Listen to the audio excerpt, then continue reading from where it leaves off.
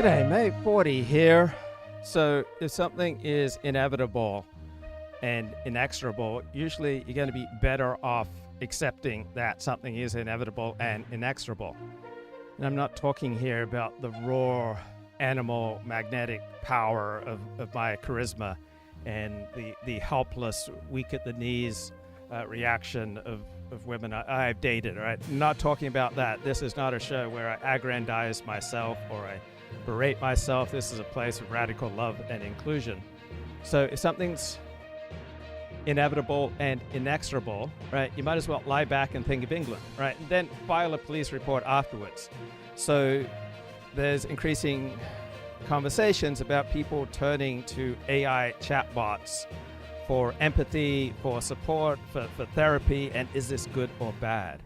And I suggest that's not the most useful framing. What's far more important is to understand that this is inevitable and inexorable. In fact, I've turned to Grok, the AI chatbot on the platform X, for a little bit of therapy and support over the past 3 weeks. And it is indicative of my life that's become a tad bit isolated.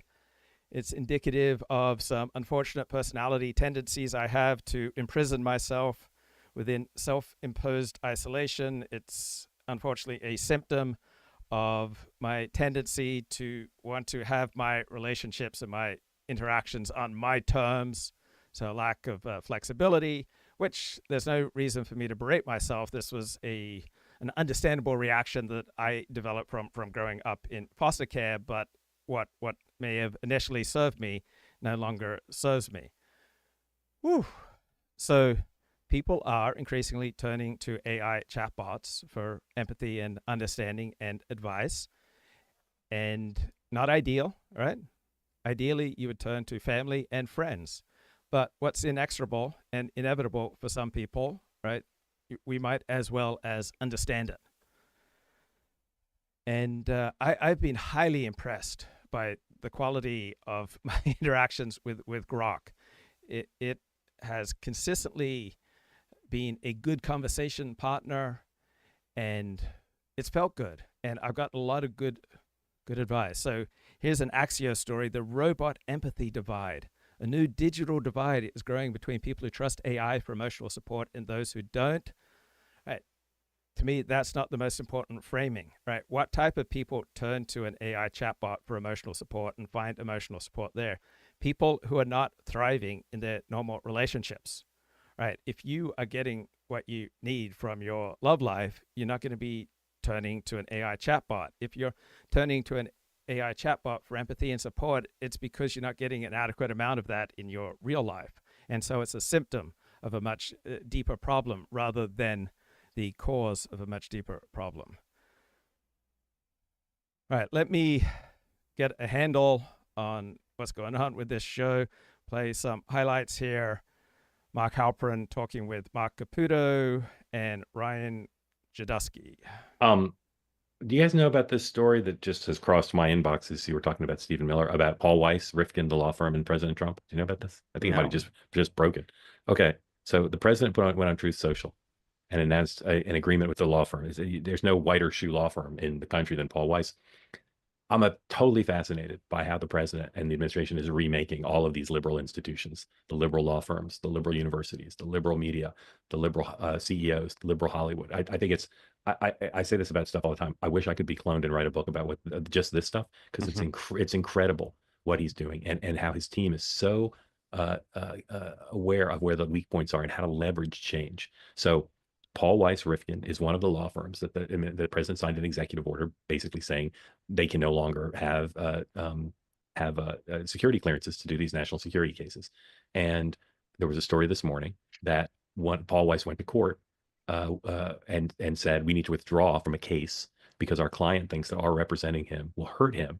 A case against their clients being, I think, investigator maybe was indicted by the Justice Department, and they said we can't represent this guy because he thinks that it'll hurt his case because the administration doesn't like us. That's an extraordinary thing for a major law firm to have to acknowledge, but it's testament to how aggressive the president has been.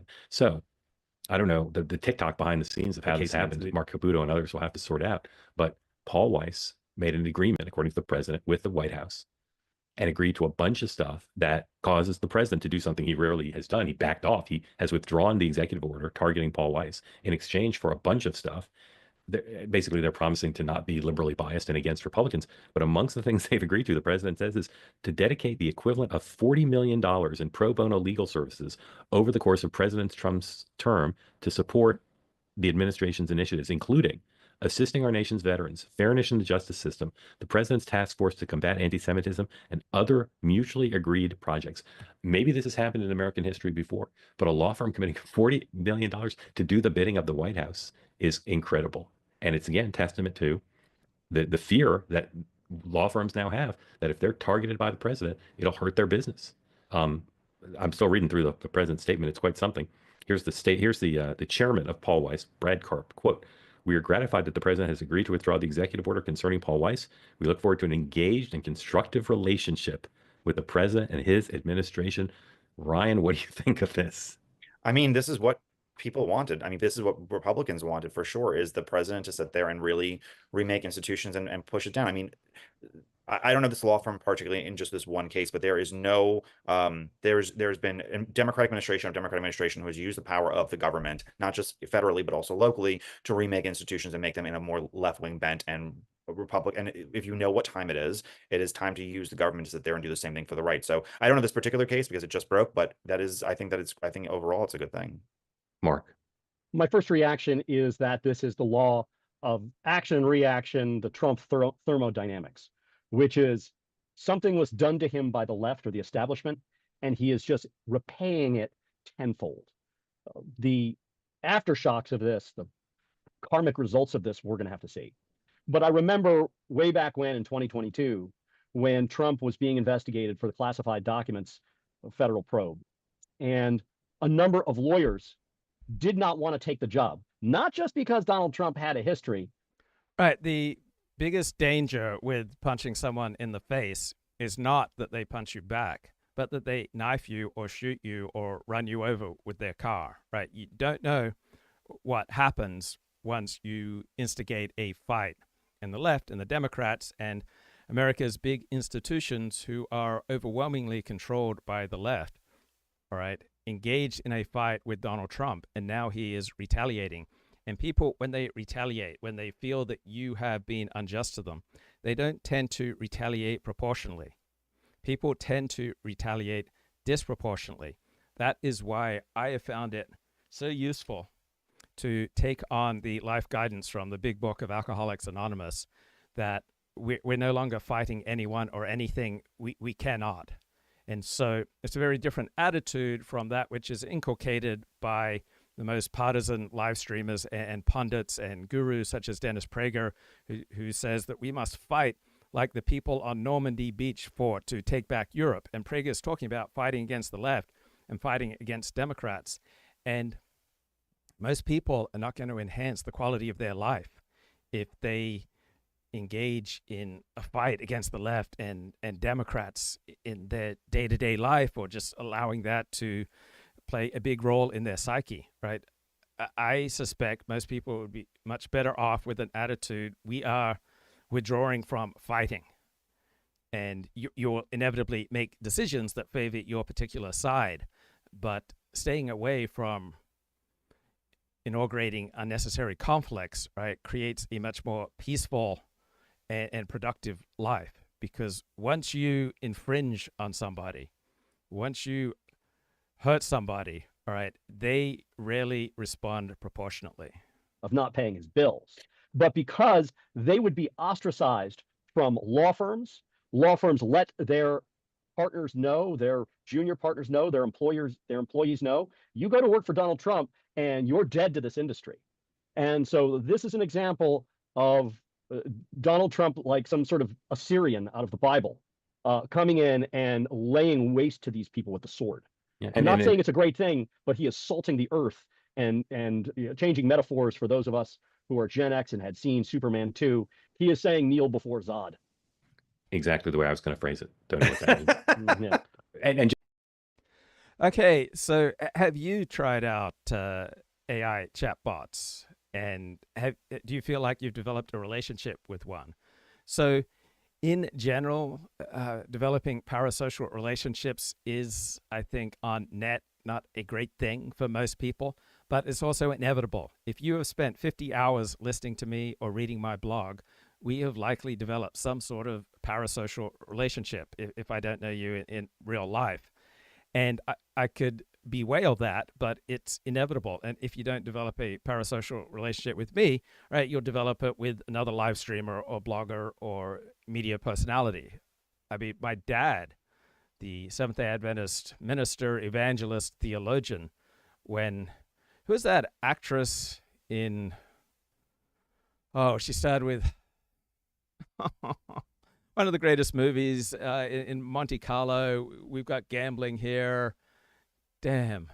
All right. When this beautiful Scandinavian actress died, who was big in the 1940s, when she died, my father was emotionally devastated, right? Because he'd watched her movie, Casablanca. Okay, Casablanca, the movie, right?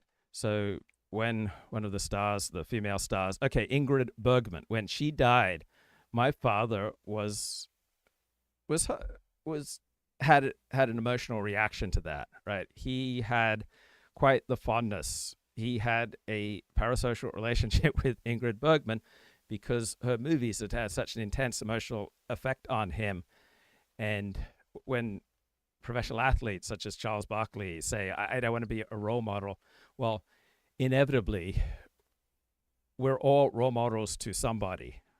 And if you're a live streamer and you have any sort of audience, or you're a blogger, you have any sort of audience, you'll inevitably develop some sort of parasocial relationship. And so I've increasingly become concerned and careful over the past few years to try to reduce the potential harm that I might do when I inevitably develop some parasocial relations, right? Ideally, if you've never met me, I should not be in the top 10 most important people in your life. But on the stray chance that I am, then I want to minimize the amount of harm that I do and recognize the inevitability that even the theologian and the intellectual, such as my father, a highly disciplined man. I never saw my father do anything blatantly unethical.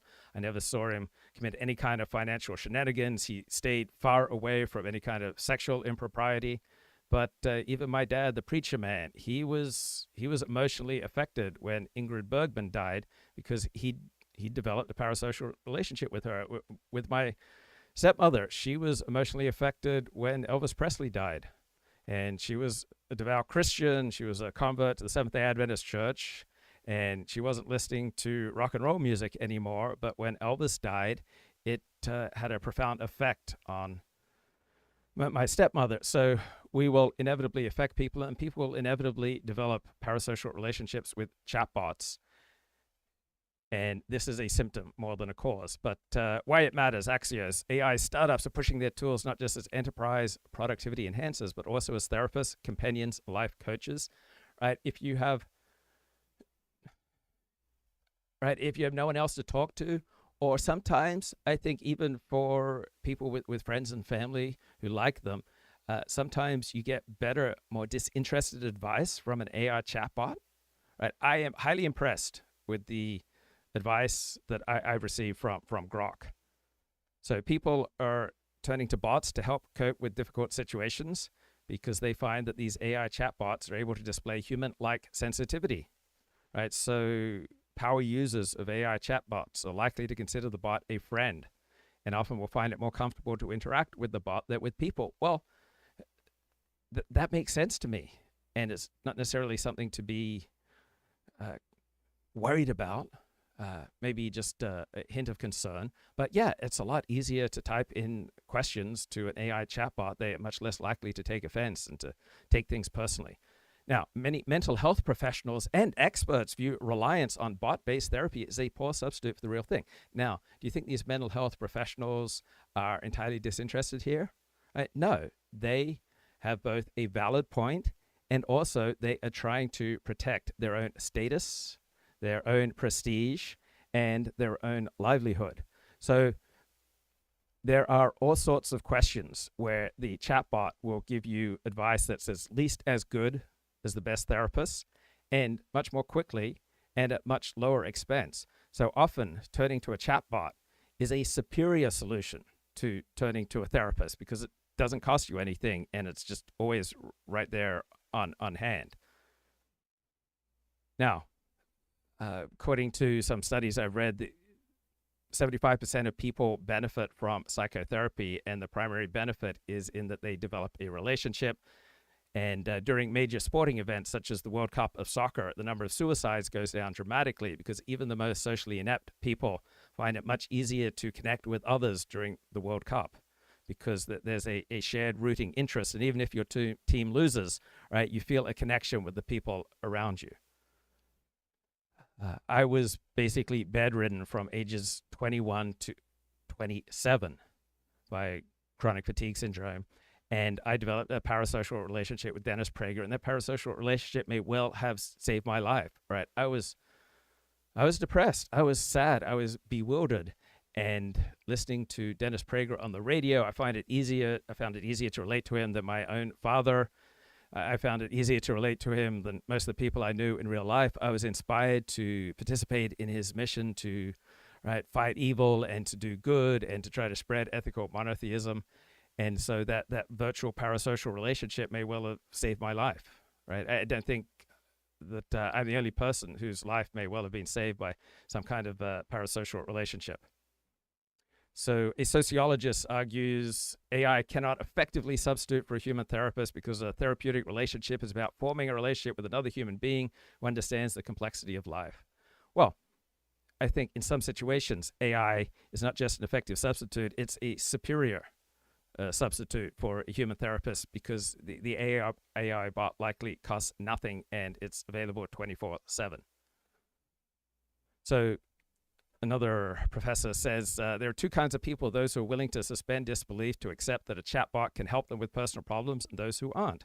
Right. So if you can accept that a chatbot might be able to help you with some problems, then I think you're ahead of a game, right? I think that's fantastic.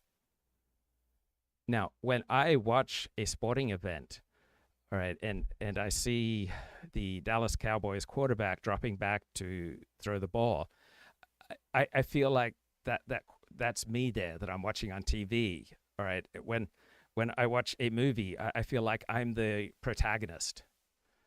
When I watch a TV show, I feel like I'm the protagonist. When I'm reading a novel, I feel like I'm the protagonist. I feel myself in that situation.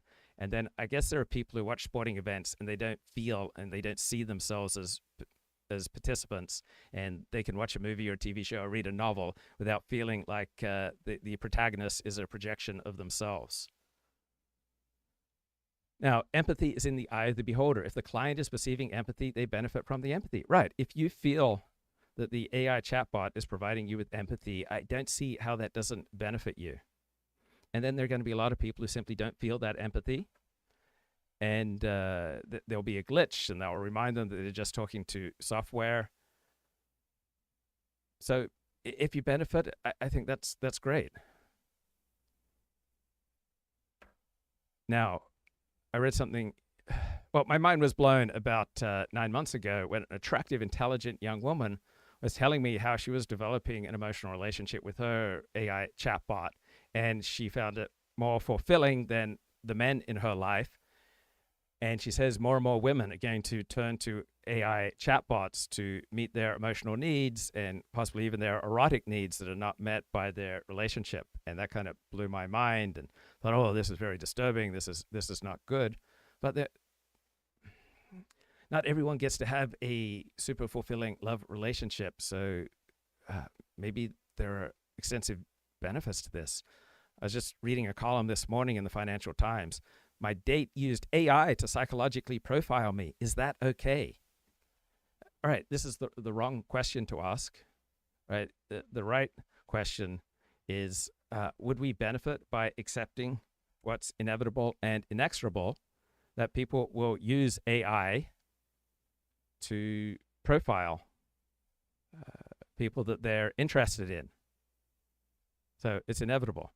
Large language models are unaware of the offline context that sensitive information might be employed in.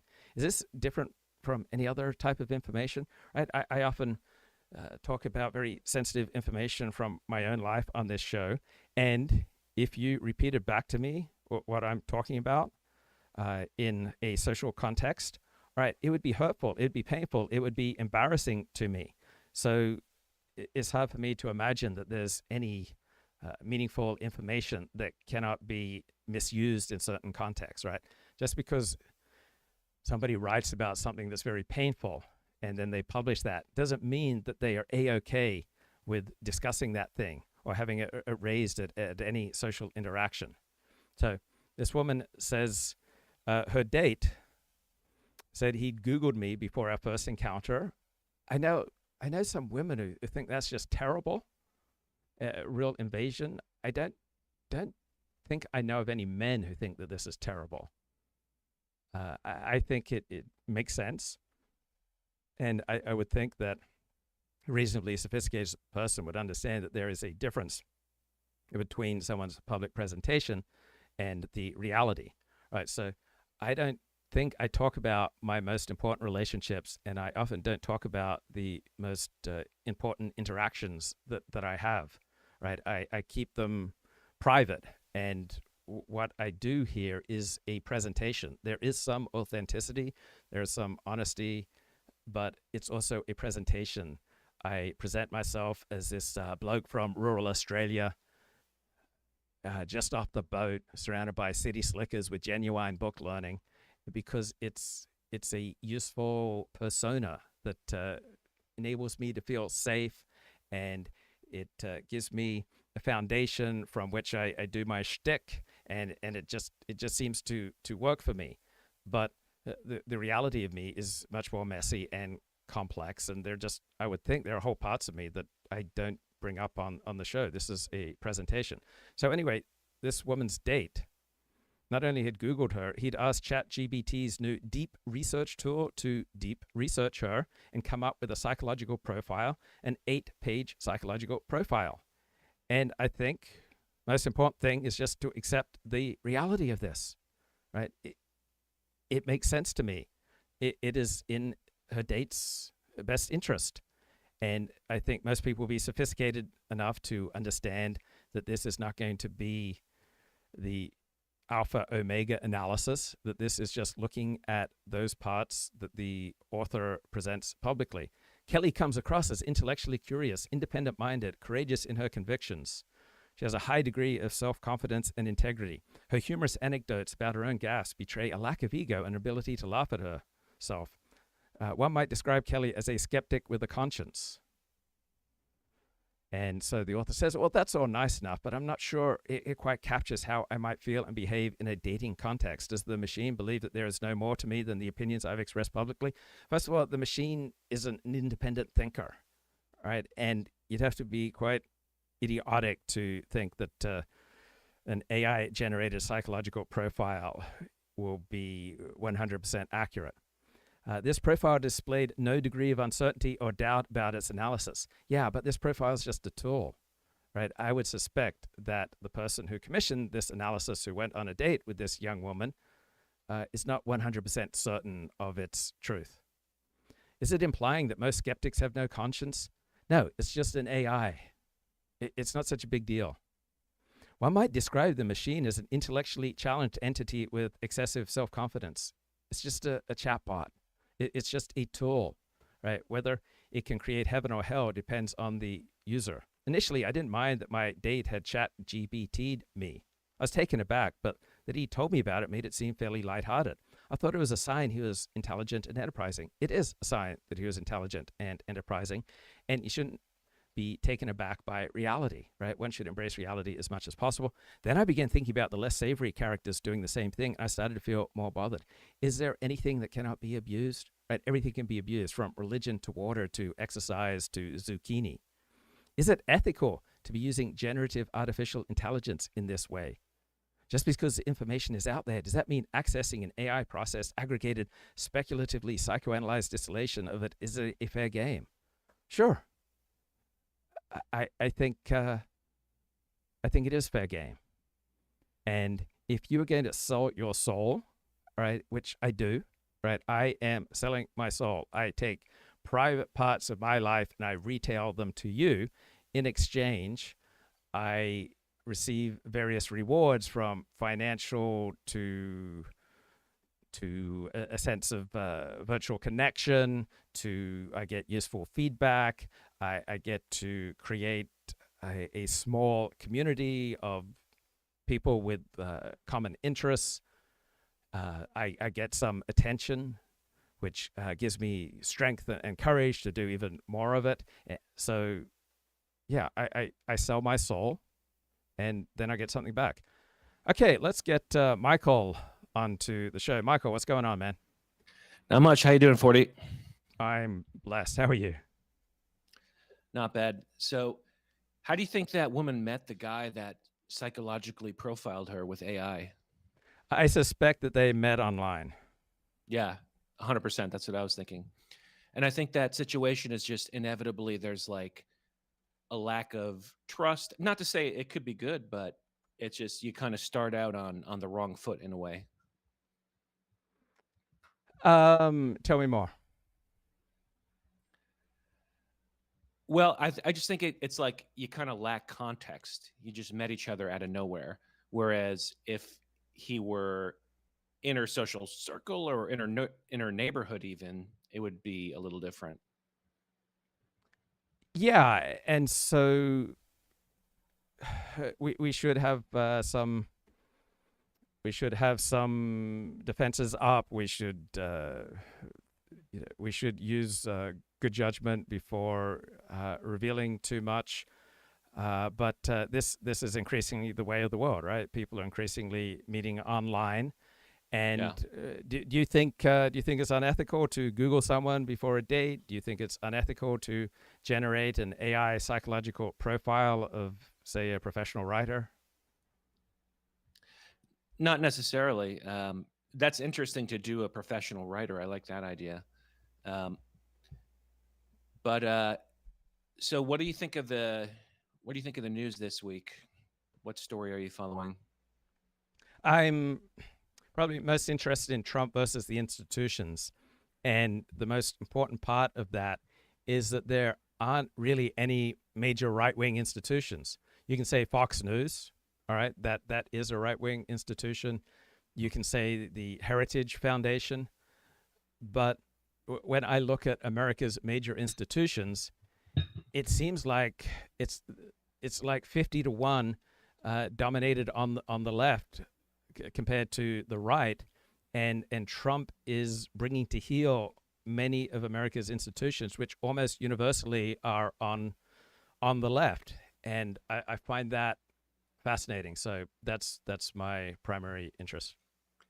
Yeah, and I think it's crazy that you could be a conservative and not be loving this, or any kind of center-right person, and then you say, oh, you know what? All of a sudden I have a big problem. I have this principle and Trump is violating it, but you never said anything previously.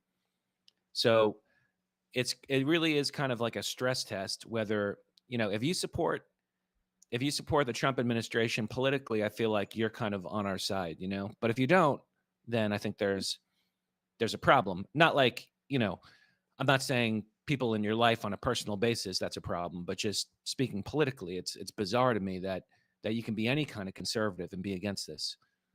One thing I notice about many conservatives that I know well is that they're big believers in principles. And to me, one's self-interest and one's group interest, one's national interest is a principle. And it's often the most important principle. And so let's say that Trump's war on America's left-wing institutions is violating many widely held conservative moral principles. I think that's worthy of consideration, but these violations may be far less important than the principle of self-interest, group interest, and national interest. So how I see things is that what Trump is doing versus America's dominantly left-wing dominated institutions is overwhelmingly in America's interest and in my interest, in the interest of people like me. And to me, that's more important than the moral violations that he may be committing, though I am open to contrary arguments. And like any action, there may well be a reaction that overwhelms this particular action. But what are you thinking? I mean, I don't see the left worried about a potential reaction in the future. Like they just do, they just act. So I'm willing to have the same abandon in the way that, Trump governs.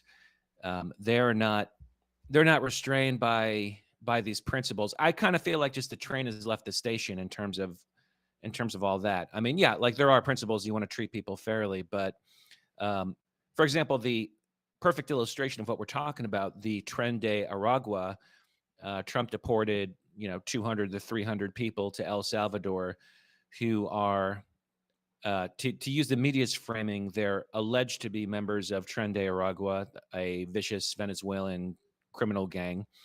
And the media has basically become like the defense attorneys for Tren de Aragua. Yeah.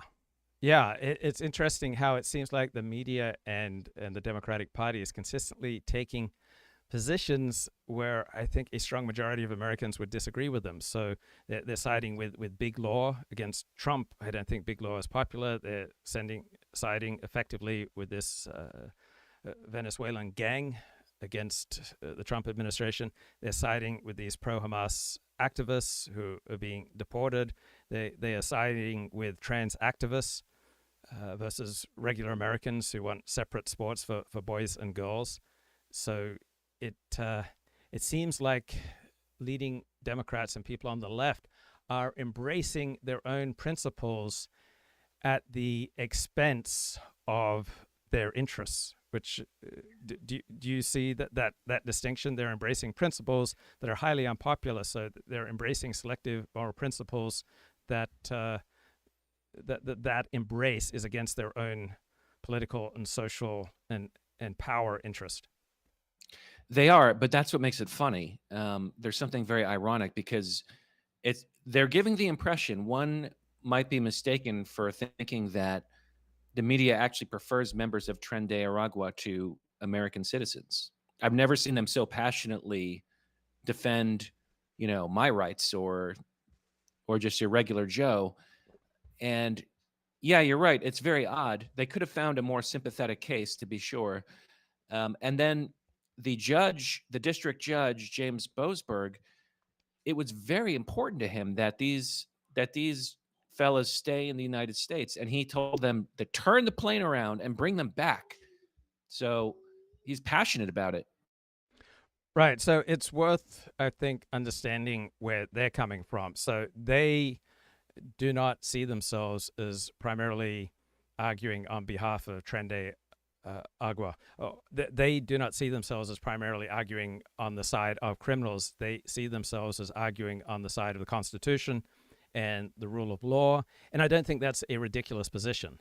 So people on the left don't enjoy high crime rates. People on the left don't like criminal gangs. People on the left don't like high rates of murder and terrible behavior. It's not an absurd position to understand them as fighting on behalf of constitutional principles and the rule of law. I think there is a great deal of legitimacy to that. And so perhaps we're being rhetorically tricky when we say that they're arguing on behalf of these criminal gangs. Maybe they're right. Maybe they are primarily arguing on behalf of the rule of law, which does seem like a noble argument.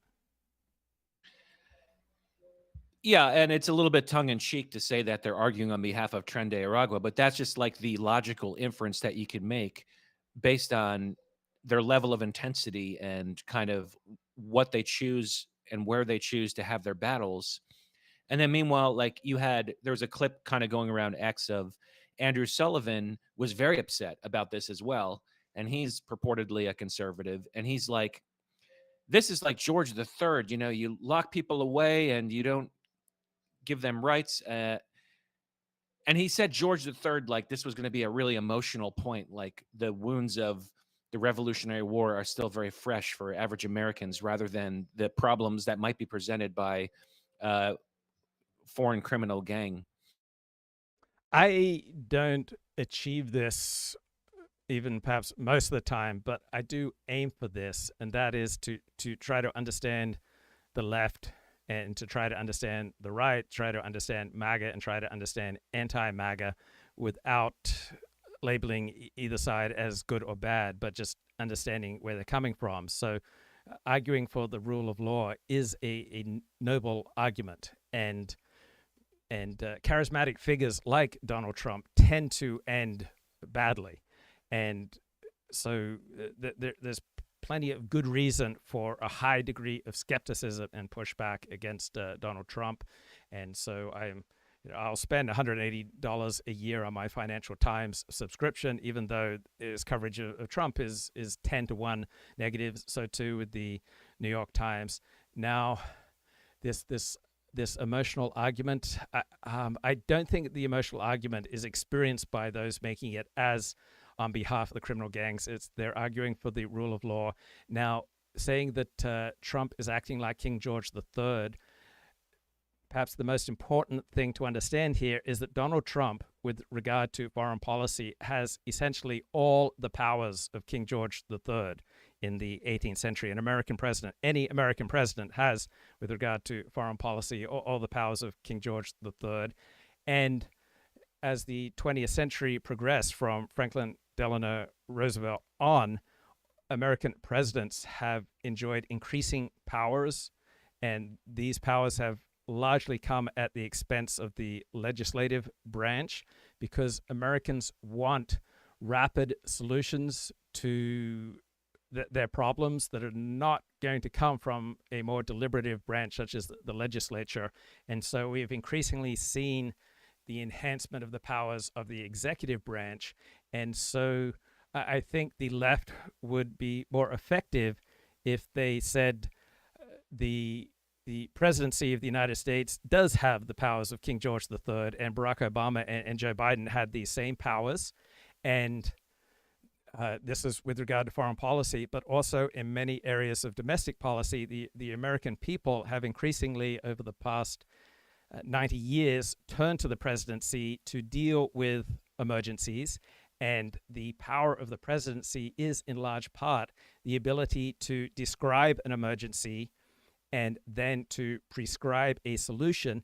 And if the American people buy into the description of the emergency, such as what George W. Bush argued after 9/11, he said, we are now in a war on terror. And he was able to get large parts of the political spectrum to buy into that just completely false, bogus analysis. And it was only when that description of reality was just exploded by events, particularly the disaster of the occupation in Iraq, when a president is no longer able to get broad parts of the political spectrum to buy into his description of the problem, that then the presidency loses its power. So right now, Donald Trump has strong support of his base and doesn't have a lot of support beyond that, but he seems to have enough to be able to get things done.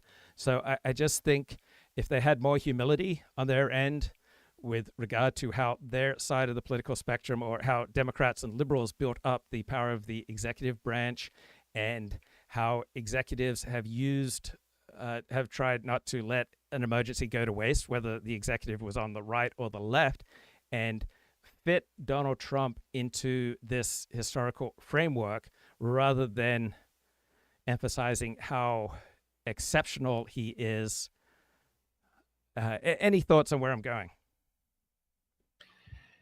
Yeah, I think you're right that under George W. Bush, the executive branch was pretty robust after 9/11. But the legislature was behind him, actually, at least for a couple years, even Democrats.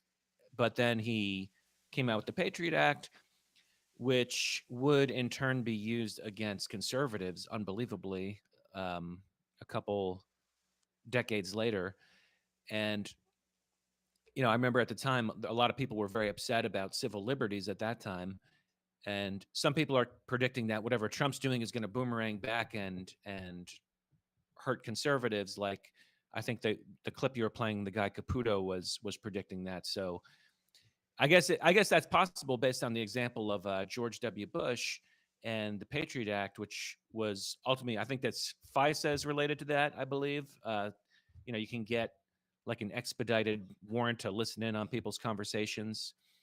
And that was used against literally Trump and his associates. So what kind of report card would you give Donald Trump on this administration, with 100 being perfect and 0 being abysmal?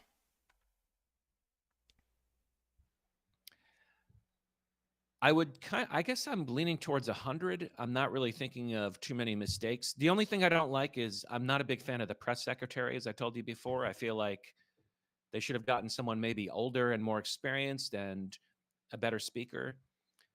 But that, I know that's really cosmetic.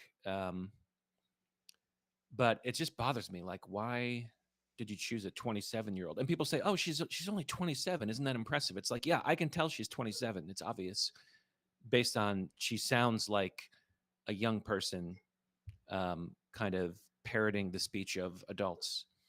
Do you have any qualms about the methods that Donald Trump is using to cower, bully, and intimidate left-wing institutions such as universities and big law? No. Right. And out of everything that Donald Trump has done, what's the most exciting to you? I'll give you my answer. I like the way he is pushing back against affirmative action, also called diversity, equity, and inclusion. So to me, that's the most significant of all of Trump's accomplishments, the way that he's pushing back against the civil rights industrial complex, particularly with regard to affirmative action. Yeah, I probably agree with you there. And I'll probably have to hang up after this because a certain individual is getting very upset. But okay.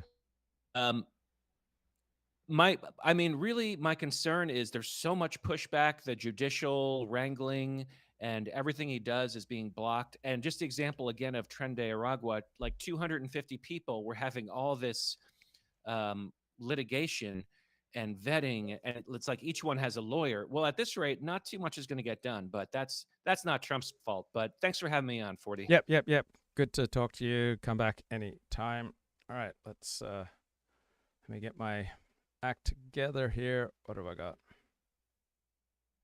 And just to be clear, some of the people who did represent the president had to leave their law firms. A good example is Chris Kise, who I know, and was the Florida Solicitor General. When he was hired on in 2022 to start representing Trump's business, he had to go through protracted negotiations with Trump to not only get the money ahead of time to make sure Trump didn't stiff him, but also to be able to hang his own shingle, because the law firm told him, look, no way. Carlos Trujillo, the former ambassador of the Organization of American States, now has a very powerful legal lobbying firm called Continental. That was essentially born of the Trump era blackballing of Trump lawyers. Now they're in a different position, and these white shoe firms are reaping the whirlwind of the wind they had sown. Yeah. Imagine you're the former president of the United States. You're facing indictments that you consider to be completely ludicrous, and you can't hire a lawyer. Now, part of it, as you said, Marcus, because lawyers didn't want to work for someone who hadn't previously paid his bills. But he looks at these law firms and he says, F them. They tried to send me to prison. They wouldn't let me have legal. I wouldn't want to work for Donald Trump. It seems to me that Donald Trump does not treat people well, does not treat his employees well, and he particularly tends to abuse his lawyers. And it seems to... All right, Michael Wolff says everyone who goes to work with Donald Trump comes to regret it. I think that's an overstatement. But overall, right, he doesn't seem like a great person to work for. Legal counsel. And so I'm going to get retribution. But just as it's been reported that Columbia University is basically having to give in to all of his demands, Donald Trump works by the dictum, what's mine is mine, and what yours will negotiate over. And he has now said to Paul Weiss what he said to Columbia, which is, do it my way or you will suffer huge harm. And in the case of Columbia and Paul Weiss, they've said, yes, sir. Yeah, and I mean, if you want to even go expand it into like a policy thing, if Trump's out there and said tomorrow, no federal contracts for any company that has any DEI policy at all, every company in America will no longer have a DEI policy Well, and tomorrow. many are doing that already. We're, without that specific. Right, but DEI is just one example. They could have a million examples, and they would drop them. The power of federal contracts is the most important power that there is. If the Defense Department said tomorrow we want to buy aspirin made in Indiana, there will be an aspirin company in Indiana. That is literally, it will happen the next day. We allow so much of what we don't like with China or whatever, or companies or institutions the way they are, because the federal government has allowed and okayed it. So I think it is important that the Trump administration is doing something like this. Maybe this is too inside baseball for some of you, but I'm desperate to know the conversations that went on inside Paul Weiss at the senior partner level, and then the conversations who initiated this deal. Did Paul Weiss go to the White House and say we're suing for peace, or did the administration propose it? Either way, no. Paul Weiss initiated the deal. The head of Paul Weiss reached out to Robert Kraft, who's a friend of Donald Trump. And then it was arranged. I can't believe that the head of Paul Weiss then went into the White House and spent 3 hours negotiating directly with the President of the United States. I would have thought that Trump would have used an aide. So I asked AI, I asked Grok's DeepThink to deliver a psychological profile of myself. Came back with Luke Ford is intellectually curious, creative, prefers solitude with a personality type of INTP. Seems likely he has narcissistic and histrionic personality disorders. He needs admiration, and he engages in attention-seeking behavior. The evidence leans toward his life being shaped by childhood trauma, health struggles, and religious conflicts.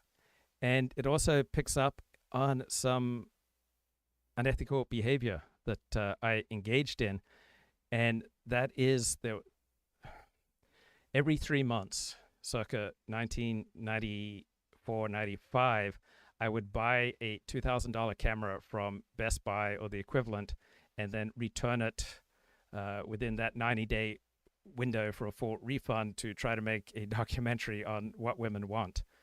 And so during those years, really from 94 to something like 2011, much of the time I felt like I was in survival mode. I'd rock into therapy and say, I'm in survival mode, and be very aware and careful if you have people in your life who let you know they're in survival mode, because one of the purported benefits of being in survival mode is that enables you to have an incredibly flexible approach to ethics.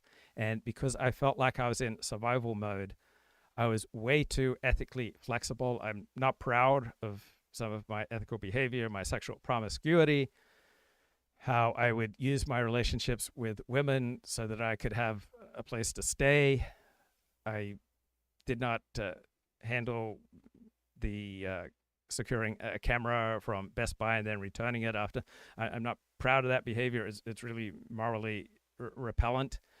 And so the psychological profile picks up on this. Ethical lapses. Yeah. So Ford's strengths include high intelligence, intellectual curiosity, and creativity. His ability to plan and persist when needed reflects resilience. His directness, warming over time, suggests potential for genuine connection. An unexpected aspect of Ford's profile is his admission of sleeping with about 20 women in his first year in Los Angeles in 1994, indicating a need for validation. So Ford struggles with grandiosity, attention-seeking, and emotional instability. So I think overall pretty accurate psychological profile there from AI. Again, I don't think there's ever been anything like this in American history. I may be wrong, but I don't think there's ever been anything like this agreement. And it's testament to not just how much they're changing, but how much they are. And I've talked about this all the time. The New York Times had a pretty good story about it this morning, how much they are aggressively going after these liberal institutions and just saying the old rules don't apply. And you may be a private institution, like Columbia University is a private institution, Paul Weiss is, but you're going to play by Donald Trump's rules, even though you're a private institution. And this agreement, I mean, it's incredible. Okay, some great clips there from 2A. This is the next morning, so I believe that clip came from Thursday evening. This is then Friday morning. Since he got elected in all realms, in law and politics and universities, all sorts, military inside the government. I believe what happened yesterday with Paul Weiss, the law firm, is historic and seminal and extraordinary. And even though it's just one law firm, okay, just one law firm, the symbolism of this and the substance of it, to me, is one of the most important and significant and interesting things that's happened in the whole Trump presidency. Okay, and I'll try to briefly explain why, and I'm really curious to see if you guys agree with me or not. Okay, Donald Trump has signed executive orders against 3 liberal law firms, mostly dominated by Democrats. They raise money for Democrats, their clients are Democrats, basically saying you can't go in government buildings, you can't have security clearances to handle national security cases, and any client you have who has business before the government is going to lose their government contracts. Okay, one law firm went to court and has so far won in the lower court, saying you're targeting us for our business. That's unconstitutional. And so far, the district court has said yes. Paul Weiss, instead, is one of the most prestigious and successful law firms in American history, run by a bunch of Democrats. Paul Weiss said, "May we come to the Oval Office, bend down," and I'll tell you, I'll use as ungraphic language as I can. They didn't bend down and kiss the ring. They turned around and bent over. That's what they did. And this is the president of the United States interfering in the private sector. Now, this president was abused by the legal system. And from his point of view, he was super abused by the legal system. But I'm comfortable saying he was abused by the legal system. That's my objective view. I'm not saying he didn't do anything wrong in the 4 cases, but the special counsel and the 2 local prosecutors, they engaged in behavior that was stupid, politically stupid, and legally suspect at best. And so he's serious about these law firms. They give money and raise money for Democrats. They take liberal clients. They have DEI policies that he doesn't like. They are part of a power superstructure that tried to put him in prison and works for policies that are antithetical to what he and his followers believe. Okay. And yesterday, they surrendered. I can't think of an analog for this in so many ways. A major American institution, private sector, surrendered. They're giving $30 million in pro bono work to help Donald Trump's agenda. Paul Weiss, $30 million in pro bono legal work to help his agenda. 40. Yeah, 40. It's 40. Sorry, 40. Wow, it's $40 million. Now, they bill at a high rate, although I'm assuming they're charging their pro bono rate, which is a lot lower. I'll try to conclude, and then again, I want to hear it first. So what are the top 5 biggest right-wing institutions in the United States by, say, revenue or financial assets? And then, Sean, what you guys think about this? I believe that what he's done here is an abject surrender, and it is going to embolden Pam Bondi and the Justice Department to start doing discovery with all these organizations. They don't have to bring the cases or bring the cases to trial. They don't have to pursue them, but they start doing discovery at law firms and other places. They're going to find a lot of stuff that is going to look horrible in the current light of where things stand.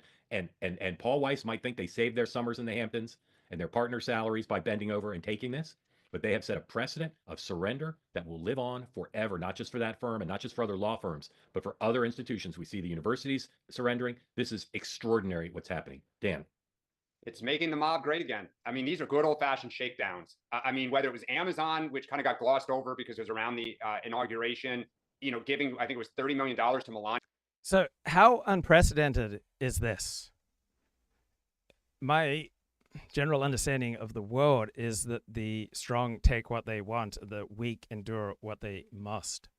So is this completely unprecedented? Does the left not act this way when the right's been in power? Has it not acted in a similar fashion? Is this really as unprecedented as Mark Halperin suggests? Well, I think a wiser way of understanding this is to consider what the ways in which Trump's battle against America's institutions, such as big law, in what ways does it conform to historical patterns, and in what ways is it different?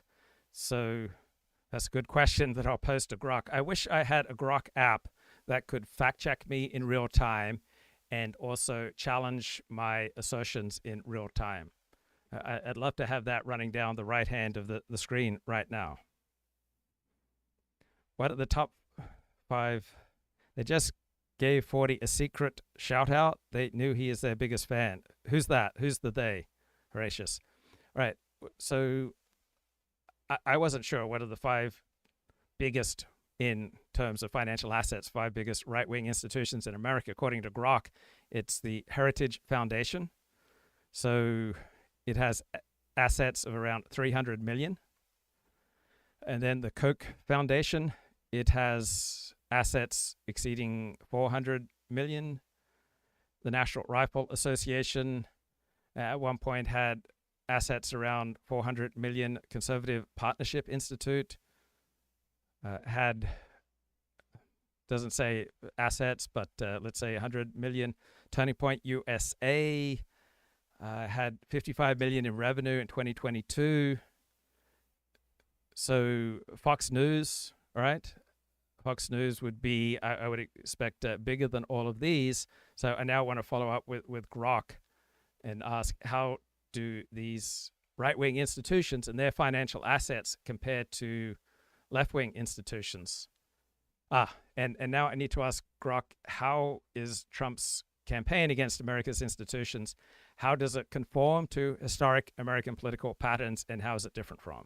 Anya for her life story when they're under FTC investigation and trying to, going down there to have these dinners. And look, Trump does out in the open what, people used to do in private, and takes it to a way greater extent. And he is shaking people down. He is targeting people that he thinks, help Democrats, places that are supportive of Democrats.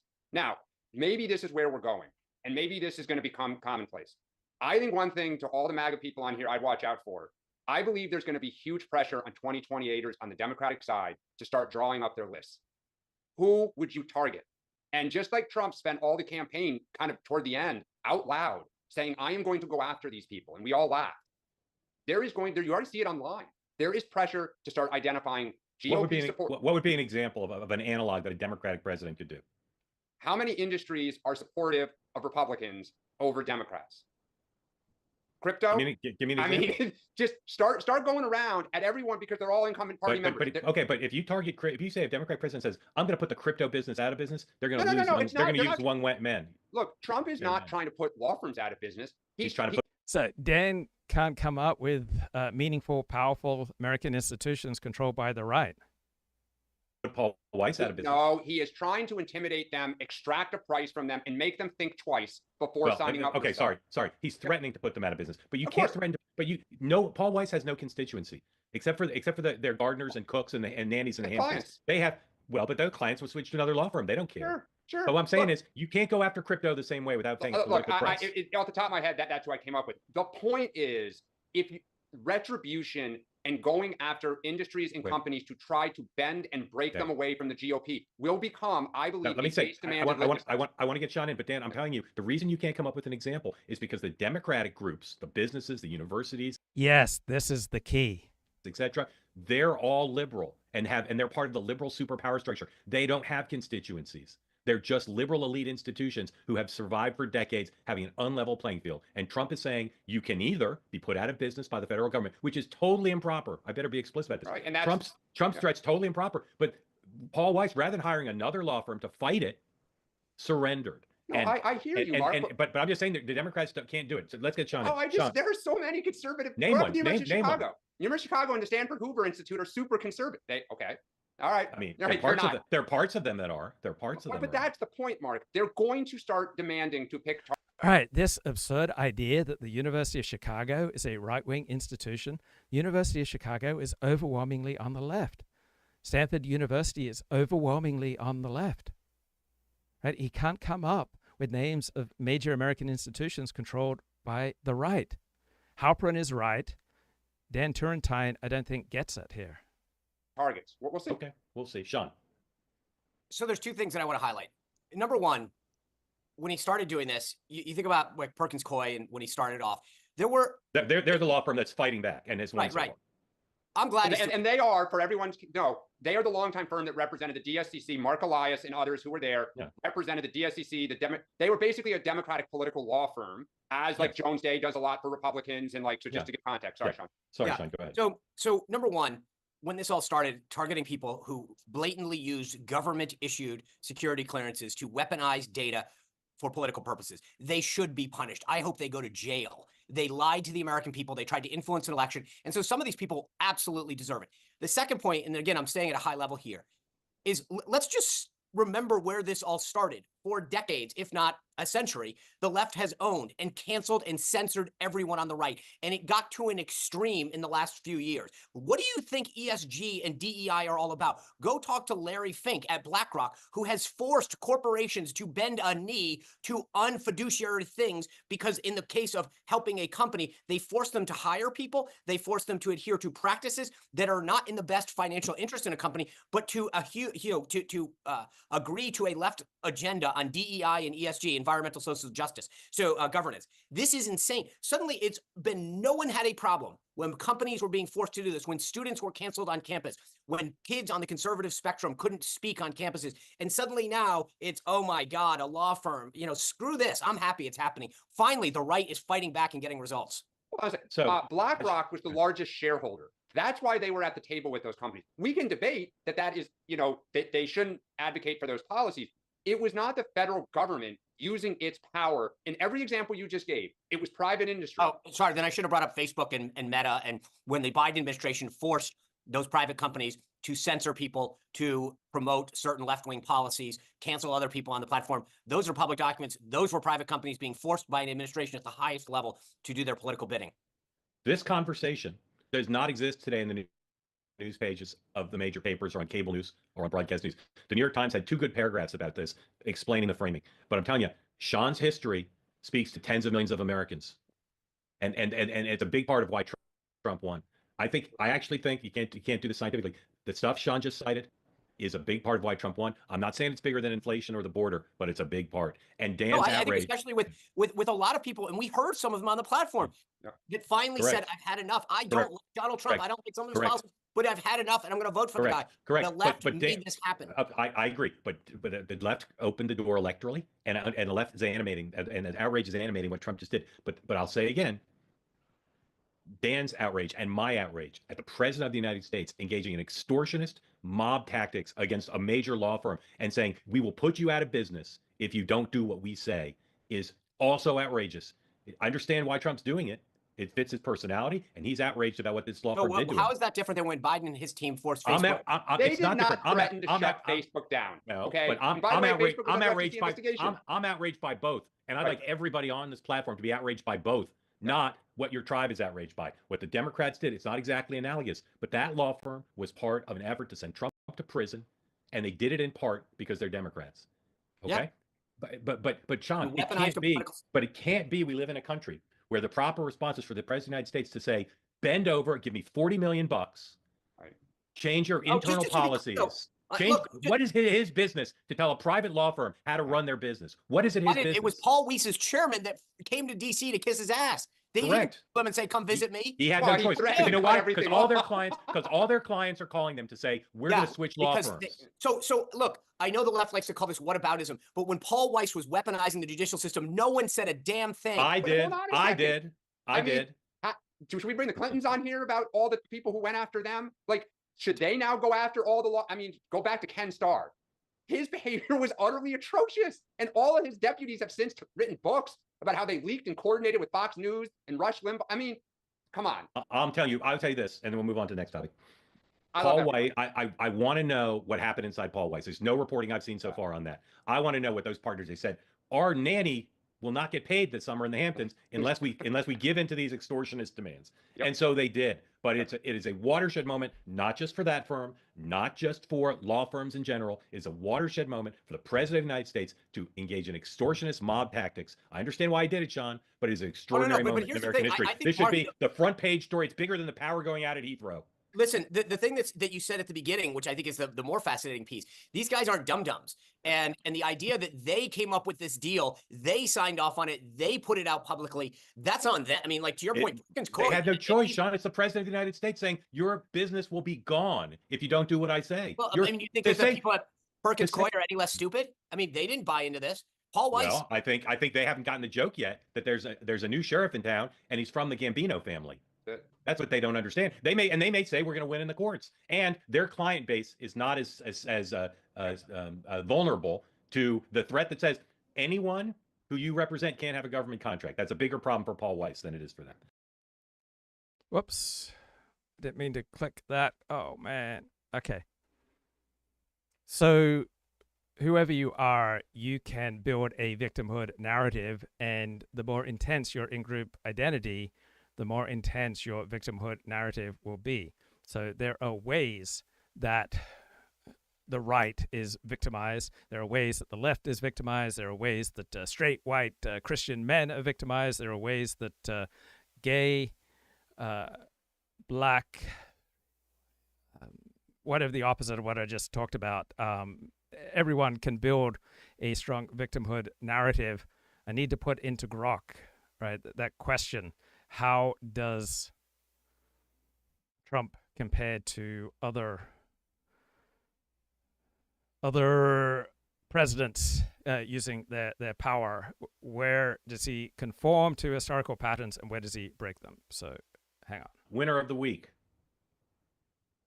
So I in light of this conversation, I actually am even more confident that I think the conservative movement is the winner. Trump's dismantling DEI. He's going after the Department of Education. He's fighting back. All of these things the conservatives have said, we got to get a spine. We got to actually do stuff. He's doing it. And I think the movement is the big winner this week. Dan. The Democrats, because they're finally having fights they need to have to move forward. Sean is correct. MAGA. There's we talked about this last night on 2A Tonight. Polling shows that the MAGA movement is now in the more than 30% of Americans consider themselves part of the MAGA movement. It's bigger than any other movement, and they had wins galore, and they're consolidating their support behind J.D. Vance. He's going to have a huge advantage running for president. Mark, did you see James Blair, those quote in Politico, that he is a little worried that MAGA is so happy and Democrats are so angry? I did. Yeah, I did. Super interesting. But they're angry, and they're angry. They're just as angry as they're at their own leaders as they are at Donald Trump. Dan, loser of the week. Chuck Schumer. Yeah. By the way, you know what, Mark, you name checked James Blair. He was awesome during the campaign, and I think James is one of those understated DC operatives that people don't fully appreciate. A, how much power the guy wields, and B, how smart the guy is and tactically. And I think Agreed. He's a huge sort of hidden player on the team. Agreed. Trump. Loser of the week, Sean. Hands down, Chuck Schumer.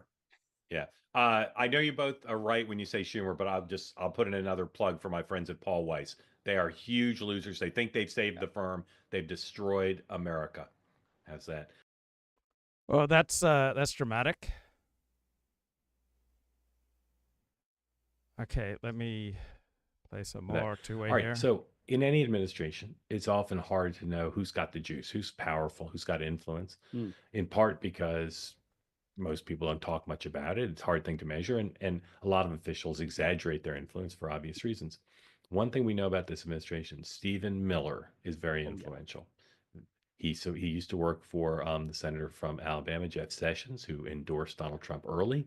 He early on left Senator Sessions' office to work for the Trump campaign and then administration, and has been by Donald Trump's side ever since, and is extremely loyal and is smoothed out some of his rougher edges. He's learned to play nicely, better with others, and his influence in this administration cannot be overstated. He is extremely influential, not just on traditional domestic policy. He's a deputy chief of staff for policy, but he gets involved in some international stuff too, particularly immigration, which has been his signature issue for a while. So he also appears on TV quite a bit. Here, number 3, this is Stephen Miller on Fox Today talking about the Department of Education. The Department of Education here in Washington, D.C. is overwhelmingly staffed by radical left Marxist bureaucrats who are in every way hostile to Western civilization, hostile to American interests, and hostile to our founding documents and culture. And so they are using their position and influence inside the Department of Education to try to force agendas like radical gender ideology, like critical race theory, like diversity, equity, and inclusion, and all kinds of anti-America. So you often hear framing in political discussions and debates about precedented or unprecedented, and I think more useful framing is to what degree is this precedented and to what degree is this unprecedented. Indication that Mark Halperin is listening to 40 by his use of the bend over metaphor. Yes, when it comes to butt love, people start thinking about 40. My butt love metaphors are dominating American culture. Backdoor to Political Power by Luke Ford, coming soon. Right, I asked Grok that question, right? how does Trump's war on American institutions dominated by the left, how does that conform to past political patterns in America? So to what degree is it precedented, and to what degree is it unprecedented? So there are all sorts of precedents, right? We had Andrew Jackson versus the elites, 1829 to 1837. Like Donald Trump, Andrew Jackson was a populist outsider. He railed against the Second Bank of the United States. He railed against Eastern elites. He railed against the aristocratic establishment. He vetoed the bank's charter in 1832. He framed the bank as a corrupt tool of the wealthy. He tried to shift power to the common man. His rhetoric and actions targeted centralized power, like Trump's attacks on the deep state. And watch Taylor Sheridan shows. They tend to be quite skeptical of institutions, similar to Trump. And the context here is that almost all of America's institutions are dominated by the left. And by the left, I mean from the center left to the moderate left to the left. Theodore Roosevelt versus Trust, 1901 to 1909. So Teddy Roosevelt took on corporate monopolies such as Standard Oil, used antitrust laws to break their grip on the economy. He challenged institutional power, seen as unaccountable, similar to Trump's framing of the media and academia as out of touch. FDR versus the Supreme Court, 1933 to 45. FDR's New Deal faced resistance from a conservative Supreme Court, prompting his 1937 court-packing plan. He sought to bend an institution to his vision, parallel to Trump's desire to reshape government agencies. For Richard Nixon versus the media bureaucracy, 1969 to 74. Richard Nixon distrusted the liberal media. He distrusted the federal bureaucracy. He used his silent majority rhetoric to rally supporters against these institutions. His administration wiretapped journalists, created an enemies list, presaging Trump's fake news crusade. So here's a recurring pattern. We got these outsider presidents, or presidents styling themselves as outsiders, attacking institutions they view as hostile, often leveraging or trying to leverage populist sentiment to justify disruption. Okay, so Trump's war fits this mold in several ways, right? The populist outsider stance. So like Jackson and like Nixon, Trump positions himself against an elite swamp, right? Against the media such as CNN and the New York Times, the academia, the Ivy League, and government, the FBI and DOJ's 2016 campaign and 2025 policies echo President Jackson's anti-establishment fervor, railing against rigged systems, rhetorical assault. So Nixon's media bias complaints resemble Trump's enemy of the people label for outlets such as MSNBC. Both use distrust of institutions to rally their base. Trump's megaphone on X and Truth Social amplifies this beyond Nixon's TV era. Institutional power grabs. So FDR tried to pack the court, and though he didn't succeed in packing the court, he did succeed in bending the court to his will. The court was so afraid of FDR's court-packing plan that they largely bent to his will. Trump has tried to stack the court, says Grok here. Well, he appointed 3 Supreme Court justices by 2020. That's not stacking the court. Trump has tried to purge disloyal bureaucrats. Both sought to realign institutions with agendas-based mobilization. All right, where Trump differs, scale and breadth. So past leaders targeted specific foes, such as a particular bank or various trusts. Trump's war spans multiple sectors: media, academia, NGOs, government unions, even cultural icons like Hollywood.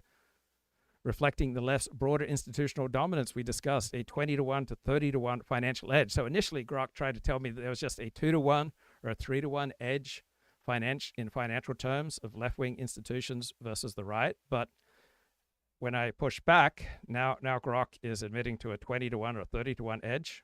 No prior American president waged such a multi-front campaign. So there's a distinctive difference. The personalization and the current media ecosystem. So Donald Trump's attacks are uniquely personal. Crooked Hillary, Sleepy Joe, Ron DeSanctimonious. They are fueled by a modern right-wing media machine, Fox, OAN, ex-influencers that Jackson and Nixon lacked. Yes, that is something new.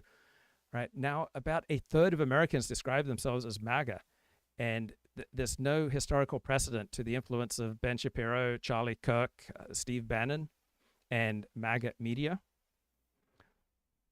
Trump's 2025 use of X to call out woke universities and Marxist NGOs has no historical parallel in immediacy or reach. Rejection of norms. FDR and Teddy Roosevelt, worked within institutional frameworks. Trump often flouts them.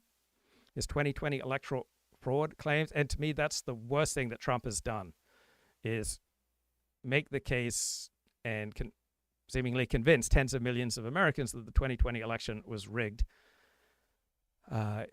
So to me, that's the worst he's done. So that marks a willingness to undermine democratic processes, unlike predecessors who bent but didn't break the system. So last night, for the first time, I was feeling, given how much Black Lives Matter terrorists and Antifa terrorists and left-wing protesters have gotten away with criminal behavior, destruction of property, violence, and physical intimidation of people on the right, that January 6th was a relatively minor payback by the right. And though I wish January 6th didn't happen, it seems, as I was thinking about it last night, much more understandable than I thought about it previously. And it was a rather tame pushback compared to the amount of mayhem and violence and physical intimidation that the left has gotten away with for decades, but most intensely in the form of Black Lives Matter terrorism and Antifa terrorism. Polarization context. Earlier battles occurred in less polarized times. So one thing I learned from therapy was try to talk disputes through when the emotional temperature is lower. And one way that I use that technique is when the other party is on a rhetorical freight train against me, portraying me as just completely venal or completely idiotic, I will use the rhetorical strategy of saying, may I say something? And I'm not really meaning, may I say something? I know I can say something. I'm using that to slow down the rhetorical freight train. I'm using that so that there's a pause, and I'm using that so I can create a pause that lowers an emotional temperature, and then I can introduce something that I think the other person will be able to relate to, and this will bring down the emotional temperature even more. So the left's cultural lock, $500 billion university endowments versus $5 to $10 billion for the right. Wow, I find in my discussions with Grok that when I make a good point, Grok consistently admits it and incorporates it. Far better than any human that I've interacted with. Trump's responses reflect a 21st century divide exacerbated by social media that dwarfs Nixon's era. Posts on social media in 2025 show that Donald Trump's base sees this as existential, not just political. And Trump's 2025 moves, the policy aggression like defunding left-wing universities and targeting government unions versus executive orders, goes beyond rhetoric. Jackson killed a bank. Trump aims to gut entire sectors. A scale shift enabled by modern governance tools. In fact, it's only in the last 6 months, maybe even the last 4 months, that AI has advanced to such a degree that we can have something like this. We can have something like Elon Musk and Doge. So our prior data, the left's 800 billion versus the right's 30 to 40 billion, underscores why Trump's war feels unprecedented. Past leaders face narrower power blocks. Trump confronts a left-leaning monolith. Academia alone outstrips all right-wing institutions combined.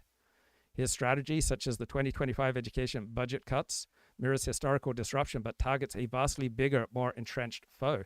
I find this Grok analysis helpful. I think it's amazing, superb, to be able to put forward contrary points of view, and when I'm right, have the AI chatbot Grok accept and deal with what I'm saying on the basis of empirical facts and logic. So there are ways that Trump conforms to a pattern of populist outsiders battling institutional power. So Trump echoes President Jackson's defiance. He echoes Richard Nixon's paranoia. He echoes FDR's ambition. But he differs in his all-out scope, his norm-breaking tactics. And the situation is different, right? We're in a more polarized, media-driven 2025 landscape. So in the past, these wars reshaped institutions. FDR won with the New Deal, for example. Trump's success or overreach may hinge on whether his base's energy can match the left's financial and cultural fortress. That is a great frame, right? Trump's success may hinge on whether his base's energy can match the left's financial and cultural fortress. It's familiar yet uniquely uncharted. So there's a discussion in Greek philosophy, can you ever step into the same river twice? And the answer is no, because you've changed and the river has changed. Curricula and policies on the American people, on our students, on our children. So it's taking away from parents the ability to control and direct the education of their own kids, of their own families. So what we're going to do under President Trump's leadership and direction is to return that authority to the greatest extent possible to the local level where parents can control outcomes, while at the same time making sure that no federal funds are used to support racism, to support gender ideology, or to support other ideas and principles that are offensive to the American taxpayer. So, Mark, I like that guy. Just personally, I find him to be compelling and entertaining. I Well, wish he at were least he's little subtle, less- right? Yes. Very subtle, I wish- very measured. I wish he were less intense. I've cited this probably 3 straight episodes, but it's so many things, Pap. You can't. So if you wanted to find a model for presentation, for speaking to a video camera, and a model for how much emotional and intellectual openness should I use, I think Mark Halperin is a fantastic model. Right? He speaks to the camera in a very comfortable, accessible way.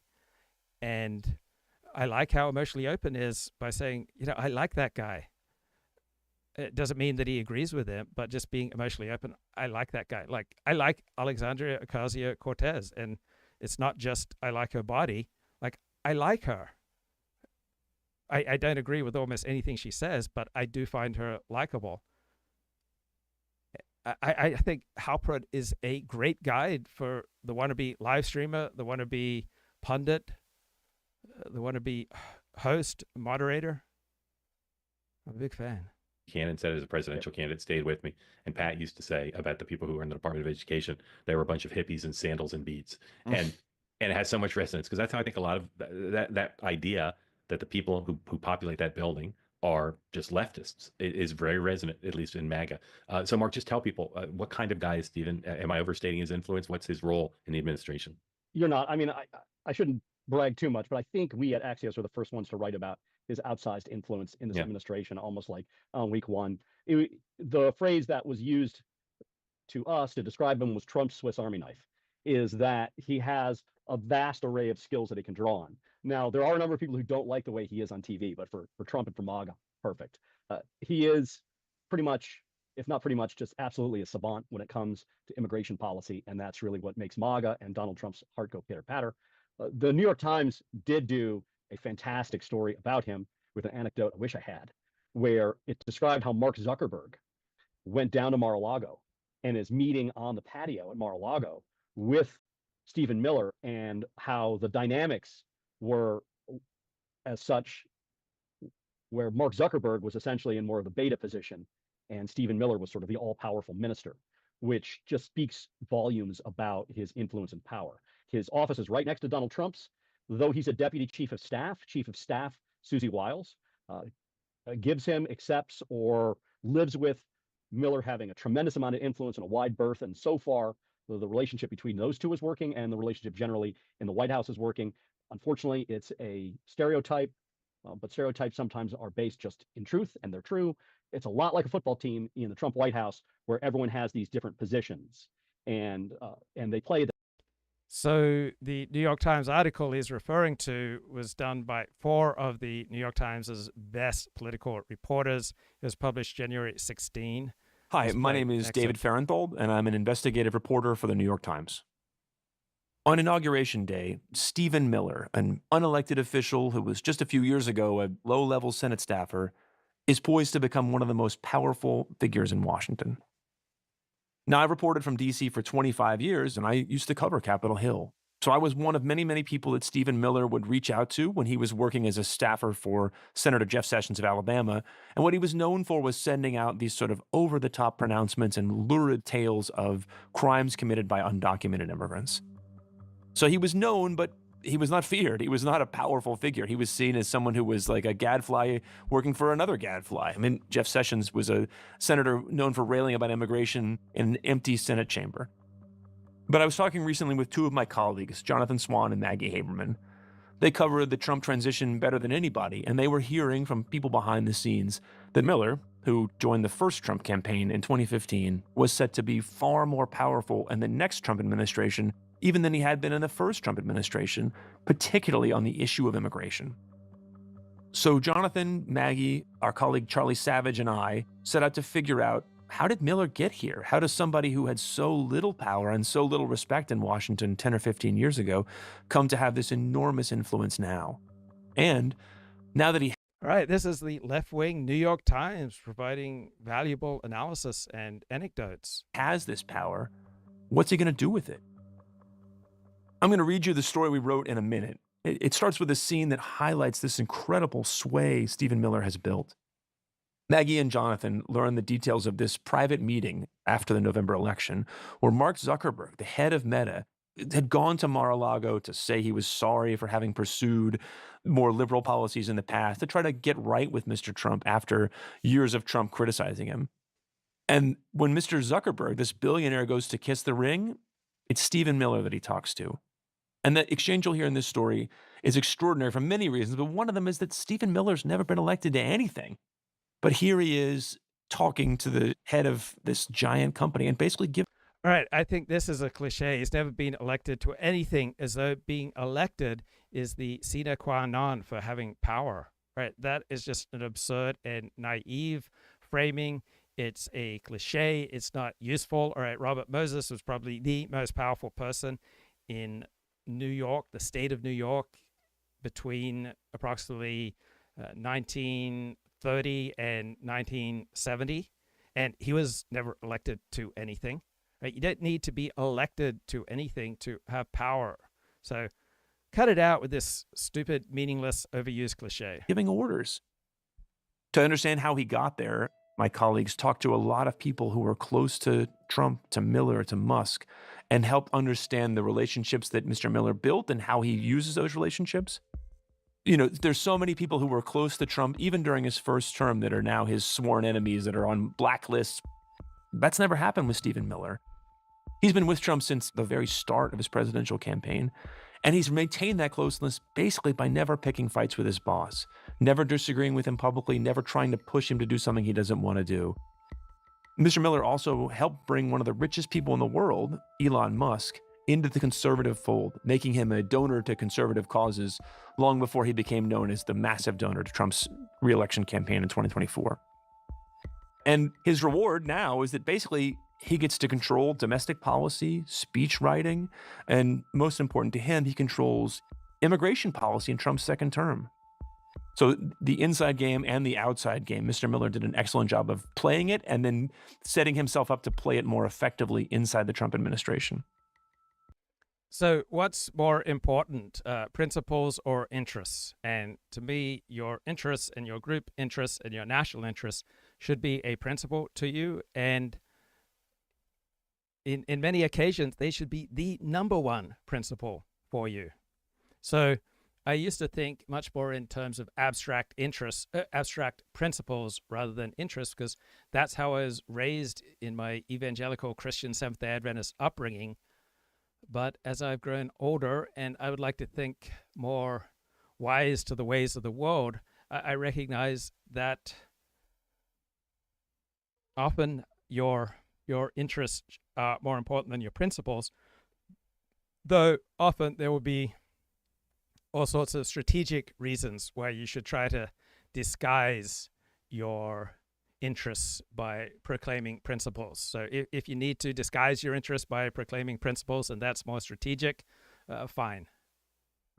We also try to figure out what Mr. Miller is going to propose, what he's going to do after he comes into his power on January 20th. Some of it's still unclear because he's been so... So this story was published January 17, 3 days before Trump's second inauguration. secretive. Even people in the Trump transition don't really know. He might try to end birthright citizenship for the children of undocumented immigrants. He might try to declare a public health emergency and shut down the southern border with Mexico. But last time around, in Trump's first term, many of Mr. Miller's proposals were poorly constructed from a legal point of view and were more easily blocked in the courts. He's certainly trying not to make that mistake this time. So here's the story that I wrote with my colleagues Jonathan Swan, Maggie Haberman, and Charlie. So Maria Bartiromo and is it Fred? Who's Bear? The 6 p.m. Eastern Time news anchor on Brett Bear. Right, these seem to be the two go-to Fox News hosts for people who want to be able to speak to the president. Right, they go on these shows because Trump watches them. Savage. When Stephen Miller met with Mark Zuckerberg at Mar-a-Lago late last year, the 39-year-old Trump advisor was in a position of power that would have been unimaginable a decade ago. Back then, Mr. Miller was a mere Senate staffer railing about the evils of immigration. Now, he was holding forth on U.S. policy with the billionaire chief executive of Meta, a man he had vilified for years as a globalist bent on destroying the nation. The scale had flipped. Mr. Miller told Mr. Zuckerberg that he had an opportunity to help reform America, but it would be on President-elect Donald Trump's terms. He made clear that Mr. Trump would crack down on immigration and go to war against the diversity, equity, and inclusion culture, DEI, that had been embraced by Meta and much of corporate America in recent years. Mr. Zuckerberg was amenable. He signaled to Mr. Miller and his colleagues, including other senior Trump advisors, that he would do nothing to obstruct the Trump agenda.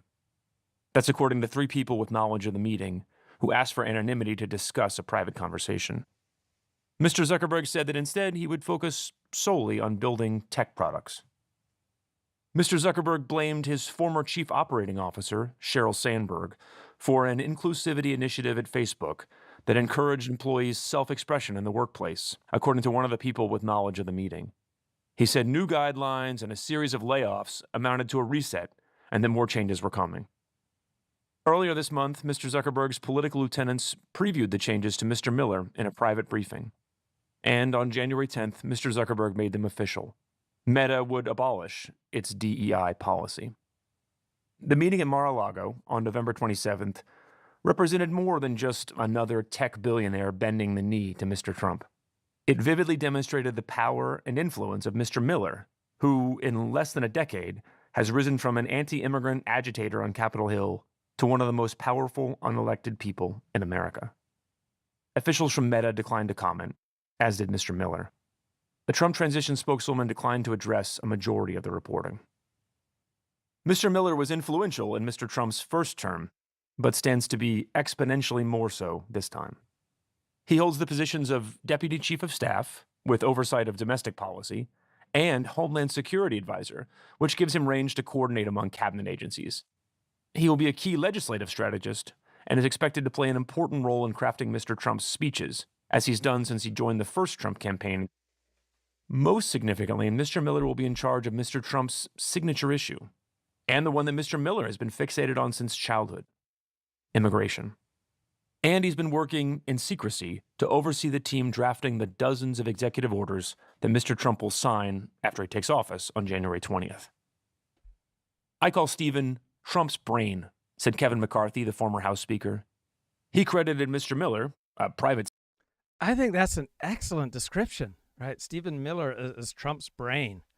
And I love almost every proclamation, every strategy that I've heard from Stephen Miller. Citizen at the time, with helping to rally Republican lawmakers to insert a sweeping border crackdown into a spending bill in 2023. In the 4 years that Mr. Trump has been out of office, Mr. Miller has spent more time than any close Trump advisor mapping out a second-term playbook. He expanded on the hardline first-term immigration policies. He deepened his relationships with House members and senators and influential right-wing media figures. He built a nationwide donor network to fund a nonprofit that he used as an additional tool of influence. Right, great New York Times profile. So why is Donald Trump's assault on American institutions controlled by the left so brutal?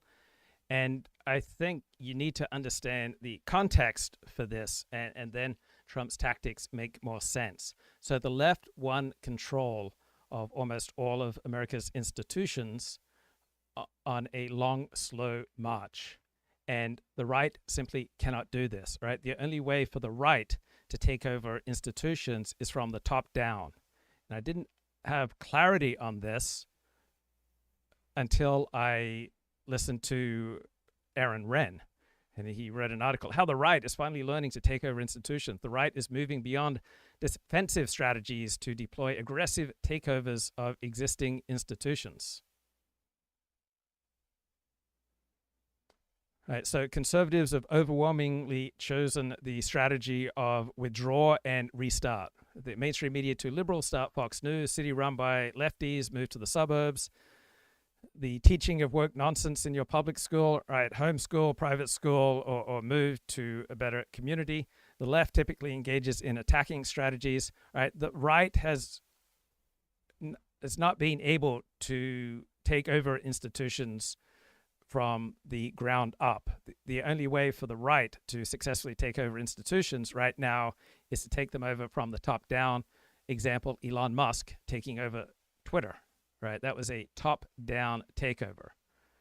The left is really good at sniffing out people who are not on the left and preventing them from making a long, slow march through the institutions. So the right doesn't have the same available opportunities to take over institutions right now in America compared to the left. So understanding the context, the only way for the right to take over institutions is from the top down. Them, and they're pretty much experts at them, at least so far. And Stephen Miller is that sort of utility running back and receiver, also good at pass blocking. He does it all for Trump, and Trump loves it. Ryan, do you know the guy? I don't know Stephen personally. I've had a lot of people who have been in his orbit. He is definitely at the apex of his political power. There's a lot of people who are Stephen acolytes in very high positions throughout the administration. I will say that Stephen is, if nothing else, a survivor. There have been many times during the first administration where Stephen jumped loyalties pretty quickly when he saw one ship sinking, another one rising. And I mean, it's just the truth, Mark. I mean, he did. So when I wasn't saying no. I was saying no, it's true. I mean, when Bannon was going down, Stephen was with Ivanka. When when the AG was going down, he was the one who attacked him publicly. He's a survivor, and he's made him no survivor. And his wife, now working for Elon and Doge, has definitely given them a power couple status. I will say Stephen really does love to see himself on television. So there are times that he's in an adversarial interview. He's very, very good. Like on the CNN interview from a couple of days ago, he was magnificent. He really was. On immigration, his leash has been lengthened without Jared Kushner there to do more. But he wants people to know he's getting the credit from everything. He absolutely wants the credit for everything that happens that he does. He has had a very he hasn't done this in this administration yet, but the last administration he fired a number of people very good at immigration for I don't know exactly what reasons, but he wanted to be the only man standing, and he was. And that's what to say about him. I mean, on the education stuff, a lot of what he said wasn't true whatsoever, but he was just feeding me to the base and what they think is true. Do you guys know about this story that just has crossed my inbox as you were talking about Stephen Miller, about Paul Weiss, Rifkin, the law firm, and President Trump? Do you know about this? I think he might have just broken. Okay. So the president went on Truth Social and announced an agreement with the law firm. There's no whiter shoe law firm in the country than Paul Weiss. I'm totally fascinated by how the president and the administration is remaking all of these liberal institutions, the liberal law firms, the liberal universities, the liberal media, the liberal CEOs, the liberal Hollywood. I think I say this about stuff all the time. I wish I could be cloned and write a book about just this stuff, because it's incredible what he's doing and how his team is so aware of where the weak points are and how to leverage change. So opportunity cost is a valuable tool for better understanding reality. And so Stephen Miller can't just be judged on what he's accomplished. He has to be judged also on the basis of the people that he pushed out who may have been as good or even better than himself, right? So Stephen Miller does many great things, but he's also incredibly egotistical and petty, and he has pushed out many people who would be about as good, if not better, than him at restricting immigration and carrying out the president's agenda, including, for example, Chris Kobach. So I love Stephen Miller, but we don't know how good things might have been if Stephen Miller hadn't prevented Chris Kobach from getting a cabinet position, and we don't know how much could have been accomplished if Stephen Miller's pettiness and ego hadn't led him to push out other people who may have been as effective, if not more effective, than he was. And I remember that Ann Coulter had a fascinating discussion with Heather MacDonald on this point. So Heather was saying how much she loves Stephen Miller, and Ann Coulter was pushing back. Yeah, Stephen Miller, I agree with everything he says, but his pettiness and his ego led him to drive out other people who would have been about as effective, if not more effective, than he was. So the sensible topic for today's show is Trump versus Big Law. Here's a quickie. Exclusive. Andrew Weissmann in Crosshairs as war on Big Law continues. Longtime deputy to Robert Mueller and key Trump Russia investigator Andrew Weissmann is in the crosshairs of federal prosecutors. For years, Andrew Weissmann was one of the most visible and vociferous critics of Donald Trump. As a former deputy to Special Prosecutor Robert Mueller and MSNBC legal analyst who wrote a book wondering if the president paid bribes to foreign officials or had Russian business deals in the works when he ran for president. Now Weissmann is facing hard questions of his own about eerily similar themes. In a pair of letters obtained by Racket, District of Columbia U.S. Attorney Ed Martin demanded to know why Weissmann ignored an alleged conflict of interest in signing off on a $4.5 billion settlement involving the Brazilian construction conglomerate Odebrecht in 2016, the largest such case in history. Weissmann has been, and is now, a partner at Jenner & Block, which represented a reputed key player in the story, a Canadian private equity firm called Brookfield Asset Management that until January was chaired by that country's new prime minister, Mark Carney. From Martin's letter to Weissmann, under your leadership, the fraud section participated in investigations concerning Brookfield. Your office called one case, the federal investigation of the Brazilian construction company, Odebrecht, the largest bribery case in history. So remember Michael Avenatti? The left valorized him. He represented Stormy Daniels, and he was talked about as a future presidential candidate.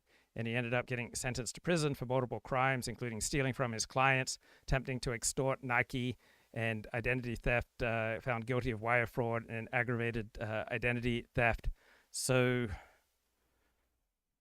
little bit similar possibly to Andrew Weissmann. Somehow, Brookfield and its proven corrupt subsidiary, Rutas de Lima, were excluded from sanctions. After you ordered investigations into Brookfield closed, you then returned to Jenner & Block in 2020 as co-chairman of its investigations, compliance, and defense practice. The letter sent Tuesday, March 11th, to Weissmann and Jenner & Block co-managing partner Ishan Baba. Neither Weissmann nor Baba has responded to a request for comment. A spokesperson for Brookfield said the firm hadn't heard of the letter and asked for more information. We'll update when any of these parties comment. All right, New York Times last week, thoughtful edition of The Daily, how Trump is scaring big law firms into submission. After engaging in a campaign of retribution against his enemies within the federal government, President Trump is now turning to those outside of it. Today, my colleague Mike Schmidt on what that retribution has looked like for a single law firm and the impact that it's had on the entire legal profession. It's Tuesday, March 18th.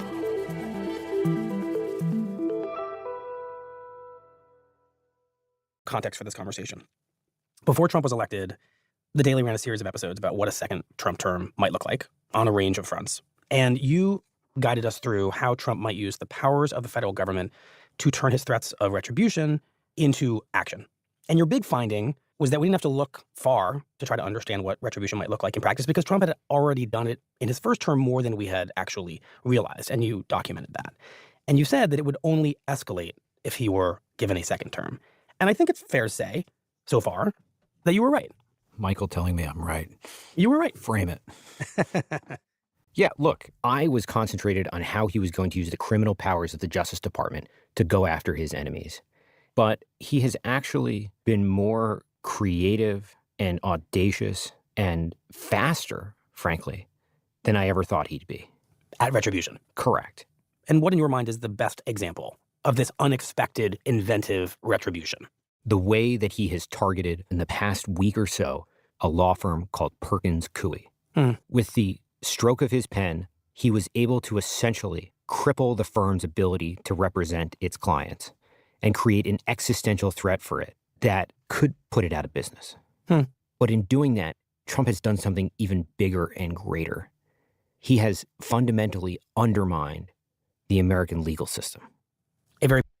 Well, when the American legal system is all lined up against you and your side, then maybe this is the wise strategy. Bold statement. So let's tell the story of what happened to this law firm from the beginning. Tell us about Perkins Coie and how it arrives at this existential crisis at the hands of the president.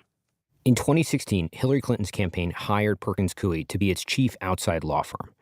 In many ways, this made sense because Perkins Coie had one of the biggest, most robust practices that. So lawyers tend to be on the left rather than the right by approximately a 2-to-1 ratio, but virtually all big law firms are on the left. So individual lawyers, it's not nearly as dramatic, but when it comes to institutional power, right, it's something that's overwhelmingly on the left rather than the right. And so I'm looking at a Twitter thread here. I read the mainstream media saying President Trump is attacking law firms in Washington, D.C. because he is vindictive. Has nothing to do with being vindictive. Everything to do with that these law firms are acting like an extension of the Democratic Party. Right? This web shows how elite law firms in D.C. have become de facto political actors, coordinating with bureaucrats, Democratic campaigns, and activist groups to advance one-sided agendas while insulating allies from legal consequences. So when Jeffrey Goldberg publishes an article based on one source that Donald Trump said horrible things about veterans, right, this is immediately picked up all around the news media and by leading Democrats. It seems quite coordinated often between the Democratic Party and the mainstream media. So let's think about Perkins Coie. Partisan alignment, strongly on the left, strongly Democrat. Key players, Mark Elias, Michael Sussman. They were in Russiagate. They hired Fusion GPS on behalf of the Clinton campaign and the Democratic National Committee to create the largely bogus Steele dossier.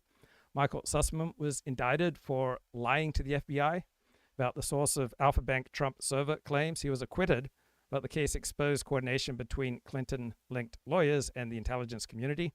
Through Mark Elias, aggressively litigate to change election laws in battleground states prior to the 2020 election, change mail-in ballot rules, signature matching, ballot curing, thought to benefit overwhelmingly Democrats, litigated against voter ID laws and redistricting efforts that favored the GOP, using courts to alter rules under the guise of civil rights. So often it's more effective to achieve your aims to argue on behalf of abstract principles rather than naked self-interest. Then there's the Elias Law Group, right? 100% Democratic. Key player, Mark Elias, formerly at Perkins Coie. So Mark Elias is the most effective lawyer on behalf of the Democratic Party when it comes to changing election laws. So he was in election lawfare. He filed hundreds of lawsuits between 2020 and 2024 aimed at changing ballot deadlines, preventing voter roll purges, and invalidating state-level election reforms to favor Democrats. He sued states that passed voter integrity laws such as Georgia, Texas, and Arizona. And he provided legal and strategic support for efforts to disqualify Trump from ballots under the 14th Amendment, Section 3. Then there's the law firm Wilmer Hale, center-left law firm. Key players, Robert Mueller, Jamie Gorelick.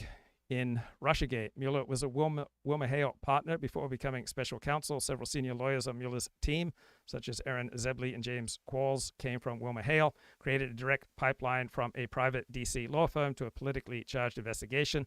Wilmer Hale defended companies and figures potentially affected by the Mueller investigation, raising questions about impartiality. Latham and Watkins, right? Progressive leaning, deep resistance ties, definitely on the left. Key players, Catherine Rumler, former Obama White House counsel, multiple Obama-era appointees in lawfare against Trump policies, litigated against Trump's immigration, environment, and regulatory rollbacks, supported amicus briefs in favor of January 6 prosecutions, close ties to Biden DOJ officials, many connections to to the Biden White House legal networks. We've got Covington and Burling, right? Deep Obama and Biden and Democratic Party ties. Key players, Eric Holder, Lenny Buer. Russiagate, in Russiagate, deep state entrenchment. Returned to Covington after serving in the Obama Department of Justice, referring to Eric Holder and Lenny Brewer. firm represented major tech and surveillance companies with ties to federal investigations, defended figures in the intelligence community during investigations into FISA abuse and surveillance against Trump and the Trump campaign. De Beauvoir and Plimpton, partisan alignment, institutional left, key player, Mary Jo White, Obama SEC chair, and Andrew Seresny. They are represented Hunter Biden in federal tax and firearms related investigations. They helped negotiate controversial plea agreements that collapsed in 2023. They have close ties to DOJ officials who are overseeing investigations of Hunter Biden. Right? These players are worthy of scrutiny over sweetheart deals and unusual coordination. Then there's Paul, Weiss, Rifkin, Wharton, and Garrison. Right? Part of the progressive left-wing legal elite. Key players, Jay Johnson, former head of Homeland Security for Obama, Loretta Lynch, Obama's attorney general. They represent progressive groups in redistricting and voting rights lawsuits. Right? No comparable representation for free speech or conservative plaintiffs. So reinforcing this political asymmetry on the part of big law, overwhelmingly aligned for the Democrats against Republicans, consulted by Democratic-aligned NGOs on how to frame post-2020 election audit challenges as threats to democracy. Jenner and Block, right? Again, left-wing, key players, Donald Verrilli, Obama SG. What's SG? Ian Gershengorm. In the January 6th committee staffing, they provide legal support, volunteers to January 6th committee. They assisted with lawfare efforts to charge Trump advisors and allies, worked behind the scenes with groups like Lawfare, Blog, and Brookings to craft legal theories around insurrection, disqualification, Skadden Arps, Slate, Meager, and Flom, right? Part of the Democratic Party establishment. Key players include Greg Craig, former Obama White House counsel. They were in the Ukraine lobbying scandal. They were paid million by pro-Russian Ukrainian interests via Paul Manafort. They were fined for failing to register under the Foreign Lobbying Act. There were no major prosecutions of Skadden lawyers. They avoided accountability while similar conduct was used to hammer Trump affiliates. Sullivan and Cromwell. Key players, John Dulles, Alan Dulles. Okay. Focused on representing Democrats. Right. And we should say in Washington, that's kind of how things work. There are law firms known for doing work for Republicans. There are law firms known for doing work for Democrats. So a question in the chat, when will Jews join the white nationalists? Well, you can never expect any group to join another group that hates them. When they have interests that align, then formerly hostile groups can come together. Orthodox Jews, right, overwhelmingly are probably more receptive to arguments about white interests than white non-Jews. Correct.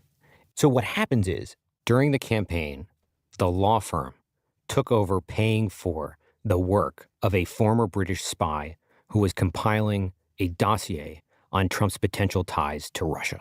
And by dossier, of course, you mean the dossier on Donald Trump that becomes a big factor in how we all think in that moment about Trump and Russia.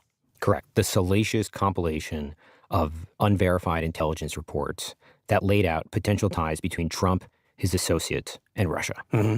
And the chief boogeyman in his eyes was a lawyer for Perkins Coie, who was the top lawyer on the Clinton campaign, a guy named Mark Elias, who had not only established himself as the top lawyer for Democrats, but had played a role in helping to fund the dossier and represent the campaign.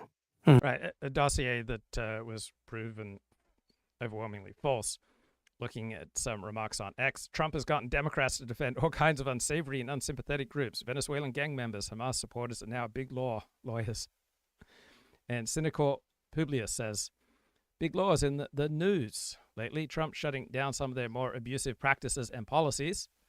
If anyone is looking to uncover DEI corruption in big law, they should start with first-year law students' summer associate gigs.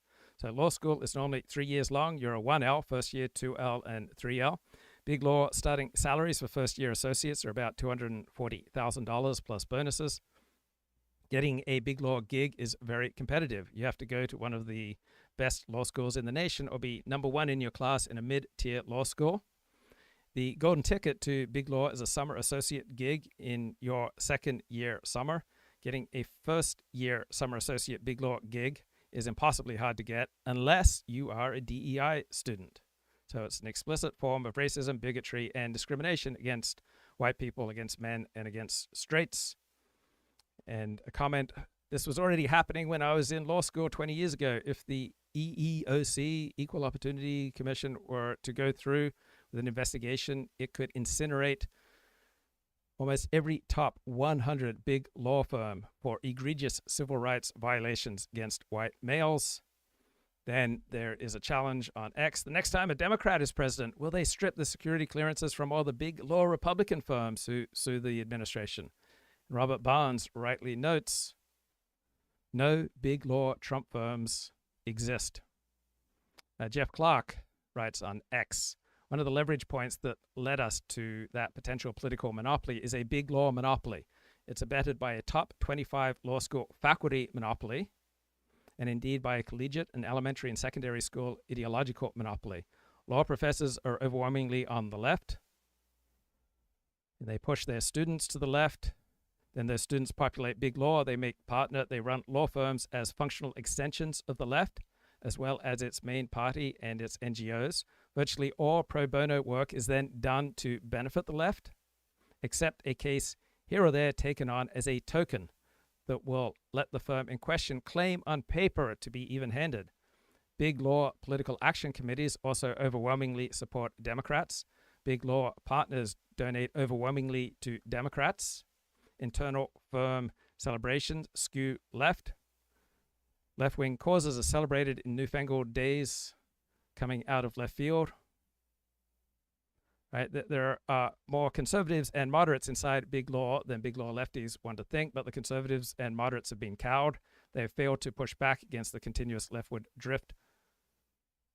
Large part of this is internal cowardice driven by fear of losing money. This is why we have a Skadden transactional associate over the past week presuming to tell firm leadership what it must do politically to oppose a duly elected president and the political views he carries forward as a representative of the people. So she's going to make noise and quit. Spoiled, entitled, captured by groupthink. Can't hear herself as middle America would hear her, clueless. Thank goodness for Trump, who saw that in just the span of 20 years, big law has become so monolithic and dominated by the left that he had to take action to push back on some of these firms. Allowing the trend to continue threatens liberty because the best legal know-how and resources are only put to one side, the left-wing side, accelerating a left-wing political monopoly that would destroy this country and make it unrecognizable. The 2020 election was an important inflection point. There was more suspicious activity in a national election there than we have seen in many presidential contests. You would think that one or more big law firms would have lined up to represent Trump's side. Nope. President Trump was starved of big law support. I think the primary reason that Trump was starved of big law support is that his legal challenges to the 2020 election results overwhelmingly lacked merit. So I don't think that's a strong argument. The solution is for big law to again hire in more conservatives from the best lawsuits, then give them promotional opportunities to partner. We need big law firms to bring in more conservative partners and to give a voice to conservatives and to encourage free speech inside and outside the firms so conservatives don't bite their tongues or get penalized in advancement for speaking their minds. 50-50 balance does not need to be restored, right? But maybe something a little bit more even. The power balances we see now in big law firms is wildly unhealthy for the republic, and it should end. When you hear the left whine that many of us are fed up with big law pretending it is neutral and centrist, right? Big law is not neutral, and it is not centrist. Controversial move by BuzzFeed last night, publishing a dossier sourced to a person who claims to be a former member of British intelligence. So as Trump is coming into office, BuzzFeed, of course, published the entire contents of that dossier. The dossier is everywhere. This is for that infamous dossier. It's all over the news media. Correct. It is widely thought to be pretty scurrilous. Some pretty salacious allegations. This is lurid stuff. This is all unsubstantiated. And let's be clear for a second just about the dossier. Many of the allegations in it eventually are debunked. But for Trump, Perkins Coie's involvement in the dossier was just unforgivable. Because as he comes into office, he quickly faces this sprawling Justice Department special counsel investigation into potential ties between his campaign and Russia. Right. And the dossier had nothing to do with why that investigation was open. But Trump is able to conflate all of this and blames the dossier, and by extension, Mark Elias and Perkins Coie, for the investigation. Got it. Dossier. Do you hear about the dossier? It was paid for by crooked Hillary Clinton. He sees this, or at least he makes it out to be, I call it the Russian hoax. all part of a larger deep state conspiracy. They lost the election, and they didn't know what happened. And they needed an excuse. So they said, Russia. He says big law, Democrats, and the media have come together to unfairly tarnish him and delegitimize his election victory and, by extension, his presidency. These are sick people. And there has to be accountability because it's all lies, and they know it's lies. They know. Eventually, Trump does get the Justice Department to investigate whether there was this conspiracy. And a range of different things are looked at, including Perkins Coie's role. And ultimately, that investigation results in a Perkins Coie partner being indicted for misleading the FBI during the 2016 campaign about Trump's potential ties to Russia.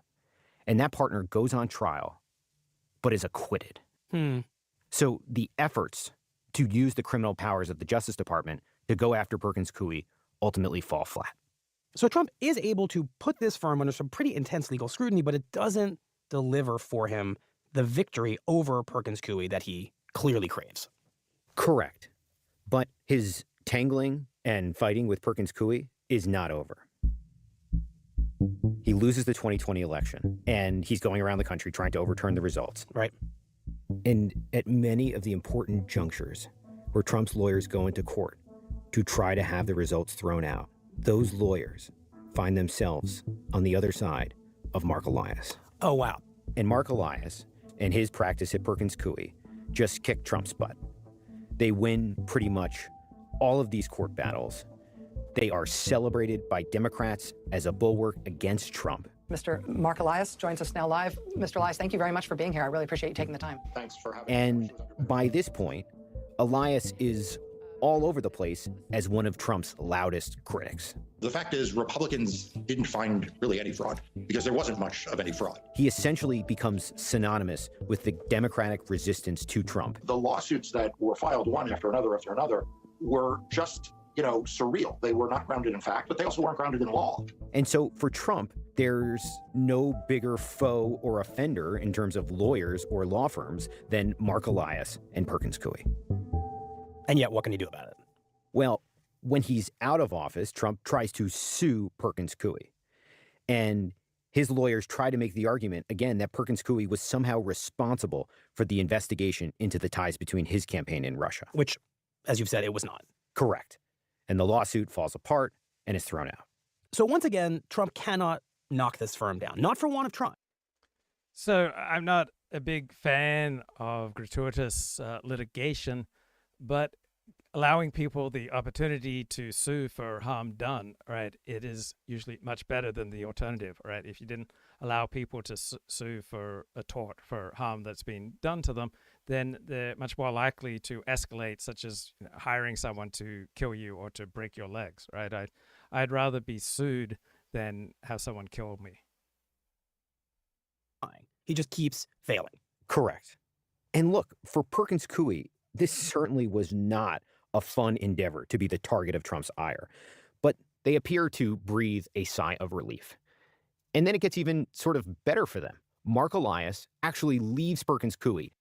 So if you're Perkins Coie, you have survived the scrutiny and you've gotten rid of the lawyer who Trump hates the most. But then Trump wins re-election. And it doesn't matter to Trump that Mark Elias is gone. He still wants revenge. And just weeks into office, Trump goes after Perkins Coie in a way that I did not think he was capable of.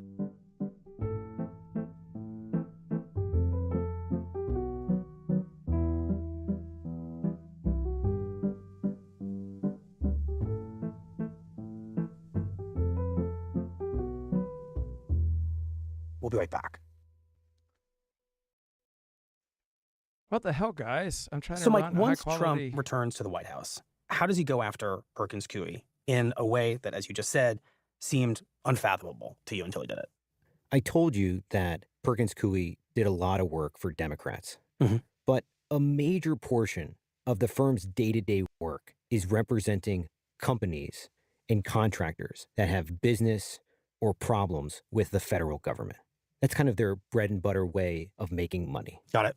And to do that, and I know this may sound a little basic, you have to interact with the federal government. Right. You have to talk to the federal government. You have to go into the federal government to represent your client. Right. Will, could you come over? We're going to Yes, sir. sign some executive orders. Keeping that in mind, Trump, less than 2 weeks ago, in the Oval Office, Sir, your administration has made it a priority both to end lawfare and the weaponization of government and also to hold those who have engaged in lawfare accountable. signs an executive order One of the law firms that has been involved in that is called Perkins Coie. That's also a law that essentially bars Perkins Coie, specifically the firm itself, named, and its lawyers from entering federal buildings and essentially interacting or dealing with the federal government. This is an absolute honor to sign. What they've done is it's just terrible. Making it impossible to do the most basic function of their job. which is represent their clients before the federal government. Correct. And it should never be allowed to happen again. And on top of that, the executive order basically says that if you're a contractor and you have business with the government and you are represented or tied to Perkins Coie, you could lose your work with the government as well. Wow. Basically, Trump, in this executive order, is putting Perkins Coie on a blacklist. Correct. Simply your tie to Perkins Coie means that your work for the government is majorly in question. So what happens is that almost immediately, the firm starts to hemorrhage clients that they've had for decades. They start losing clients every single day in the aftermath of Trump signing this. And this is an existential threat for this law firm. So Perkins Coie itself has to go out and find a law firm so it can now fight this in court. Can you just explain that? Because I think most people listening will assume that a law firm full of lawyers can fight its own fight. Sure, Perkins Coie could have gone to court and fought this themselves. But because it was existential, they needed to walk in the door with the best representation they could get. Because if they fail to stop this, the firm will be toast. Right. But what happens is, in an example of how powerful this action from Trump was, not every law firm is jumping up to represent Perkins Coie. Because if they take on Perkins Coie, they could be the target of the next Trump executive order crippling them. Right. But then something sort of remarkable happens. In Washington is a law firm called Williams & Connolly. They are known as the toughest, nastiest, fiercest litigators in Washington. They almost take pride in fighting the government. And amid all of these questions about whether anyone is going to step up and come to the defense of Perkins Coie, Williams & Connolly comes off the bench and says, "We'll do it." So there's a saying in the legal field that if you choose to represent yourself, then you have a fool for a client, right? Almost everyone benefits from having a third party represent them. We'll take the risk. Correct. So as quickly as they can, Williams & Connolly files suit against the Trump administration, asking a federal judge to jump in and stop the executive order. And there's a hearing before a judge in which Williams & Connolly faces off against the Justice Department. A Williams & Connolly lawyer lays out how what Trump has done is unconstitutional, unfair, and will destroy Perkins Coie. The Justice Department argues that the President of the United States has great leeway to do whatever he wants in this area and sees Perkins Coie as a potential national security threat. So when you take an action like Trump has taken, you have to consider the implications. So what if a Democratic president does this against a Republican law firm? And the most important answer is there are no equivalent big law firms that are in the control of Republicans, right? There aren't major institutions in the hands of the right, right? The left enjoys institutional control by a ratio of something like 50-1. And how can it justify that claim? That this firm, because of its role in the 2016 campaign and creating this unfair cloud around Trump's ties to Russia, is a threat to the country. That this law firm is dangerous. Correct. And Got it. cannot be trusted to do business with the federal government. And how does the judge rule? So I know a lot of religious people, particularly Christians, but also some Orthodox Jews who think it's a terrible thing to rejoice in the destruction of your enemies. And you're not absurd if you're MAGA, if you're on the right, and you regard big law as an enemy. And so I think it's normal, natural, and healthy if you're on the right to have some joy in the damage being done here to your enemies. Now, depending on your social position, you may want to keep this quiet. She says it sends a chill down her spine. It is chilling to the legal profession. And she issues a temporary restraining order. So a lot of comments made about, oh, these guys, they sound, like gays and sound like liberals. And the tone of voice and the manner of speaking tells you a great deal about somebody, right? You can just hear that NPR voice and have a pretty good idea of where the person is coming from ideologically, right? Ben Shapiro and Dennis Prager and Mark Levine, right? They sound different. Jesse Waters and Sean Hannity, right? They sound different.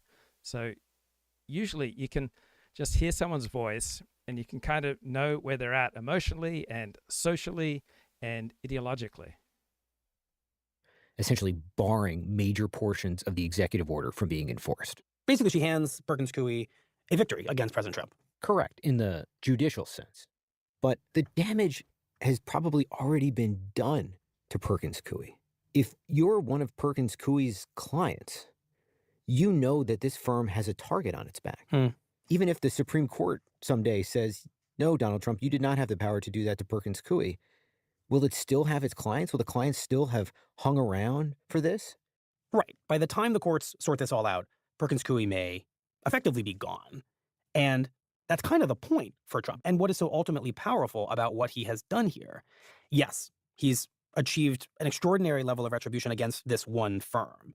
But by making an example out of Perkins Coie, he's done much more than that, because he has told the entire community of big law firms in the country that what happened to Perkins Coie is exactly what awaits them. So Trump seems to be encouraged by his success against hostile American institutions. And so this weekend, Trump issued another decree. With new decree, Trump seeks to cow the legal profession. Well, when the legal profession is overwhelmingly controlled by firms opposed to him, why would he not want to cow them? So this is the New York Times. A presidential memorandum aimed at lawyers everywhere struck a menacing tone. Well, it's a menacing tone for those institutions that are hostile to Donald Trump. For those persons who are favorably disposed towards MAGA, it's the opposite of menacing. It's a welcome tone. President Trump broadened his campaign of retaliation against lawyers he dislikes with a new memorandum that threatens to use government power to punish any law firms that, in his view, unfairly challenge the administration. So the memorandum directs the heads of the Justice and Homeland Security Departments to seek sanctions against attorneys and law firms who engage in frivolous, unreasonable, and vexatious litigation against the United States or matters that come before federal agencies.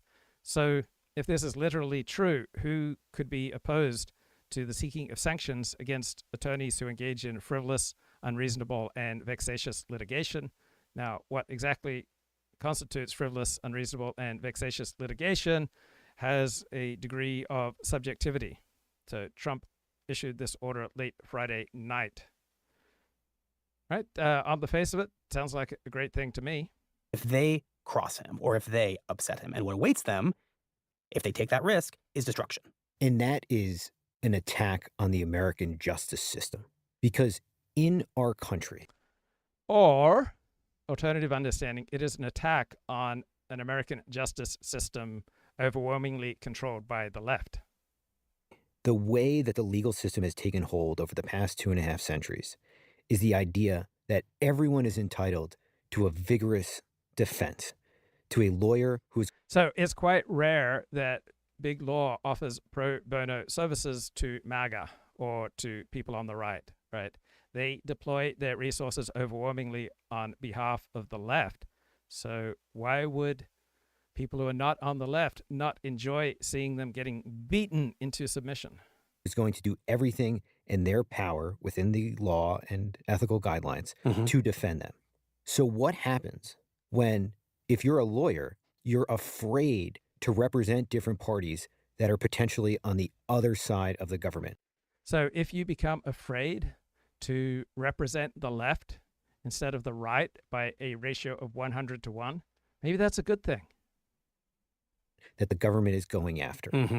And what does that mean for those people who are potential targets of the government? Whether they work at USAID and they've been fired, whether they are an inspector general who was just let go without Congress's approval, theoretically in violation of the Constitution, whether you're a $1 billion grant being held up by this president, even though it's been approved by Congress. So Mark Halperin thinks it's outrageous that Elon Musk's conflicts of interest are not more properly revealed by the Trump administration.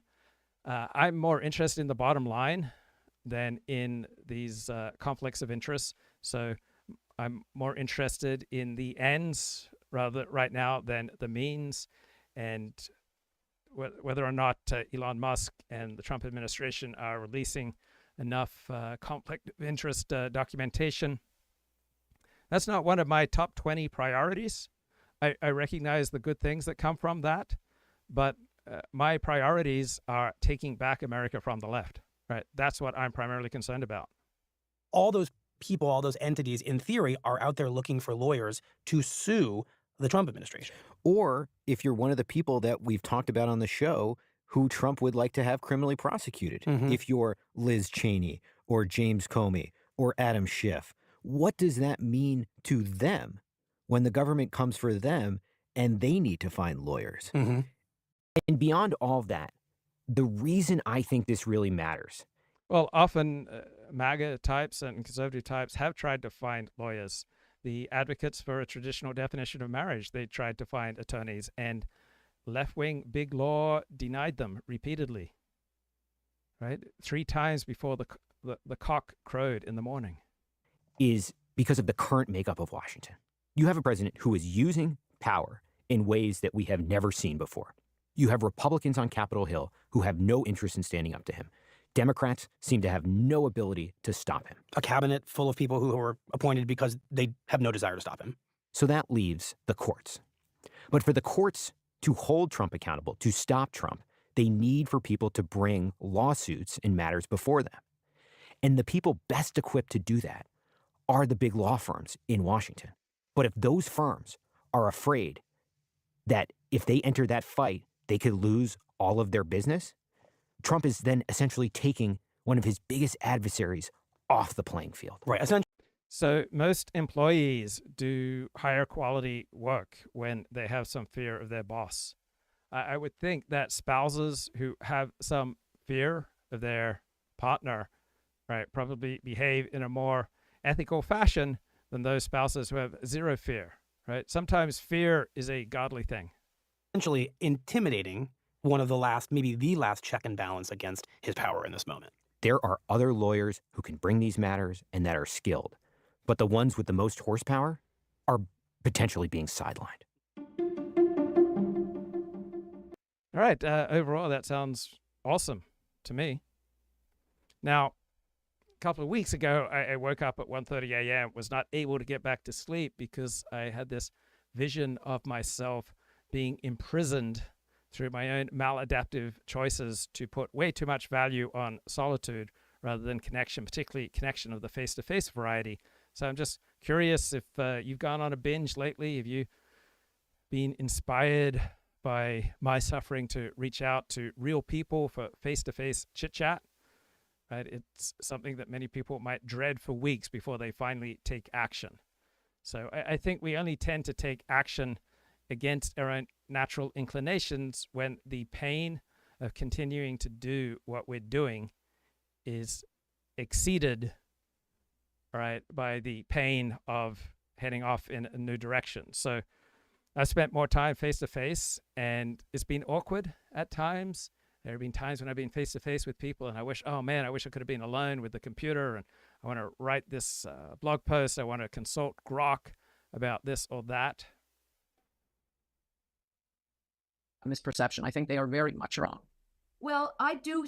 Right, this is Ann Coulter speaking with Heather MacDonald. Come on, guys. I do come across a little tentative.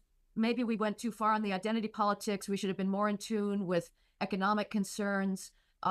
So we do need to rethink things. The question is, will they be able to do it? I don't think we've had the turn in younger voters that you've seen in Europe, which is really quite extraordinary. The Alternative for Deutschland, the anti-open borders party in Germany that is just completely canceled by the media there and by the other parties. They win elections and then they're completely shut out of government. It's absolutely appalling. But they get the vast majority or plurality of the youth vote. That's true in Amsterdam. It's true in other countries there. Whereas I think our young people are still overwhelmingly left-wing. So this took place November 24 of last year, and young men are not on the left. And they're still being pumped out of colleges, on an annual basis. So whether the people that are a little nervous about doubling down on all the equity plans will be able to turn around in a Democratic electorate that I think is going to be increasingly left-wing, I don't know. But my God, there is so much. All right, a question in the chat. How many lawyers intentionally screw over their clients because they are conservatives? I bet it's a lot higher than people think. Racists must have a very hard time finding any lawyer. I don't think it is that particularly high, because you got to think of incentives, right? If you screw over your client, you're very likely to be disbarred or sued for legal malpractice. So I don't think it happens a great deal. But a lawyer is expected to put his client's interests first, and that's the theory, but it doesn't happen. So lawyers often bill at an exorbitant and dishonest way, and it's often quite hard to challenge legal billing. It's not easy to bring a legal malpractice lawsuit. So I don't think legal abuse of clients is primarily a matter of ideology.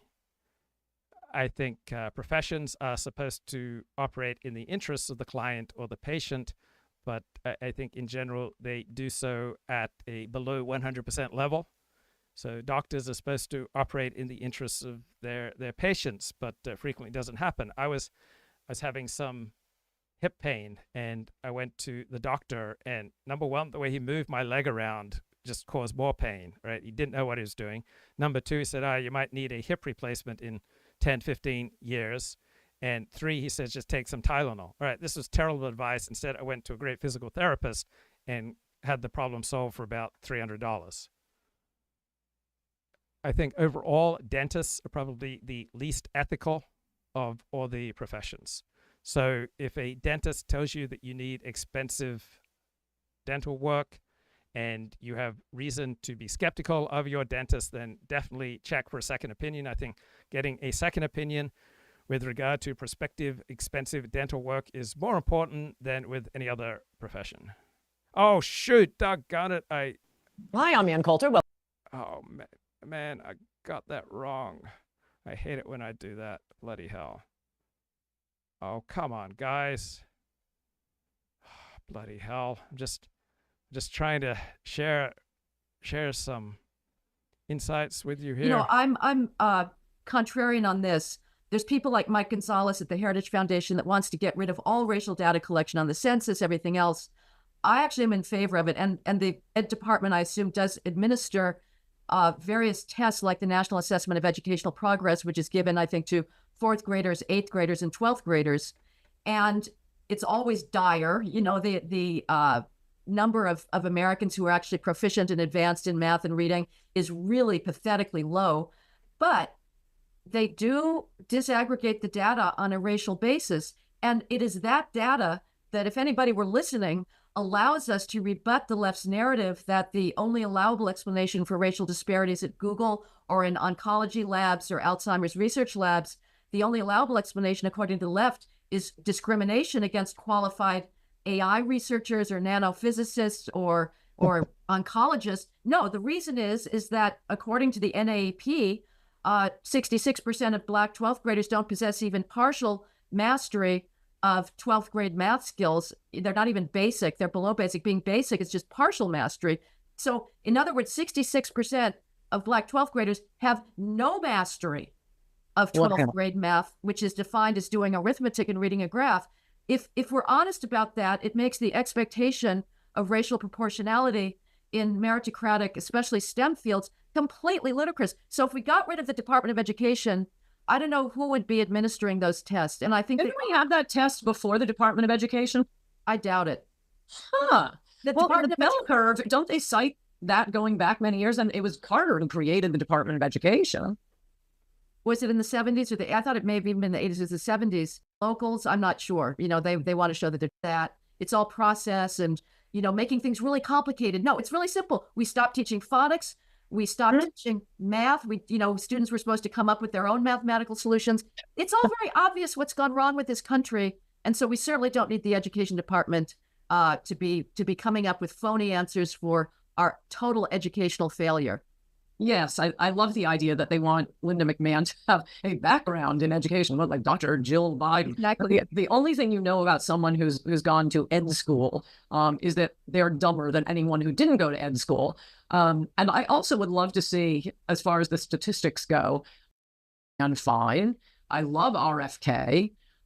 So what do you think happened with the Gates nomination?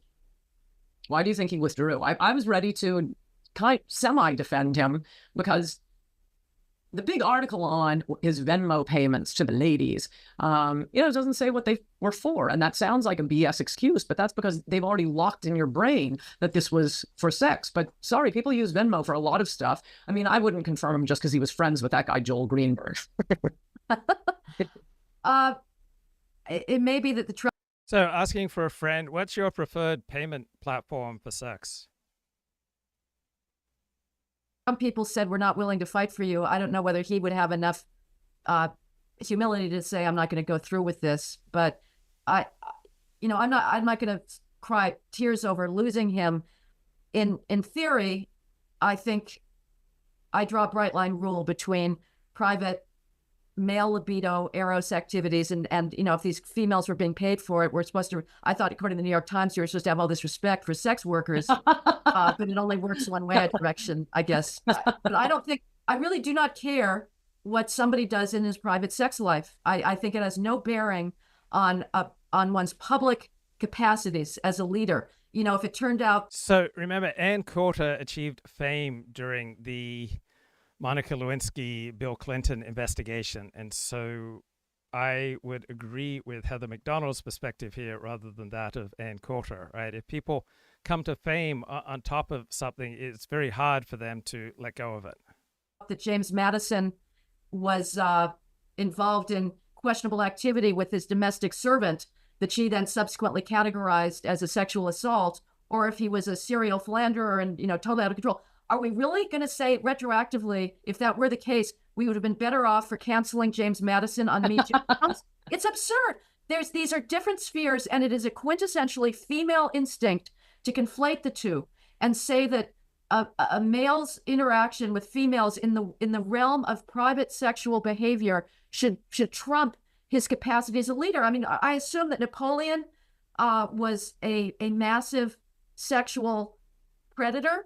That most of the great leaders in history were. Again, what if George Washington had been? It's hard to imagine, but all of our founders could have been, especially since sexual mores were quite different than. I don't care. Alexander the Great, people that any person with that much egotism and ambitious drive is going to be assertive in every possible sphere. But there is a difference between being a public leader and understanding negotiation, understanding certain. Okay, so Kip says, after the legal minds in Minnesota chose to imprison Derek Chauvin, I became cynical of all things law-related.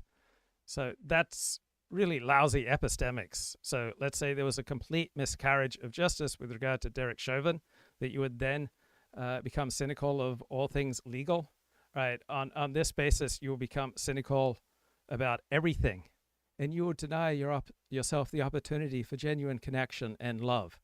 So Derek Chauvin, with his knee on the neck of George Floyd for such a long period of time, maybe not first degree murder, maybe a form of manslaughter.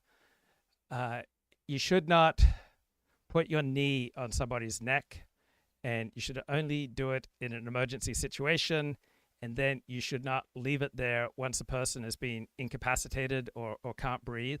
Right?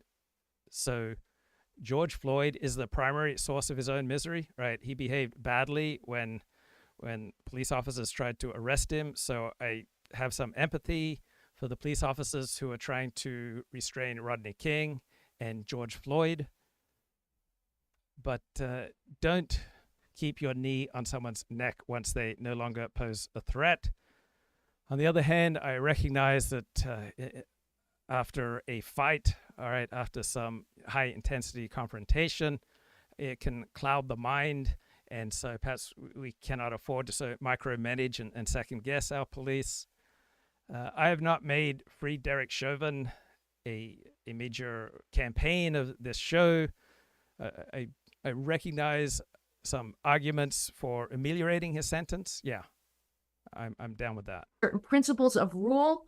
Again, I thought Clinton's sexual stuff was irrelevant, but it was opportunistic on the part of Republicans to use it against him. But I don't care about that either. It's sordid.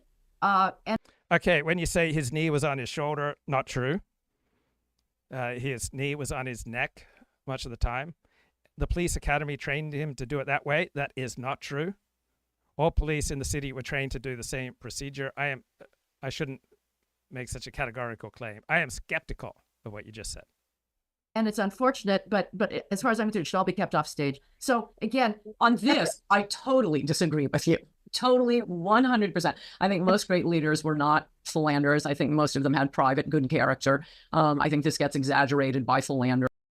You know what type of people were philanderers overwhelmingly? People who had reason to believe they could get away with it and had the opportunity. So it's a lot more difficult to be sexually disciplined when you have a multitude of opportunities to have sex with attractive young women. They want you to think everybody does it when everybody doesn't do it. And it did bleed into, I mean, I kind of liked Clinton's policies. He was a moderate for a Democrat. He was a moderate Democrat, but he was also a big fat liar. I mean, to the point that finally the press, and not just about the dalliances. I mean, joking, this is an important one, but you remember him walking out of Ron Brown's funeral and he's laughing and carrying on. And then you can see him sort of catch the camera out of the corner of his eye and start pretending to cry. I mean, he was just such an Elmer Gantry. He'd lie about anything. If you can't trust him. So I have not watched the full video of the police versus George Floyd confrontation. I may not have watched any of it. Oh, what the hell? I just lost my place. This is not fair. I'm trying to create a high-quality show here. Oh, bloody hell. He kept assuring me, no, this is wrong. I'll show you where it's wrong. Oh, man. I'm so careless, but I need to love and accept myself, even though I'm careless. Luke, I love and accept you, even though you're a flawed human being who clicked at the wrong time. On one's public capacities as a leader. You know, if it turned out that James Madison was involved in... I played that. Clinton's policies. He was a moderate for a Democrat. He was a moderate Democrat, but he was also a big fat liar. I mean, to the point that finally the press, and not just about the dalliances. I mean, joking, this is an important one, but you remember him walking out of Ron Brown's funeral and he's laughing and carrying on. And then you can see him sort of catch the camera out of the corner of his eye and start pretending to cry. I mean, he was just such an Elmer Gantry. He'd lie about anything. If you can't trust his word, I don't think it's very common. And one thing I wanted to raise with you, I find it kind of amazing. So once Gates withdrew, they moved on to Pete Hegseth. And I admit I knew nothing about him. He has very impressive credentials. It's kind of weird that Trump's cabinet nominees are all people he's seen on TV. Kind of weird. Maybe it's not weird that he wants people who are good on TV. Right? Maybe that's not a ridiculous criteria. But it could work out. And with Hegseth, it's funny that the one thing they're trying to get him. Okay, chat says, look, you should look at the video before you have an opinion on it. So what's a more valuable epistemic basis for declaring a judgment? Is it to watch a video, or is it to take note of expert opinion? On is, and I think he's probably more telling the truth here. So some married woman gets smashed. They're both married. They're at some conference. She's totally drunk. She goes to his hotel room with him. Who was pushing whom and who was initiating? No, I'm sorry, ladies. Don't get drunk in public and go to a guy's room and then cry rape. He says, and I think it's believable that she tried rape or sexual assault 4 days later because she was married and her husband found out about it. So I have very little sympathy there, but it's very weird that nobody's mentioning. How about the fact that he was married? He was married to his first wife when he cheated on her and got his producer pregnant, divorced his first wife, marries the next one, and then cheats on her with just this rampant, endless adultery. Is adultery not? Are we fine with that now? It doesn't even get mentioned. It's like that is just de rigueur, and only if the girl says rape do we care. I don't care. I don't. I think that sex is different, and it depends on how you define bad. Okay, do you side with Ann Coulter or Heather MacDonald here? I think I side with Heather. Character. So I think there are public virtues. And if you're at somebody's funeral and you're comporting yourself, trivially and without due respect, I think that's a public virtue. I think Eros makes people crazy. It is not a public virtue. It is something that is in the chthonic realm of human instinct. Wow, I don't think I've heard about the chthonic realm. I probably lived a sheltered life. I'm not sure I've spent a great deal of time in the chthonic realm. Have you spent time in the chthonic realm? What's it like there? How can I get there? I want to know more about the chthonic realm. And male-female relations are extremely complicated, but they do not have bearing on somebody's capacity to work with constitutional principles, to be a leader of men, and to have that charisma. I don't know, I don't have the empirical data, and you don't either, about whether the leaders that we revere have been good family men that have not been cheating on their wives, or whether they have always sought, consent before making the moves on somebody. I completely agree. I mean, this is getting into absolute college territory now of these ridiculous females that are denying their own agency in getting drunk. Well, what do you expect? You get drunk, and as according to Heck's story, it was the female that was pushing him into the hotel. Okay, so what the heck is the chthonic realm? So thank God for Google. The term chthonic realm refers to the underworld, or the realm of the earth, particularly associated with death and spirits dwelling beneath the surface, derived from the Greek word chthon, meaning earth or soil. Describe things related to the underworld, the realm beneath the earth, the spirits or deities associated with it. The term can be used to describe something that resembles a mythological underworld or anything earthly or natural as opposed to elevated or celestial. All right, that's my problem. I spend my time overwhelmingly in a celestial world. Right? I spend my time in a heavenly world. To use Hebrew, right? I spend my time in the world of Ruchnius, which is the spiritual world, not in the world of Gashmius. So Ruchnius versus Gashmius. I'm probably not spelling. Okay, the difference between Ruchnius and Gashmius. So I'm naive, right? I spend my life in the heavenly realm. So Gashmius, yes, that refers to physical pleasures, right? Ruchnius refers to spiritual pleasures, right? Everyone wants physical pleasure. Everyone wants the world of Gashmius. But guys, once you have it, there is no deep feeling of fulfillment, right? Ruchnius, on the other, right? Nobody wants that. But when you have it, there is such a deep sense of fulfillment. Like if you're happy and you know it, clap your hands. If you're happy and you know it, then your life will surely show it. If you're happy and you know it, clap your hands, right? When you have the peace that passeth understanding from living in a world of Ruchnius, I mean, that's where it's at, right? Think about the pursuit of Sexual pleasure, the whole world is running after it. Almost everything in the media revolves around the desire for it. But you'll seldom hear someone talk about how good he feels after it's over. It's all want with no fulfillment. Spirituality, on the other hand, no one seems to want it. But someone who has it, there's no need to ask him how enlightened and uplifted his life feels. Oh, that's great. That's excellent inspiration from the excellent website guardyoureyes.com. Thanks, guys. I love it. Hotel room.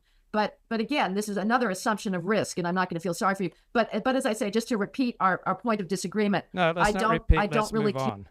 We understand chromosomes. It's no longer a matter of obvious common sense wisdom, but we know it down to the absolute interstices of our cells and our genetic code that males and females are different in every aspect of their physical being. So why should we pretend otherwise? I mean, to live a lie is never a good thing. So I hope Mace keeps it up, and I hope she gets a lot of backing. As far as and I hope Democrats keep fighting her. I don't think it's helping them. Right. Oh, I guess, the thing that really gives me the most hope for the Trump administration that maybe allows me to think about 12 years is Stephen Miller. He is the linchpin. He's the linchpin on the diversity nonsense, on the anti-white hatred. There's something else we disagree on. We disagree on Miller?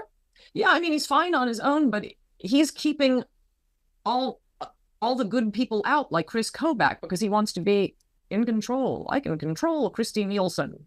I can control Christy Nome. Well, actually, he didn't, and there was somebody else he said he could control last time. It was an absolute disaster, totally open borders. No, you can't do this by yourself. One person can't do this. So, yes, he's good, except that he blocks anyone else good from coming in. Okay, I don't know that internal power play. I would just say he's... Right, that's quite a thought-provoking point there by Ann Coulter. I know that he's absolutely solid on the issues, and I think his legacy in the last years of running this lawsuit operation that goes about suing against anti-white discrimination means that he is going to be more educated than most people about the degree of racial preferences throughout the federal bureaucracy, the degree of anti-white male hatred that needs to be taken out. And that's not something, that the public is really going to see.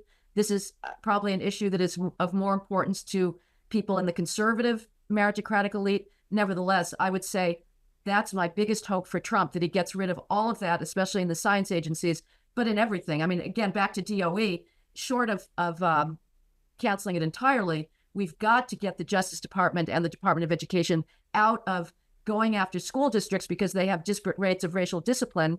Yes. Going after them. Bring that up because it's exactly like what you said about why do we have to have women in combat? Because otherwise they can't become generals. It's the exact same logic. Well, it's primitive logic as the school to prison pipeline. If you beat up a kid or you give your teacher a broken jaw, if you get suspended for that, you are more likely to end up in prison. So we'll just stop suspending you for that. No, it doesn't work that way. You can't backtrack what the cause and effect is here. Exactly. I mean, is that one of these fundamental principles that divide conservatives and liberals? Like, conservatives believe in personal responsibility, the personal causes for outcomes. Progressives. I'm thinking one reason I haven't watched the Derek Chauvin George Floyd video is that I think I'd find it too upsetting. And I hope in my delivery of my opinions about it that I came across as cognizant of how little I know about the topic, right? When you're sure, right, and you have a good basis for feeling strongly about something, then that should communicate in your voice and in your manner. I hope I came across in my voice and in my manner that I am not highly informed on the topic. I don't like it when people are arrogant about things where they don't have a strong basis for arrogance. That there's really been a vibe shift when we can challenge the myth of George Floyd, and that's actually happening now in the U.S., isn't it? Yeah. So it's not, by the way, absurd. Can I just intervene here to charge the Irish with complicity in slavery? They were part of the. So that was Rod Dreher, and now this is John O'Sullivan, who was the editor of the National Review back in the 1990s when the National Review would publish learned essays by our friend Steve Saylor. British Empire, and Irish people at every levels, from the tops, from the governors of colonies to the soldier at the bottom, the Irish people were involved in every aspect of imperialism. They were also, therefore, involved in every aspect of anti-slavery, because, and just recently, yes, 2 days ago, Don Lemon, a very liberal commentator on American television, was raised the question of reparations with some English woman. I didn't catch who she was, but she was a sharp cookie, because she said she completely agreed with reparations. And obviously, when you're dealing with reparations for these kind of crimes, you start at the beginning point. And who should we be presenting the reparations bill to? The descendants of the slave owners of Africa, who handed over the slaves in cages to the Atlantic slave trade. And she knew a lot about this. And poor Don Lemon, it was very charming and polite to her, but he was completely blindsided by this. It had never occurred to him that other people might be complicit in the slave trade. When, of course, it began long before the British Empire was involved in it. And the British Empire, by the way, closed the international slave trade down. But before it was involved in any way, it was a big Islamic factor. The Muslim slave trade was huge. And, of course, within Africa, these were battles between slave kingdoms and slave empires. So if there's going to be a moral reckoning, then it has to take into account all sides in this. We can't simply decide on the basis of skin color that this slave trader is a wicked man. Yeah, if I was doing a more populist show, I would have watched the Derek Chauvin video, because it's so visceral, as I understand it. But instead, I pitched this show towards the intellectual elite. But this may have gotten in the way of my connection with the regular fair dinkum, little American battler bloke. Man must punish him and his descendants. But then on the basis of this man who is not white, he's fine. He's another victim. No, you've really got, if you're going to be moral about these things, you have to be moral. You can't just simply, deal the cards morally in a way that suits your personal tastes. I'm shocked. You're shocked. What's happening on the George Floyd front in the U.S.? That's good. So Ben Shapiro just recently came out saying that Chauvin, is that how you pronounce his name? Yes, Derek Chauvin. Yeah. We should look at his case again. And Derek Chauvin, for our listeners in Europe, he is the Minneapolis cop who is in prison now for having murdered George Floyd. He was convicted of murder. We should linger on this because that's emerging as a significant issue. So George Floyd had large doses of fentanyl, 5 times what is usually considered lethal. He had other drugs in his system as well. But right, this is Peter Boghossian who's speaking, who's a professor. Be crystal clear what happened with the police officer used. So he had 18 charges of police misconduct against him. And the average police officer in the department had 2 in that period. But I just want to be crystal clear about something. So I do jiu-jitsu pretty seriously. And if you tried to put your knee on someone's neck like that, you'd be given a very severe warning. And then if you did it again, you'd be thrown out of the gym. And so just to be crystal clear, if anybody here does not think that putting someone's knee on your neck, I go to Carlson Gracie Jiu-Jitsu. I'm there 4 days a week. And 4 nights a week and 4 days. You come down in Budapest, District 11, and I will skull ride you, and we'll see what happens. It is incredibly dangerous, and it is excruciatingly painful. And if you don't kill someone with it, so anyways, it's not operating procedure. It wasn't approved by police tactics. It's an extraordinary. So in MMA, you throw elbows, you throw knees to someone's head. They allow that, but they do not allow you to ride someone's. So your neck. point is that he's probably guilty anyway of murder. Yeah, I mean that's incredibly dangerous. Like. It's not allowed among black belts. They don't even allow that. Okay, so what do you think the danger is to American culture if the whole George Floyd thing, when I say the myth of George Floyd, I mean myth in the sense of this is the received narrative around which a lot of policy was made. In fact, a lot of...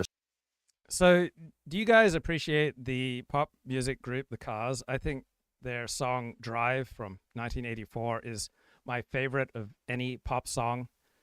And the songs are just so haunting, and you'll be shocked to learn that they make me just want to cry. And why do I love stuff that makes me want to cry? Because I probably have an above average level of neuroticism, right? To be neurotic means that you love dwelling in negative feelings. And so on Friday afternoon, I was feeling joyous that the weekday world was coming to an end, and I had all the glorious freedom and holiness of the Sabbath coming up, and I start listening to Heartbeat City by the Cards, and it makes me want to cry. I must love crying. Heartbeat City, here we come, and Happy Days. Count on thumbs. Nothing really gets us down as long as Jackie's back in town. I'm glad you made it. I can't complain. See, Bob just joined the chat, and it made me think of this song. Like, Jackie, what took you so long? It's that question. It kills me. It kills me. It slays me. It rips me open. Jackie, what took you so long on just a holiday? Jackie, what took you so long? I thought you knew the way. Bob, bro, what took you so long? Like, no homo. I thought you knew the way, Bob. Right, I get it. The noise electric never stops, and all you need is what you got. There's a place for everyone under Heartbeat City's golden sun. But Bob, mate, what took you so long? I thought you knew the way. Look, I'm glad you made it. I can't complain. But I missed you so badly. No homo, though. Oh, Bob, what took you so long, bro? Destructive policy in terms of enforcing and defunding the police. Yeah. So, is this something that we should go back and reopen, as Ben Shapiro is trying to do? However, we talk it out, or is it just too dangerous to? Yeah, the question is, was he given a fair? So I'm not a consequentialist in that sense. So I'm a deontologist. So if he was not given a fair trial, you open it regardless of the consequences. You don't want to put one innocent person in jail, no matter what. So I think we should look at that. And there were, anytime anybody questioned any of those narratives around BLM or George Floyd, you were immediately lambasted. So just open question. Can you listen to Heartbeat City by the Cars and get to that lyric? Jackie, what took you so long? I thought you knew the way.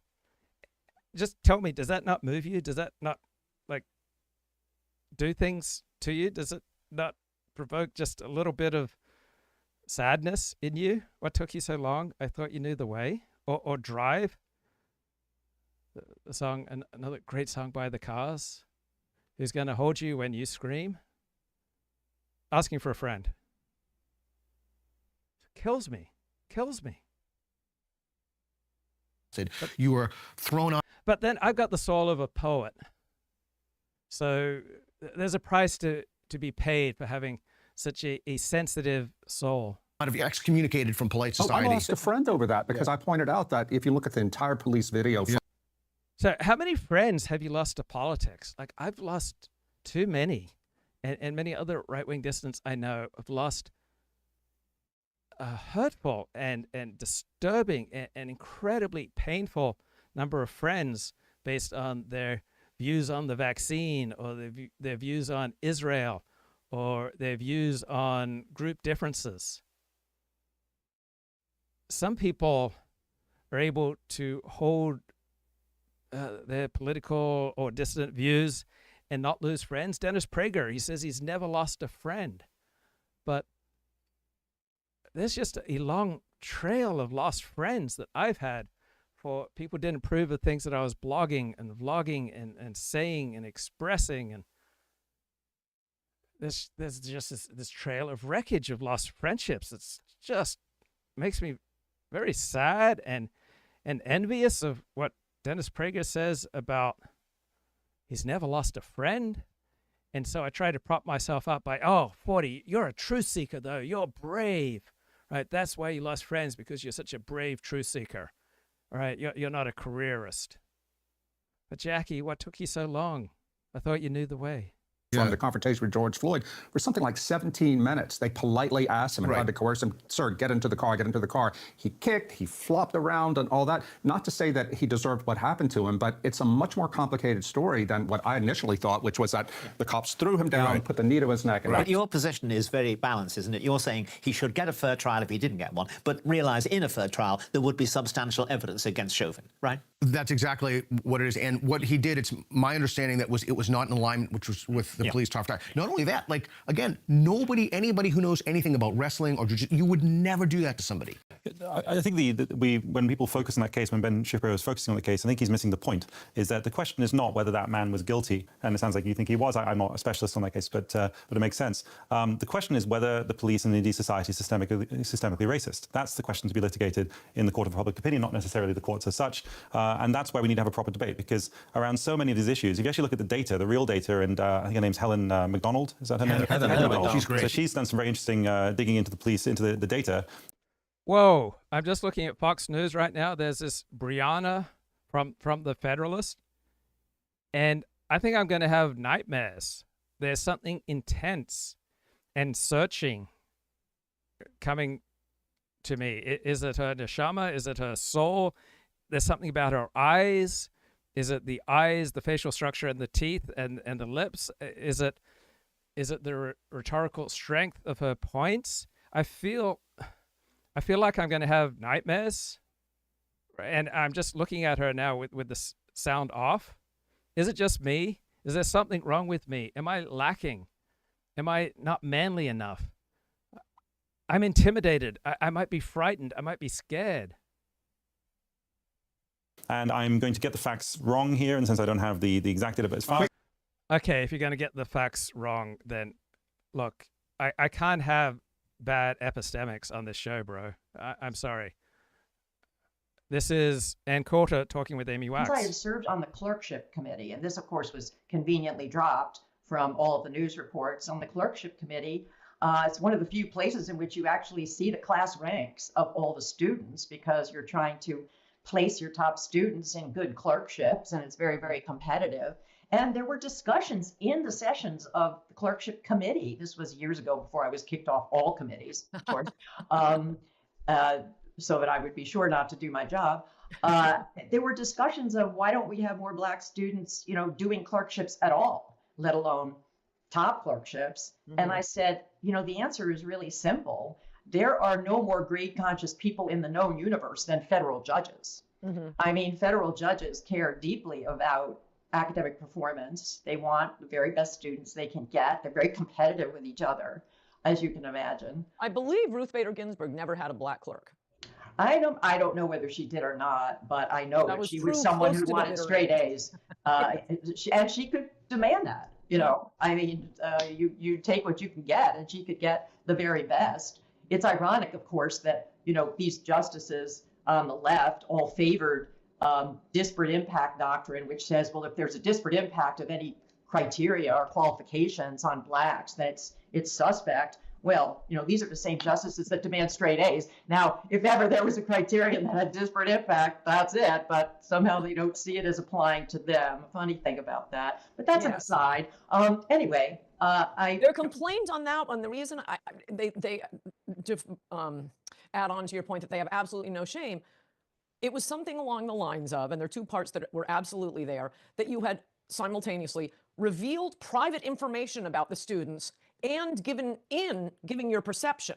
Well, unless your perception is private and confidential information, the very sentence of the complaint makes no sense. Right. They don't care. It's just Amy Wax bad, Amy Wax bad. And I mean, the reason I really wanted to talk to you, and I want a lot of people to watch this, is like I say, I feel like people are so, even conservatives, even non-politically correct conservatives, the political correctness is so deep-seated, and it is true that people who are afraid to say something out loud soon become unable to think it.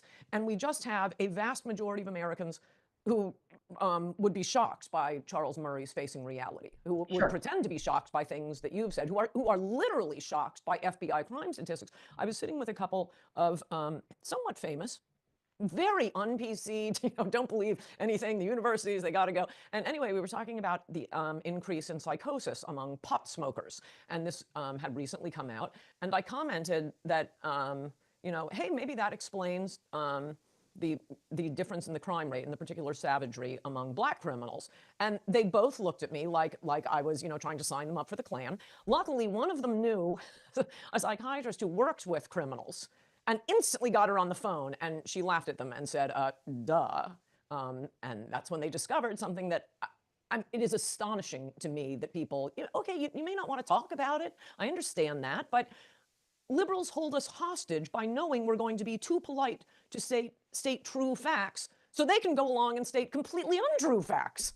Right. Well, I mean, it's not, the mainstream media is complicit in this, in that they outright lie, or at the very least, they omit to tell us many important facts that, they're out there, they're buried in corners of the internet. But if you read the New York Times, which is a bad habit, then you won't necessarily know about them. But there's actually a bigger issue in this, how do Black students do in law school?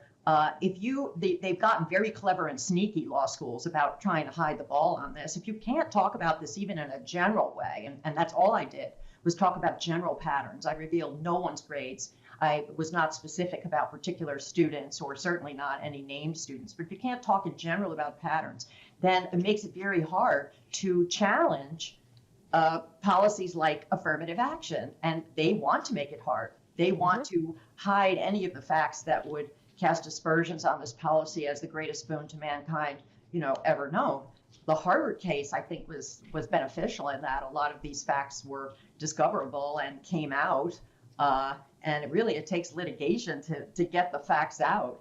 And that's a pretty hard road to toe, But it's going to take litigation to get the schools to abide by the Supreme Court ruling. I keep telling young lawyers, you want to become rich, just keep bringing lawsuits against colleges, because we are getting massive resistance. These are civil rights cases. Don't they get treble damages for that? They're cheating. They're coming up with pretexts. Well, actually, it shouldn't take a lawsuit. And I've been talking to some Trump people, or right of center people who are pretty well connected to the Trump administration. And my view is, politically, this election should allow the executive branch to cut off federal money from these schools, because they are discriminating every day in every way. Yes. I mean, there is no doubt about that. They pretend they're not, but that's just false. Okay. So really, the federal government would be justified in saying no more Title VI money starting tomorrow until you prove to us that you are abiding by Title VI. That is a political solution. And really, Ann, you and I know, but at the end of the day, the real solutions are political solutions. Okay. But I mean, one problem, you alluded to this earlier, is that the right is skittish about these topics. I mean, if you are a, true blue conservative, take out the blue, true red, conservative based, as they say, you are being policed not just from the left, you are being policed from the right. Yes. There are people who are, who want to distance themselves from me. I'm sure. I talk to the students about it. I mean, take the Federalist Society. They claim to be nonpartisan. I tell the students, since the left defines everything as partisan and everything as political, how can you be nonpartisan in the current atmosphere? If you are in favor of free speech, that is regarded by progressives and certainly by many of my colleagues, as a right-wing conspiracy to take over the universities and ruin them. So one way that I think the typical sports fan deals with disappointment is that you, as quickly as possible, try to move on from a devastating loss. UCLA got kicked out of the men's basketball March Madness last night by Tennessee. And so I just want to move on. I don't want to talk about it. I'm not going to read analysis of the game. Tennessee was clearly the better team. And here we are. So I'm developing my relationship with Grok, and I am impressed. And I asked Grok on Friday, where is Steve Saylor wrong? And I emphasized, I'm only interested here in facts and logic. I'm not interested in name calling. And so Grok said to me, well, Steve Saylor is wrong for his over-reliance on IQ as a predictor of social outcomes. So does Steve Saylor put too much emphasis compared to the evidence on IQ as a predictor of social outcomes among large groups? So in this 2007 essay, Steve Saylor argues that IQ is a robust predictor of individual and group success. Does he really argue that it's a robust predictor of individual success? I think he only argues for group success, economically, educationally, and socially. And Steve Saylor argues that differences in average IQ across groups explain disparities in outcomes like income, crime rates, and academic achievement. Does he say that that's the only explanation? I don't think so. So Grok tells me IQ correlates with certain outcomes such as educational attainment, but it's not a sole or deterministic factor. I don't think Steve Saylor says it's a sole factor. Studies such as James Heckman show non-cognitive traits such as motivation, conscientiousness, and social skills often explain more variance in earnings and employment than IQ alone. Yeah, and how robust is this Heckman scholarship, right? How many people are surveyed, right? How strong is this evidence? Steve Saylor tends to underweight these and cherry picks IQ as the dominant variable. Oh, does he? And logical flaw. Steve Saylor assumes group averages apply uniformly to individuals committing an ecological fallacy. Well, where's the evidence for that? I don't believe that's true. For instance, a lower average IQ for a group doesn't logically dictate that every member's outcome are constrained by that average. But where does Steve Saylor say that? He never does. Variance within groups exceeds variance between them. So what? Steve Saylor's focus on means ignores this distribution. Does it really? Steve Saylor rarely addresses environmental confounders like poverty, discrimination, or educational access, which meta-analyses, such as Nisbet 2012, show can shift IQ scores by 10 to 15 points within a generation. Well, how robust is that academic analysis? Steve Saylor's causal chain from IQ to social outcomes skip these steps. Really? Is that true? Steve Saylor suggests that high levels of immigration erode social cohesion, increase crime, and strain economic resources. Steve Saylor cites accurate stats, but he overstates their impact. Immigrants overall have lower incarceration rates than native-born Americans. So Steve Saylor doesn't admit this. He implies a linear link between immigration and cultural decline without defining cohesion rigorously or testing alternative causes. Steve Saylor's narrative leaps from data to conclusion without falsifiable metrics. Really? He downplays positive economic contributions by immigrants, their higher labor force participation, and their innovation. He notes group disparities in crime, and he frames this as a persistent pattern tied to inherent group differences rather than systemic factors. So does Steve Saylor completely ignore systemic factors? The data is correct, but his interpretation overreaches. Steve Saylor infers a biological basis often tied to IQ or temperament without direct evidence linking genetics to criminality across groups. Yes, we don't have direct evidence for a particular gene and particular outcomes. But given that the evidence is overwhelming that many of our temperamental traits have a genetic basis, I don't think Steve Saylor is way off. Twin studies estimate heritability of aggression at 50%, but environmental triggers such as poverty, lead exposure, and family instability mediate expression. Steve Saylor's leap to nature skips nurture's role. Does he really skip nurture's role? I don't believe so. Steve Saylor rarely engages with structural factors like redlining or lead poisoning. I've read a lot of Steve Saylor, and he does not ignore these structural factors. So, I said back to Grok. You says Steve Saylor tends to underweight these other factors, cherry-picking IQ as the dominant variable. What is the evidence that there is any variable in the social sciences that has more predictive value than IQ? What replicates more robustly than IQ?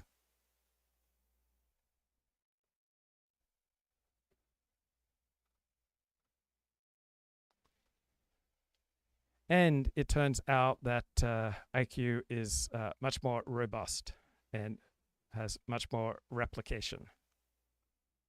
So IQ's replicability is exceptional. Few constructs, how about 0 constructs, match its 0.9 test-retest reliability or cross-cultural stability. So IQ wins on raw replicability due to standardized testing. So IQ's predictive value and replicability are top tier, Grok admits. No single variable consistently outdoes it across the board. So I quote Grok back to it. IQ correlates with certain outcomes, but it's not a sole or deterministic factor. Where does Steve Saylor or anyone ever claim that IQ is a sole factor? Nobody does.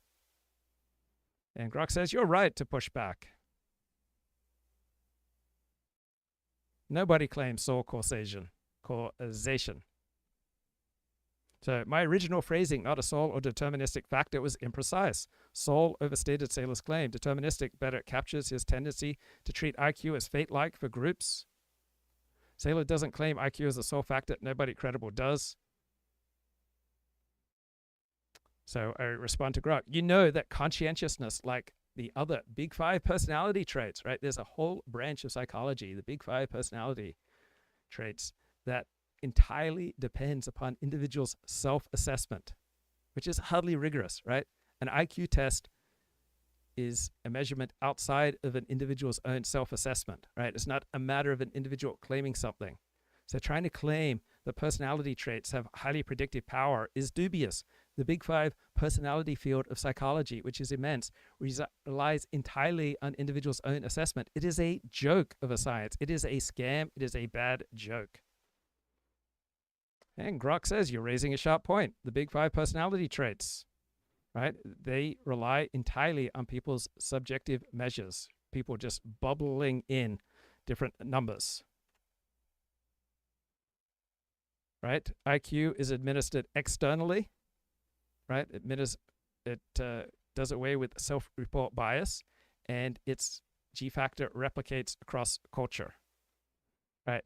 Big 5 personality testing is done via self-report questionnaires, right? Individuals rate statements like, I am always prepared,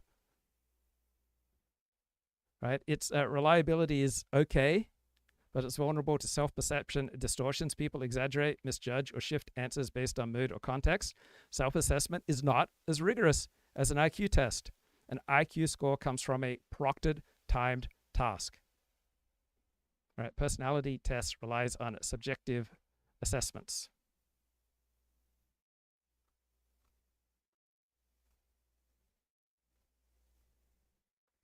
Right? IQ is hard data.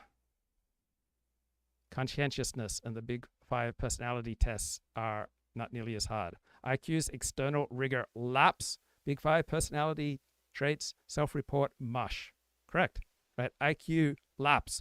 Big 5 personality traits, self-report mush. Conscientiousness, well, subjectivity weakens it. Maybe not a scam, but it's not as scientific. Right? Steve Saylor's IQ focus holds firmer ground than I gave credit. So I write back to Grok. Studies such as James Heckman, 1995, show non-cognitive traits such as motivation, conscientiousness, social skills often explain more variance in earnings and employment than IQ alone. Steve Saylor tends to underweight these, cherry-picking IQ as the dominant variable. Well, how well do James Heckman's claims replicate? Please compare the massive replication of IQ for predictive power within groups compared to the rigor and the replication of the studies showing non-cognitive traits often explain more variance in earnings and employment. How large are these non-cognitive studies compared to the massive size of IQ studies, which go into the millions?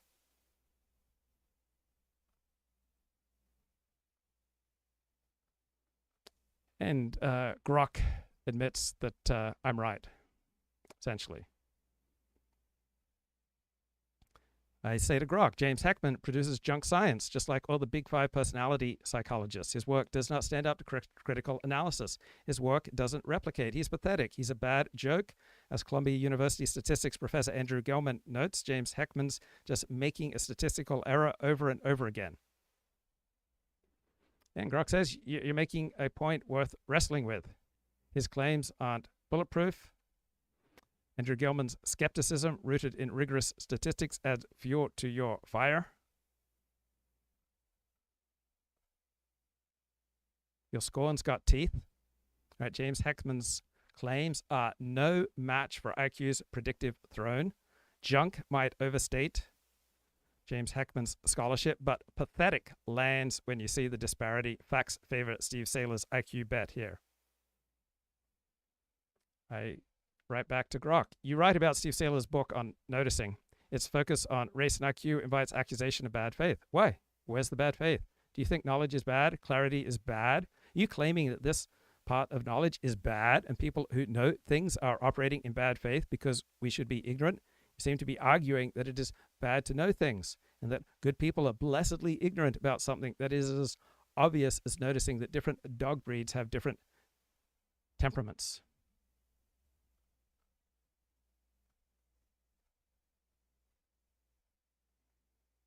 You wrote about Steve Saylor. He assumes group averages apply uniformly to individuals. Please show me evidence where Steve Saylor does this. He never does it, right? So Grok was just making something up about Steve Saylor.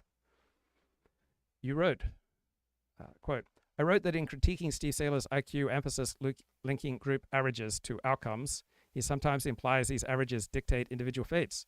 Please give me a quote where Steve Saylor says that group IQ average dictate individual fates. Why would you say things that are so recklessly false? Are you incentivized to lie about him? And Grok says, look, I'm just an AI bot. My intent was not to fabricate. Right? I'm an AI. I'm not a hired gun. I've got no skin in this. My goal is accuracy, not slander. If I misread Saylor, it's on me to fix, not some agenda. You are keeping me honest. I'll adjust. I say to Grok, you're right. A lower average IQ for a group doesn't logically dictate that every member's outcomes are constrained by that average. Variance within groups exceeds variance between them. Where does Steve Saylor say that a lower average IQ for a group logically dictates that every member's outcomes are constrained by that average? And Grok admits Steve Saylor never says such a thing. You're right. Steve Saylor rarely addresses environmental confounders like poverty, discrimination, or educational access. How robust and replicated is the evidence that poverty, discrimination, or education access can shift IQ points by 10 to 15 points within a generation, compared to the robustness and the replication of studies showing the predictive power of IQ tests for large groups? How large a sample do these claims for environmental confounders have? How big is that size compared to the size of tests for the predictive power of IQ? Sounds to me like Steve Saylor does not pay much attention to junk science that makes exorbitant claims on the basis of tiny amounts of evidence. You write that crime spikes in diverse areas, often tied more to poverty than ethnicity. How strong is the evidence that poverty is a bigger cause of crime than having a below average IQ? Please compare the size of the studies and the degree to which they replicate.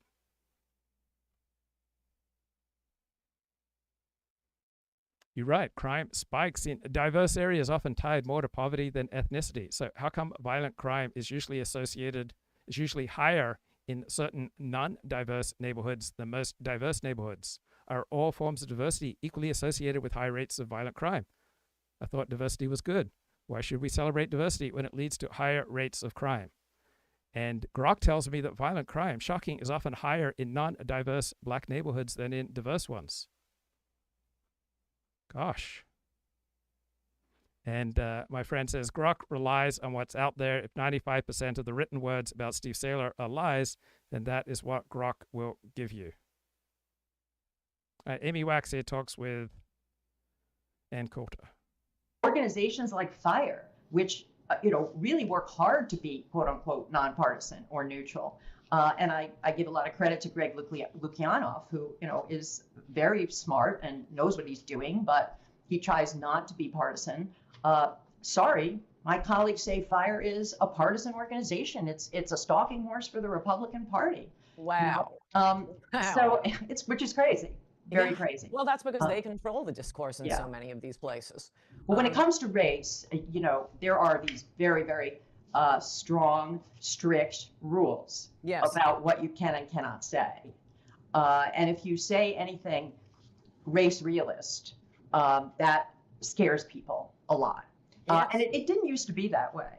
I mean, 50 years ago, 60 years ago, people were very open about patterns of behavior, group differences. They would talk about it openly. They would talk about the importance of self-help, the misfortunes of self-sabotage. I remember I gave a talk not long ago in which I reminisced about my own parents who were very pro-civil rights, but at the dinner table, they would, lament the fact that the Black family was breaking down and they thought that was really going to impede progress. They would lament the fact that crime rates were too high in the Black community, that Black students, were lagging behind in school. They would be very, very frank and overt about these disparities and what they thought were, the behavioral elements of these disparities. Now in the woke present, these topics are taboo.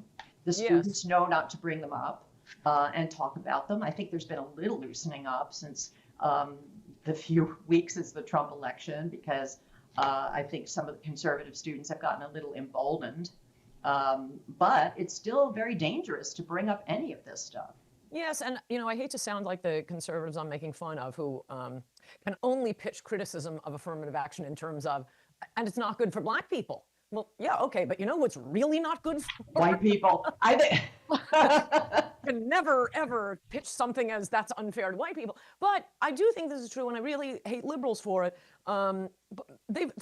For 50 years, they've been using affirmative action and diversity to brush under the rug real problems in the Black community, when that's what we ought to have been addressing. I mean, just to address illegitimacy, you'd remove like 50% of the problems in the Black community. You wouldn't have to worry about blaming white people for what the problems are, because so many of the problems would be gone. But they can brush all of that under the rug.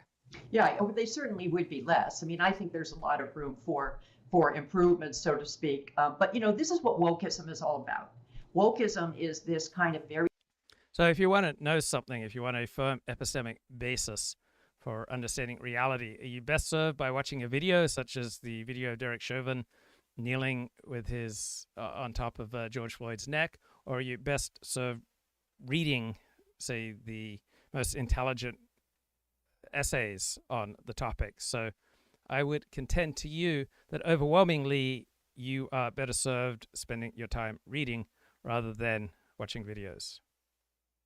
Very clever device that the left has stumbled on. Of course, it's been a long time in coming, but then it really kind of accelerated, as so many things do, right? Gradually, then suddenly. And wokeism, at the heart of it, of course, is race, although it's got this little gender offshoot, of course. But it is a ideology that says that everything is white people's fault.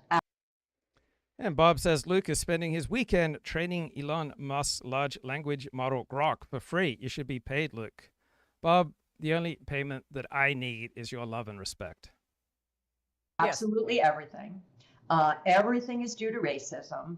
The world is divided into oppressor and oppressed, and we just have to locate where everybody belongs in that particular universe. Right? And then we've explained all social phenomena. And it's QED. That's it. That's all. And Kip says that he hired a Black loan officer and it didn't work out for him. Well, Kip, that's because you probably operated with institutionalized racism, and he naturally found this oppressive. All you really need. Now, of course, this generates, endless blather. It sure does. Never ends. Goes on and on and on.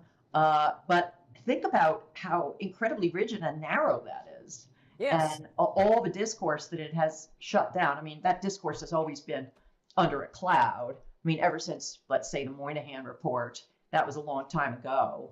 And even then, it was parlous to talk in those terms. But now it's pretty much impossible. Yes.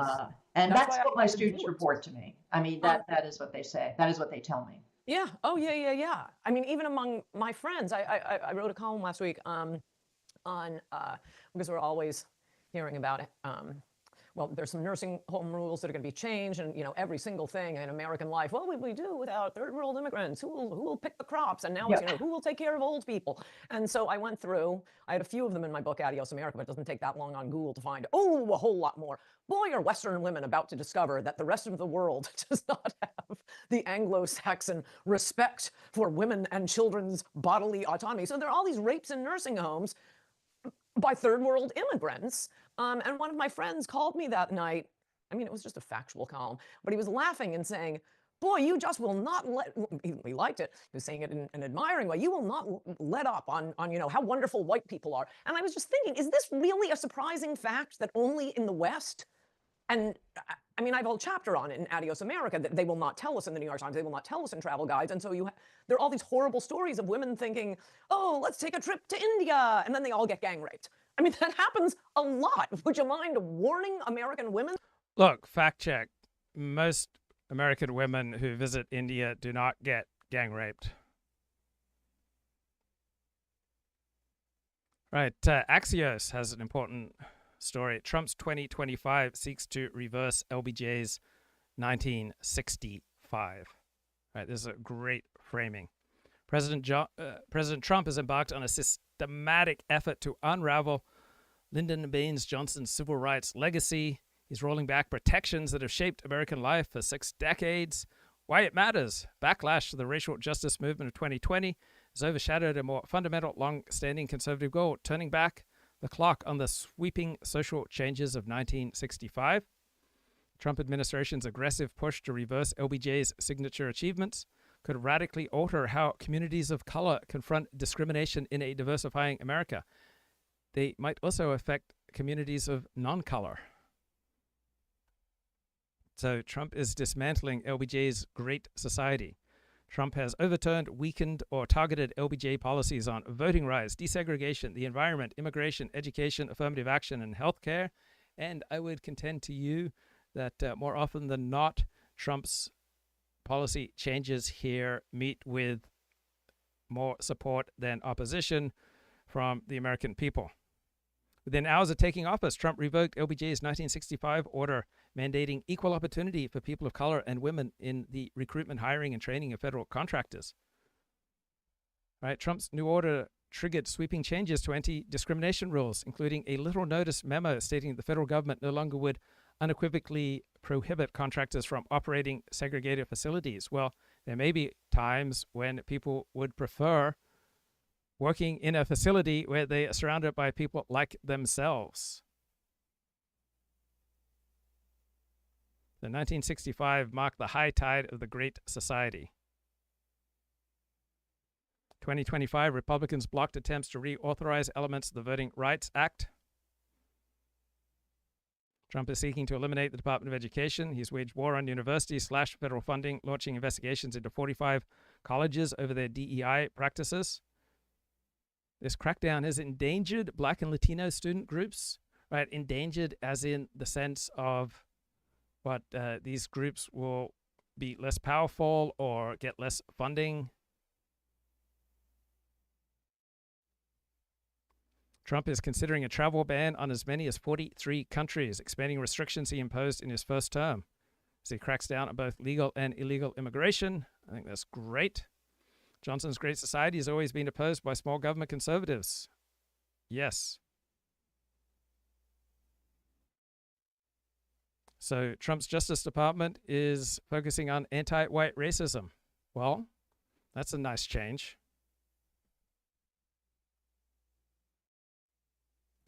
I dig it, man. I dig it. That the third world does not have the West's respect. Oh my gosh, feminists are about to discover they never had it so good. If we Okay, some good points there by Ann Coulter. Here she's speaking with Daniel Greenfield of Michael Horowitz's foundation. It's reserved for officers or the head of the Pacific Fleet. If he hadn't done that, and Brown had gone out for his parking spot, and so Brown refers to the head of the Joint Chiefs, who Trump pushed out a couple of weeks ago. General Brown was a black man very much on board with DEI and pushing narratives of racial oppression, because he was asked if he was parking in a spot reserved for the head of certain command, and he wasn't wearing his uniform, and so he got a whole victim narrative out of it. some, rando Shlomo had been sitting there. Well, I think that would be an example of racism. I mean, you didn't say my parking spot for me, right? I mean, the guy's just doing his job. The serviceman who said, you can't park there. And he says, well, I am the head of the Pacific Fleet. Yeah, okay, and then you got the parking spot.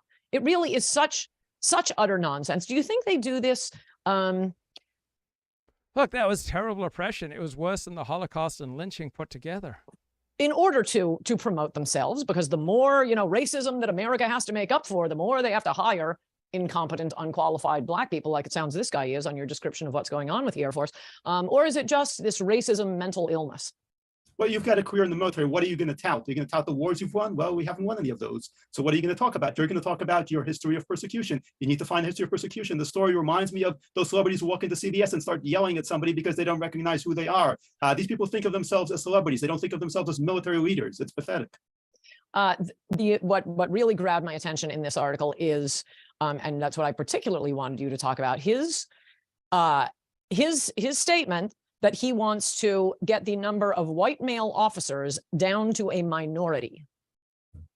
oh yeah, this is the brilliant dream for the Air Force. We've got over 80% of pilots are white men. He wants white men to be down to 43%. That's their quota for white male officers. At that point, you don't even have a functioning Air Force. You don't even have enough people to fill out the ranks. But this is their dream. And if they can't do it directly, they're going to do it indirectly by discouraging people from joining. This is part of what wokeness is about. It's part of what the whole stand down order on racism was. You're going to terrorize people. You're going to destroy their careers. You're going to make it too miserable, too unpleasant for white men to remain in the Air Force or in the United States military. And then they're going to have their dream of a properly woke, properly diverse military that looks exactly like America, at least parts of San Francisco. Yes, and that can't win any wars or even any skirmishes.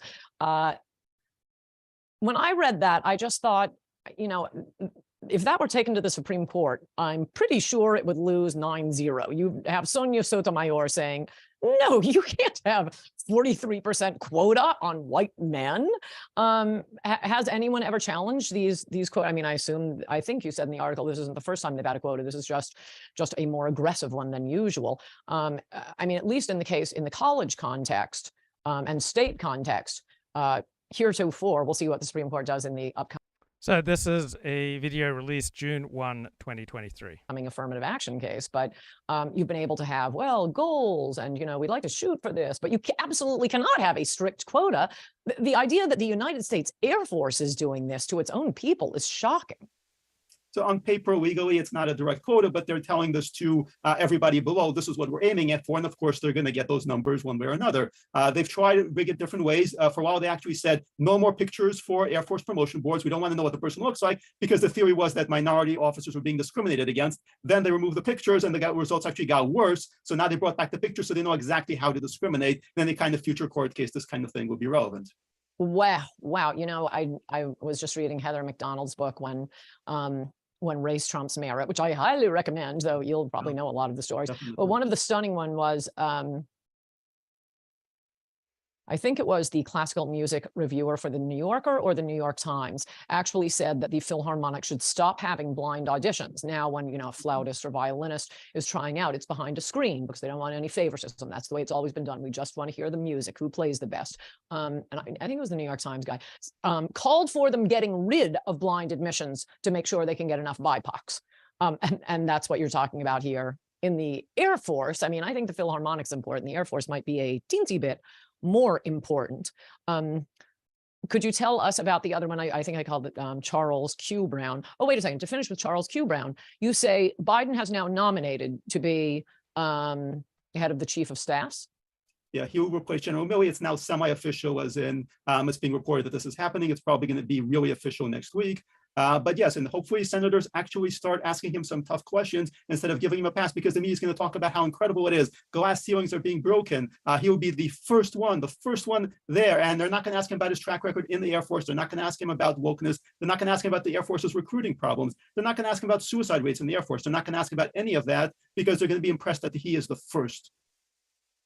That's a very interesting point. I mean, maybe we should Joe Biden is up for election next year, and so are 1/3 of the senators. It might be worth bringing a lot of attention to this. And I mean, if Republican senators can't think of it on their own, or, you know, Heritage Foundation and the rest of these conservative groups, they make certain votes a vote that will count toward, you know, their conservative ranking. I think this vote ought to be one of those, and it would be worth getting through to Ted Cruz and you know, Rand Paul, Tom Cotton, the smart ones, Josh Hawley. I don't know if any of them sit on the committee, but there's got to be somebody decent on the committee that has the hearings. And then there's the floor vote. This is really, really, this outright racism against white men, and, as you say, intentional destruction of the military. I'm sorry, that's 80-20 issue for the Republicans. And my position is, even if you lose, you want to keep fighting on 80-20 issues, Republicans, because you're going to be up for election. And so are these Democrats. How is Sinema going to vote? How is Joe Manchin going to vote? This is really disgusting behavior. And I would really like to see an organized campaign to at least, you know, raise this issue so that the American people know what's going on, and, you know, to put a scare in Democrats. Yeah, you can reduce it to a simple question. Should you actually cut the number of white male officers to 43%? Who supports that? Let's put it on the record. That is excellent. That is excellent. I want to get this video up as soon as I can. The other one had a tale of woe. Could you tell us about, I think this one was Anthony Cotton. Yeah, that was a good one. That's a good one. I mean, it's all petty, but at least it's not quite as petty as a parking space. It's, a police officer stopped me at one point. Wait, first say who he is and what he's done with, I think, an Air Force base in Montana. So we're talking about Stratcom. These are the guys who are in charge of nuclear weapons. In theory, if there were a nuclear war, it would be their job to rain destruction on our enemies, or possibly on us in Lieutenant General Cotton's case, because this was a guy who was much more vocal than Brown in the whole Black Lives Matter condemnations. And meanwhile, the thing about Stratcom, the thing about our nuclear defenses is they're actually in pretty bad shape. There are a bunch of those men and women sitting around preparing to push the button, so to speak, and launch nuclear weapons in practice. Those weapons might not work. The safety protocols are a complete mess. Crews have been repeatedly caught cheating on those tests, because one of the secrets is that Stratcom is where you put people who are really not very good at anything. In many cases, it's affirmative action hires. So they focus their diversity on getting those people in who are going to be in charge of monitoring, who are going to be in charge of actually properly dealing with the signals and being prepared to take action. And those people are in many cases not qualified. When exams come around, they cheat on exams routinely. And Cotton was in charge of one of those bases in Montana, which have been held up as an example of diversity and the progressive direction that the Air Force is going in. And since then, he's continued to fail upward. And at this point, I would not be very surprised if he steps into the next head of the Air Force. Now, what you're saying this, I'm not a man, not that familiar with the military terms, but what is this outfit that you say is where they put the incompetence and affirmative action, and why are they in charge of our nukes? Well, because the theory is we're not using nukes anyway, so how much damage can they do? Wow. Wow. The so-called missileers are these people who are in theory capable of, destroying the world, but it's okay. You don't actually need the best and the brightest for that. You need the best and the brightest when it comes to flying a jet into enemy territory. People who might occasionally be asked to push a button that they're never going to be asked to push, you can just stick anybody there. Interesting. Okay, and you say at this Montana base, they're going all out on like Pride Week and heavy on diversity and what did Cotton say? What is he, Major Cotton, something like General Cotton, Lieutenant General Cotton. He was referring to his DEI group as the most important people at this base. Do I have that right? Yeah. Well, the more useless the people are, the more likely they are to be doing DEI. That's true in the military. It's true in the private sector. It's true in politics. If they can produce nothing, if they accomplish nothing, then of course they're going to educate people about pride. Okay, now let's get back to Lieutenant General Cotton's.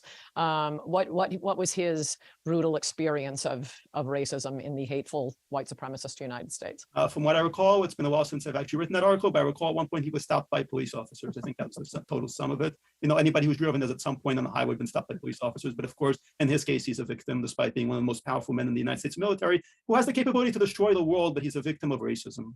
Yes. He's Ahmed Uberry, he's George Floyd, he's every single drug dealer who's ever been shot by police after. Yes, you said that in one of your columns. I guess that was what he said. He's the one who gave, maybe they both gave angry video statements around the time. It was very popular. Yeah, and full of fury, saying, I am George Floyd, I am Breonna Taylor, and you point out, well, no, unless you're living with your drug dealer and he's shooting at the police, you're really not Breonna. Fentanyl addict with a long list of felony addicts. Please, Cotton, do not tell us that's who you are. So that was really something. Wait, there was something I wanted to mention. Oh yeah. I've noticed. I mean, even Senator Tim Scott has to talk about the time he was pulled over. I think he's one of the ones who talks about the time he was pulled over. Maybe that's Cory Booker. And I just love this idea that at least some Black people have, that white people, whoa, we can just speed, fly through red lights, forget the registration, and so on and so forth. Like you say, anybody who drives has been pulled over. I've been pulled over. I've been in cars that were being pulled over, and let me tell you, I am an extremely law-abiding, nice white girl from Connecticut, and my heart is always pounding out of my chest. It is terrifying being pulled over by a cop. Now, one thing I don't do is fight with the cops, reach for their guns, try to speed off. Word to the wise on how. All right, article here in the Washington Post from this weekend. Autocrats roll back rights and the rule of law, and they cite Trump's example. My God, this is scary, guys. Did you know that Trump's statements, policies, and actions are providing cover for attacks on LGBTQ plus rights, freedom of expression, and the rule of law around the world. My God, I didn't realize how bad things have become. Under Hungary's anti-gay propaganda law, bookstores were fined for selling LGBTQ+ themed tomes without sealed plastic wrappers. Okay, so on the one hand, this restricts the rights of people who want to get LGBT books without sealed plastic wrappers. On the other hand, it shows and enhances the rights of perhaps a majority of Hungarians that they want a heteronormative civilization. A museum director was fired for allowing minors into an exhibit with images of same-sex couples. So on the one hand, this reduces the rights of those who want minors to see same-sex interactions. On the other hand, it might well strengthen the rights of those who want a heteronormative civilization. But the autocratic government of Prime Minister Viktor Orban is so autocratic it consistently gets re-elected. Stopped short of targeting the community's premier event, the annual Pride Parade, until now. Parliament voted overwhelmingly this month to ban the event and threatened to use facial recognition technology to identify violators. So, on the one hand, this reduces the rights of those who want to participate in such an event and want such an event, and it enhances the rights of those who don't want such an event. So what changed? According to Viktor Orban, it was the return to the White House of President Donald Trump. So Orban's chief of staff told journalists that the change in administrations in Washington had lifted the American boot off the chest of the Hungarian government, making it easier to breathe. So apparently Hungary couldn't breathe when Joe Biden was in office. That's bad. We should allow people to breathe. So it sounds like the return of Donald Trump to the White House has helped Hungary increase perhaps majority rights, or certainly rights for one group, and decrease rights for another group. So not as dramatic when you frame it this way.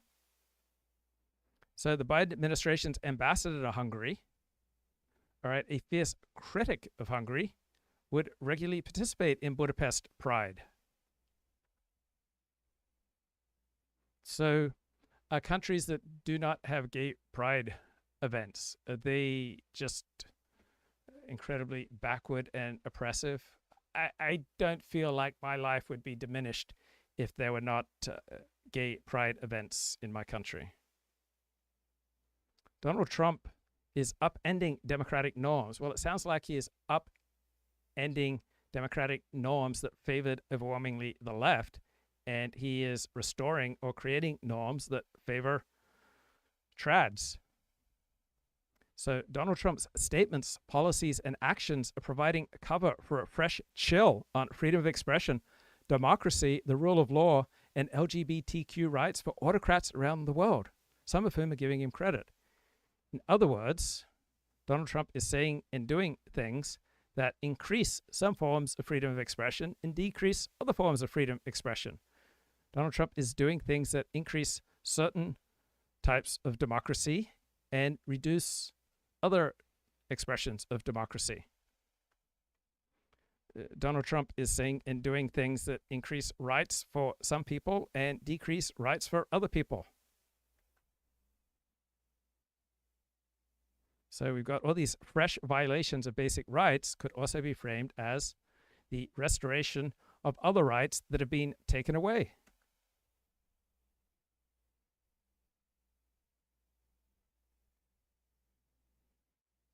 So Viktor Orban announced a spring cleaning against opposition politicians, judges, journalists, civil societies, organizations, and activists, a group he described as society's stink bugs. Well, depending on your hero system, these people might most likely do resemble stink bugs for some Hungarians, and then for people in Hungary with a different hero system, these people are not stink bugs. They are wonderful. They are beautiful. So it sounds like Trump is enhancing the rights of some groups and reducing the rights of other groups. So a presidential election in Romania was cancelled at the end of 2024 because it appeared that a populist was going to win. But the canceling of elections, right, and restricting majority rights, guys, that's democracy. Because democracy dies in darkness, right? It's important to cancel elections if we might have a populist winning.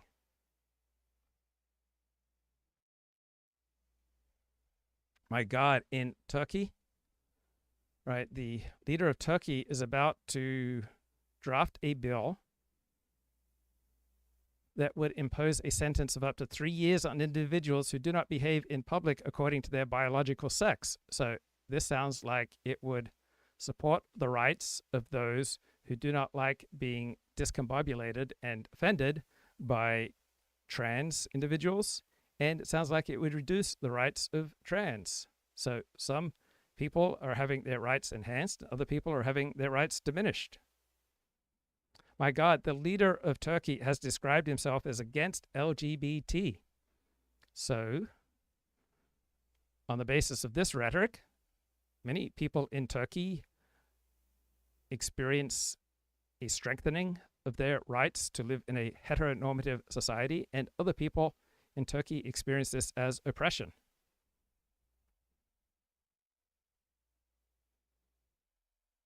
So apparently Donald Trump and Viktor Orban are undermining judicial independence.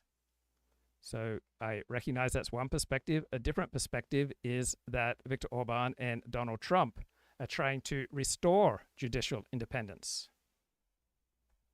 So you could see Viktor Orban, leader of Turkey, and Donald Trump as seeking to control the media, or you could see them as trying to push back against media bias. You could see these leaders as targeting migrants, or you could see them, for the very same actions and words, as trying to protect citizens. You could see them as attacking the LGBTQ plus community, or you could see them as trying to protect the heteronormative community. So the 2021 anti-gay propaganda law stoked fear in Hungary's LGBTQ plus community, and it probably heartened those in the heteronormative community. Lawmakers followed in Hungary in 2023 with a proposal to allow citizens to report same-sex couples with children anonymously. So this would hurt the rights of the LGBTQ community, and it would enhance the rights of the heteronormative community. That bill, however, was never signed.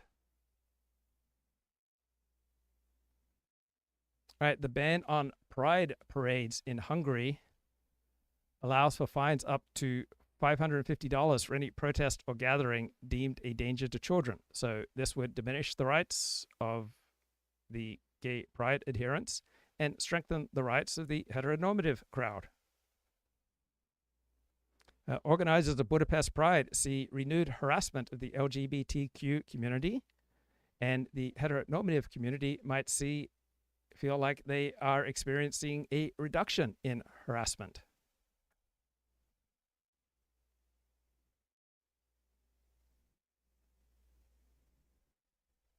So I guess it depends on the nature of your hero system. How to avoid getting in That's trouble. actually have to talk. That's how you actually have to talk.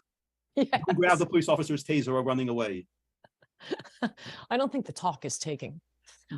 Anyway, this I thought that article was absolutely spectacular. And I mean, nobody else is digging in and getting this stuff. You also have a group that you've started with, I guess, David Horowitz. What's it called? It's about military readiness. We're working Obama with and Biden, I think. Yeah, we're working with various military veterans, campaigning against the soil military. Okay, Mr. Outberger asks if I am in possession of the facts with regard to the cancellation of the presidential election in Romania. Why? Yes, I am. Please check journalofdemocracy.org. Why? Romania just canceled its presidential election. On December 6th, the Romanian Constitutional Court made a startling decision. It canceled the country's presidential election just 2 days before the final round of voting. Until that moment, the court reassured the country it would allow the elections to proceed. Suddenly, it reversed course. It cited newly declassified intelligence reports. And when have we ever known intelligence reports to be weaponized? Guys, apparently there was Russian electoral interference on behalf of a far-right nationalist and populist who became the favorite to win after the first round of voting. So, yes, if a populist is going to win, right, you better cancel an election. That's the democratic thing to do, guys.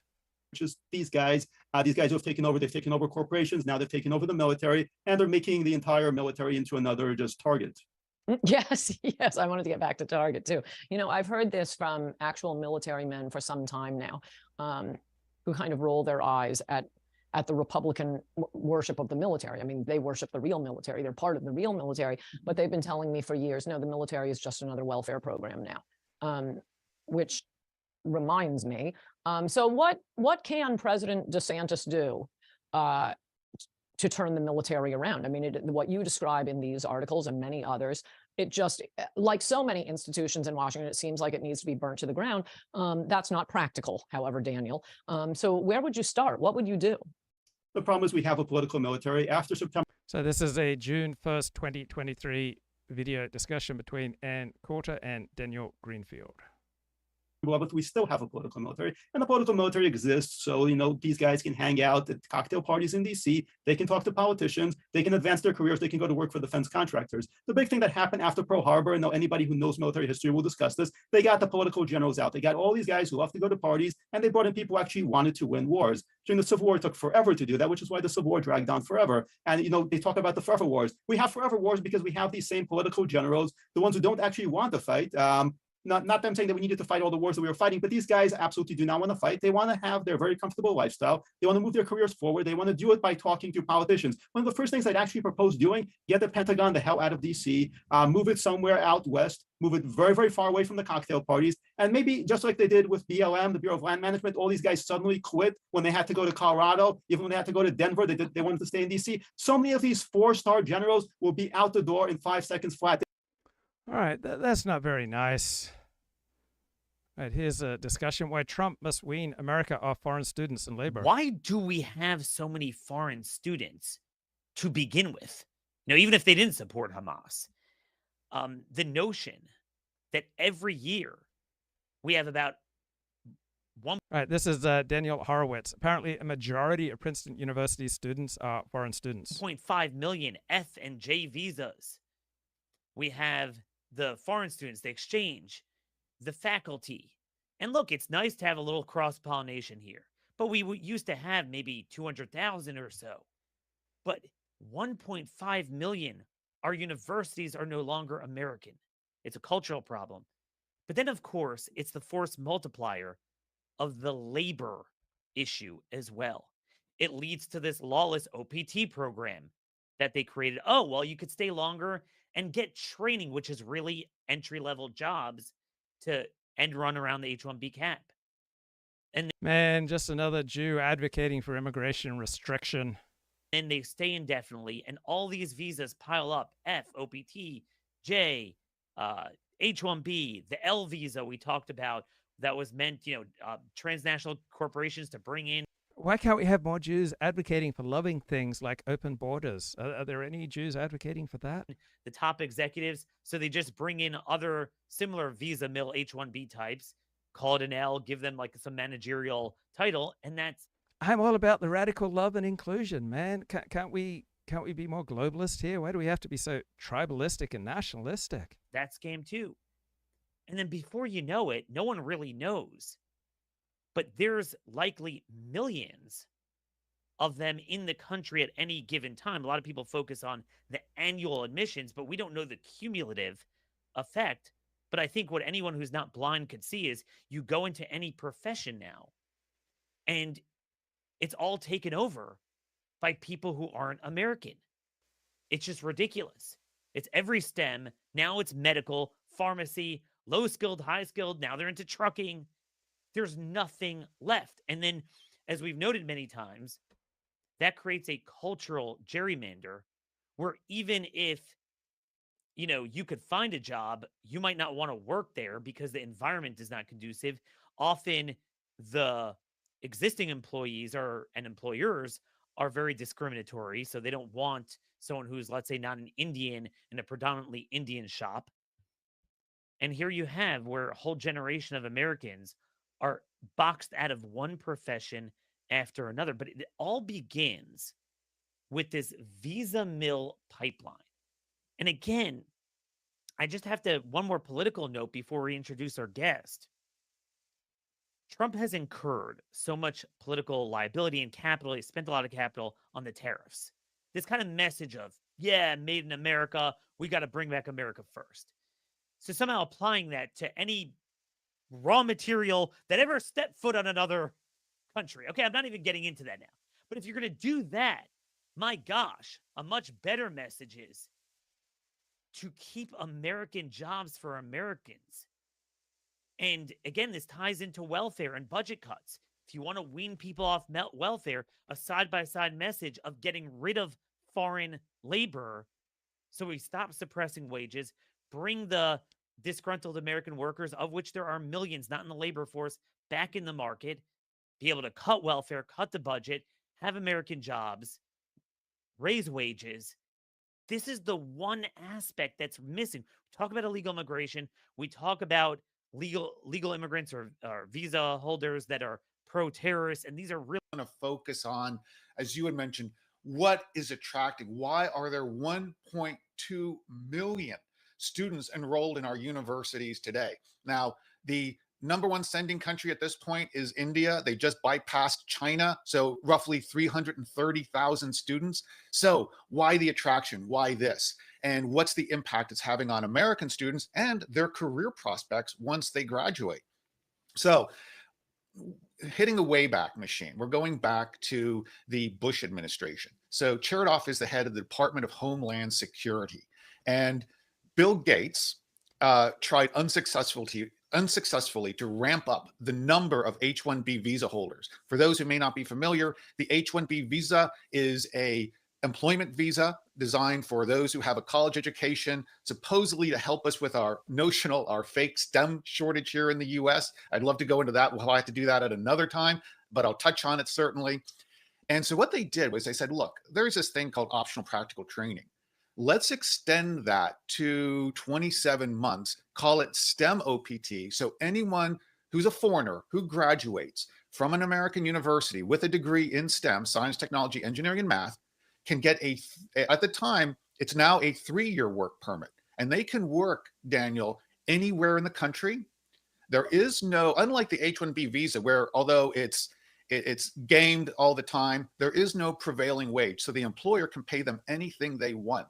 And moreover, the employer gets a 15% benefit because they don't have to pay FICA, Social Security, or any health care for these STEM OPT workers that they're giving a 3-year permit to. So this is the huge draw. This is what is bringing in foreign students from countries like India and China to study here in the US. Just on that, what was the congressional vote? Do you remember the vote tally in the House and Senate on the OPT program? I'm glad you mentioned that, Daniel, because guess what? This is a classic case of deference where the agencies have really created this program all on their lonesome. And let's dive a little bit more into that, because that's a great question. So what is the student visa? An F1 student visa, it is a non-immigrant visa. It requires a foreign student to prove that they have every intention of returning home. So STEM OPT is a direct violation of the Immigration Naturalization Act, the INA. However, with agency deference, this program was created. And right now, there are probably over 500,000 people here on STEM OPT. And other OPTs. That is not counted in the H-1B numbers. That is not counted in the H-1B. We looked at 2019, and we figure when you look at the higher skilled visa categories like H-1B, you had mentioned L1, J1, OPT, CPT, STEM OPT, roughly 1.5 million workers here in the US. And so what this STEM OPT does, because it gives a hiring preference to a foreign worker, we are literally ripping out the bottom rung of the career ladder for our graduates, because the vast majority are studying, of course, STEM. So they're competing directly with Americans. And so what's the result of this? The result is only 74% of those that graduate with STEM degrees here in the US do not work in STEM careers. And directly from the census. The census put out that data that you're referencing. Correct. Only 26%. So why would you go for a degree in that and then you don't go into the field? I'll give you a great example. Well, 3 examples I can give. One, we have an activist who works with a very large financial company, and she's database programmer. She's one of the few Americans left in that in that company working in the IT shop. And her husband also he has a computer science degree, works in tech, and they have 2 kids about to enter college, and they would not recommend a degree in computer science. So imagine that, because this is where all the potential was. This is where they said, oh my God, learn to code. You're going to have a career. And Americans did learn to code, and they were doing great. But what happened? Well, we had programs like H-1B that were created through the collusion of lobbying groups. H-1B was created in the Immigration Act in 1990. You had groups they would call themselves the Business Immigration Coalition. What was the other one? The Information Technology Association. And you bring them together, and you have a lobbyist like this guy, Harris Nathan Miller, who cut his chops in the Carter administration, helped form the Senior Executive Service Corps. He was responsible for pushing the Simpson-Mazzoli Act. He worked in the Judiciary Committee. And this is the guy that basically gave the corporations everything they wanted. And I'll give you a great example. I have a good friend of mine. He'd been a scientist at Lawrence Livermore for almost 40 years. And we were talking about this in 2018. And over lunch, he goes, Kevin, they've always been trying to get our wages down since the 60s. They always thought they were paying us too much. So the H-1B visa helped them do that. And then to add fuel to the fire, when during the Bush administration, and then it was the length of time was increased under the Obama administration, you have STEM OPT. Who would want to go into an environment like that? Now, what has been going on? There's an amazing public interest attorney out there. His name is John Miano, and he filed a case called WashTech versus DHS. And they have litigated that up to the last session of the Supreme Court. It went to the Supreme Court, basically saying what I said earlier. It's like DACA. You made it up. Yeah, you made it up. The Supreme Court chose not to hear it, but we may have a second swipe at the apple.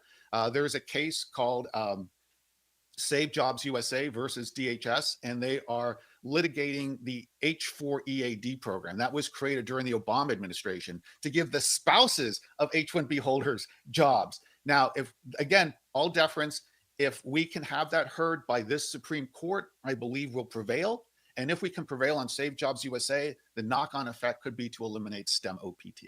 So that the OPT program obviously is big, and you mentioned versus DHS. It's funny, my ignorance here. It was only recently I realized DHS oversaw it. I thought it was like the Department of Labor. It's not. It's DHS. So at a time where Trump is trying to marshal every sort of ancillary DHS agency to help with deportations, we actually have DHS officials that are dealing with a lawless foreign worker program that shouldn't even exist. Now I don't know about what you're hearing, Kevin. I would have said, so there's a lot of debate over H-1B. You got Elon Musk there with his statements, but I thought OPT would be the lowest hanging fruit. You just get rid of it right. Because it's garbage in, garbage out. It's kind of like what Trump did with the CBP-1 app. It was literally made up. It was unlawful. You're not allowed to keep it. You have an entire visa category that's not created by Congress. I'm not hearing any promise on that. I am hearing I believe there will be an effort to remove through legislation optional practical training. Again, we have an opportunity with this Supreme Court if they hear through legislation. Through legislation. So there's a lot being done executively that probably needs to be done legislatively. But the one thing that can and should be done executively, yeah, exactly. Okay. And EO saying, "Hey, this wasn't litigated. This is actually technically." Okay, Ann Coulter, a few days before the election, spoke with Mickey Kaus. I respect that. But keep in mind that as you know, I've become a devotee of Mark Halperin's podcast. Oh, yeah, thank you. I've been listening to that. That's not too bad. Today, they had a very good one, and they both agreed that Trump is going to run up the vote in Florida so much that if he does better than expected in California and New York, or better than previously in California and New York, he might actually win the popular vote.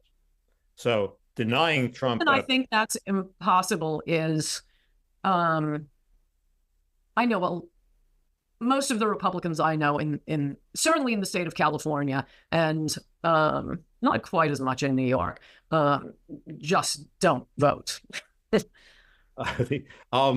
That's possible. And also, they can steal votes like crazy. They can harvest votes just so they can have, point of pride saying, "Oh, our person won the popular vote." There are no Republicans checking.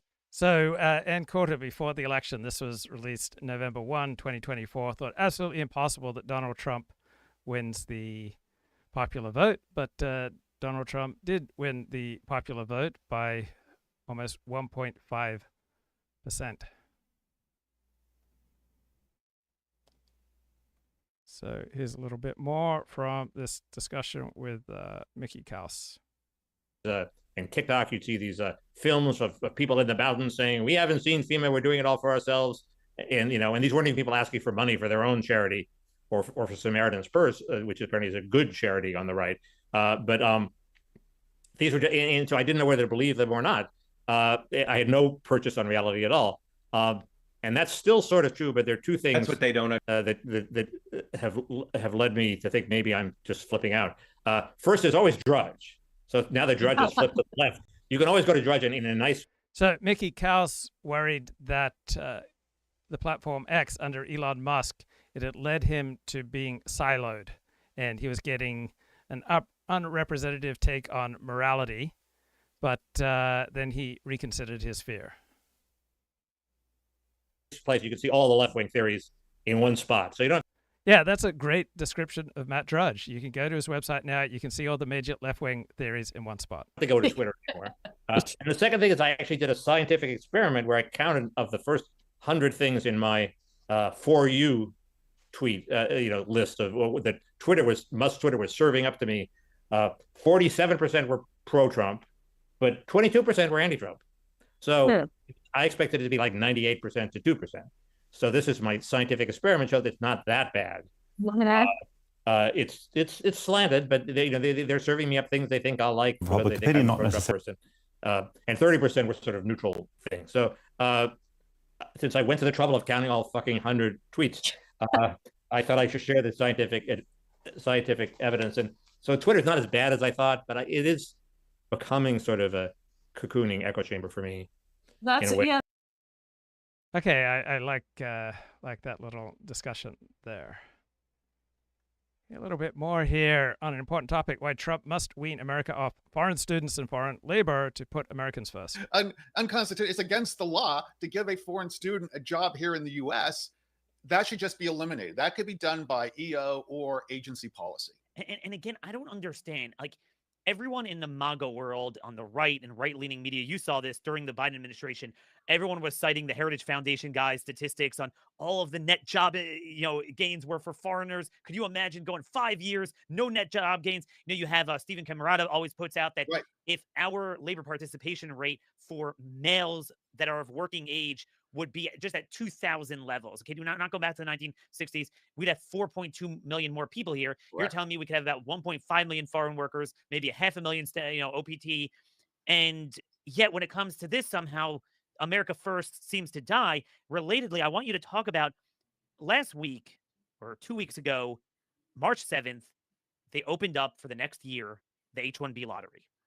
And I'm not seeing any reforms, any changes, any caps. Remember, Trump could use 212F to shut off immigrant visas, certainly non. So this video was released March 21st, so 2 days ago. All right, Steve Saylor has a column, The Vanishing White Male Writer. Young straight white men used to win literary prizes. And Steve notes that Los Angeles writer Jacob Savage often writes Steve Saylor-like articles full of facts, full of counting, such as his 2023 article, The Vanishing, the Erasure of Jews from American Life in Tablet.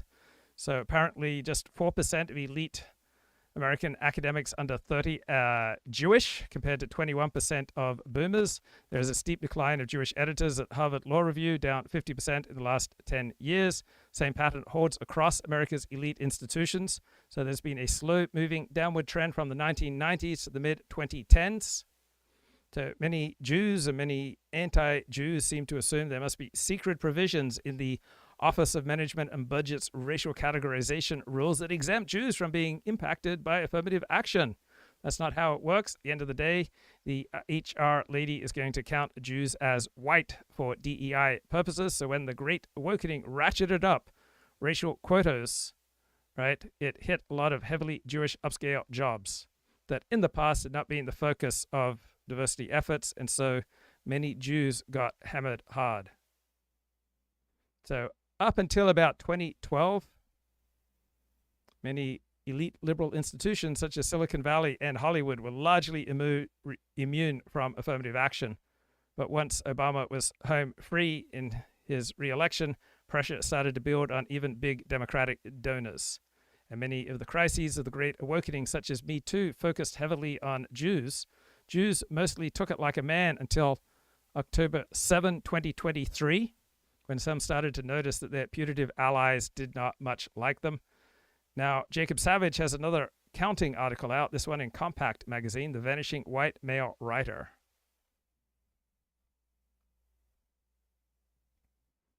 So one thing the publishing industry is missing out on by going all female all the time is that men make much better critics at drawing attention. Women tend to be agreeable and non-hierarchical, so they are not as good at starting arguments over which writers are best. In contrast, men like arguing with men over greatness. Seems like there must not have been many women writers in the past because it's hard to remember more than a few of them, but there have always been a large fraction of female bestseller writers over the last 250 years. But most of the best-selling female authors from the past are not remembered much. Women tend to be more focused on the latest thing than on cultural immortality.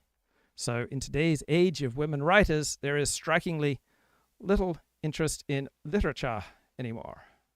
Non-immigrant visas if he wanted to. And it's not just national security, as you well know. It's when it's in the national interest. He could say, look, it's not good for our economy. It's not good for wages. That would also fit 212F. The left would sue it, but, presumably we'd win. At the same time, we're seeing the big companies laying off a lot of workers. So you're caught red-handed. You can't tell me we're just dying to get new workers. They're laying off people. How is it at the same time we have an unreformed H-1B lottery opening up? It is, Daniel, like the whole program is on autopilot. There is no adult supervision. Stepping way back, and then I'll bring it forward. The immigration subcommittees should be not under judiciary, but under labor. Traditionally, going way back, they were, because we should be looking every day at the labor force. And is more immigration a good idea or a bad idea? When my mother came here to the country in 1952, we let out only 178,000 green cards. And moreover, there were no employment visa programs. That year was the first time for an employment visa program. And it was a good time for the native born, and it was a great time for the new arrivals, because it was immigration was restrictive and well regulated. There were no opportunities for businesses to manipulate and create an indentured servitude program like they have with the H-1B and STEM OPT. So we should definitely be looking at getting rid of these programs. Now, there is an opportunity too it's called the Congressional Review Act. It allows Congress to overturn regulations within 60 legislative days of finalization. Now, you would say, well, we're out of time with the Biden administration, but it also includes a look back period on the previous Congress.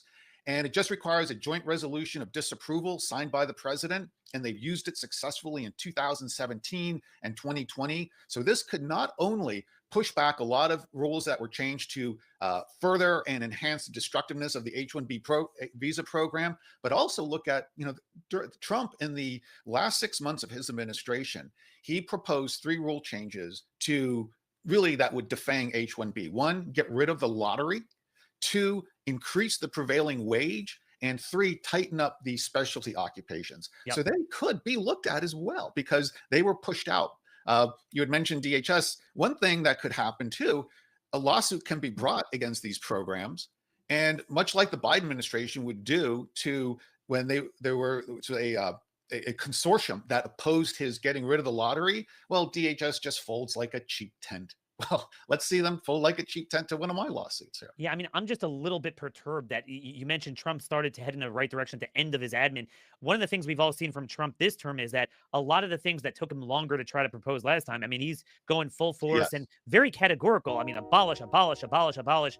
Again, that's a whole other discussion. A lot of it's not being abolished. The courts, they're not codifying Congress, whatever. But the point is, from his signaling, he's signaling a very broad approach. But I'm just watching, again, F1, OPT, H1B.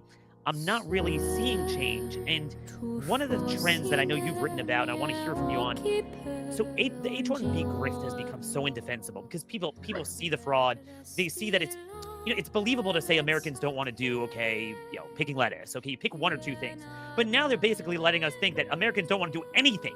White collar, gray collar, blue collar. There's nothing Americans will do. Everything is Indian. So everyone knows there's nothing free market or natural about that. That can't be natural. There's nothing natural about 55% of a bunch of colleges being foreign born. I mean, it's just ridiculous.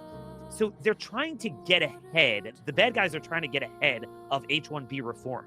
What do you see their play down the field to try to jujitsu that? And what do we need to look out for? We have to really be careful because I've seen a draft of a bill where we are looking at where they're saying, wow, let's just move, because right now, according to the Immigration Reform Act of 1990, there's no attestation required, like check, this is, again, the awful thing about H-1B and why it needs to go is, prior to 1990, any kind of employment visa, you had to demonstrate you could not find an American to do the job before you even posted the job. Well, they changed that in 1990 and said, look, with the H-1B, if you're offering more than $60,000 a year, which even then, when you look at places like San Francisco and everything, wasn't a good salary, you don't have to say we can't find an American. So there's one bill that says, let's just move that to 135,000. Well, rubbish. It needs to be moved to the upper 75th percentile of the prevailing wages for that area. And things like that, there are a number of things we can do along those lines because with the wages, right now, it's so easy to gain wages. So, for instance, it's written into the law that Department of Labor, when they get what they call a labor condition application for an H-1B job, a company wants to give to an H-1B visa holder,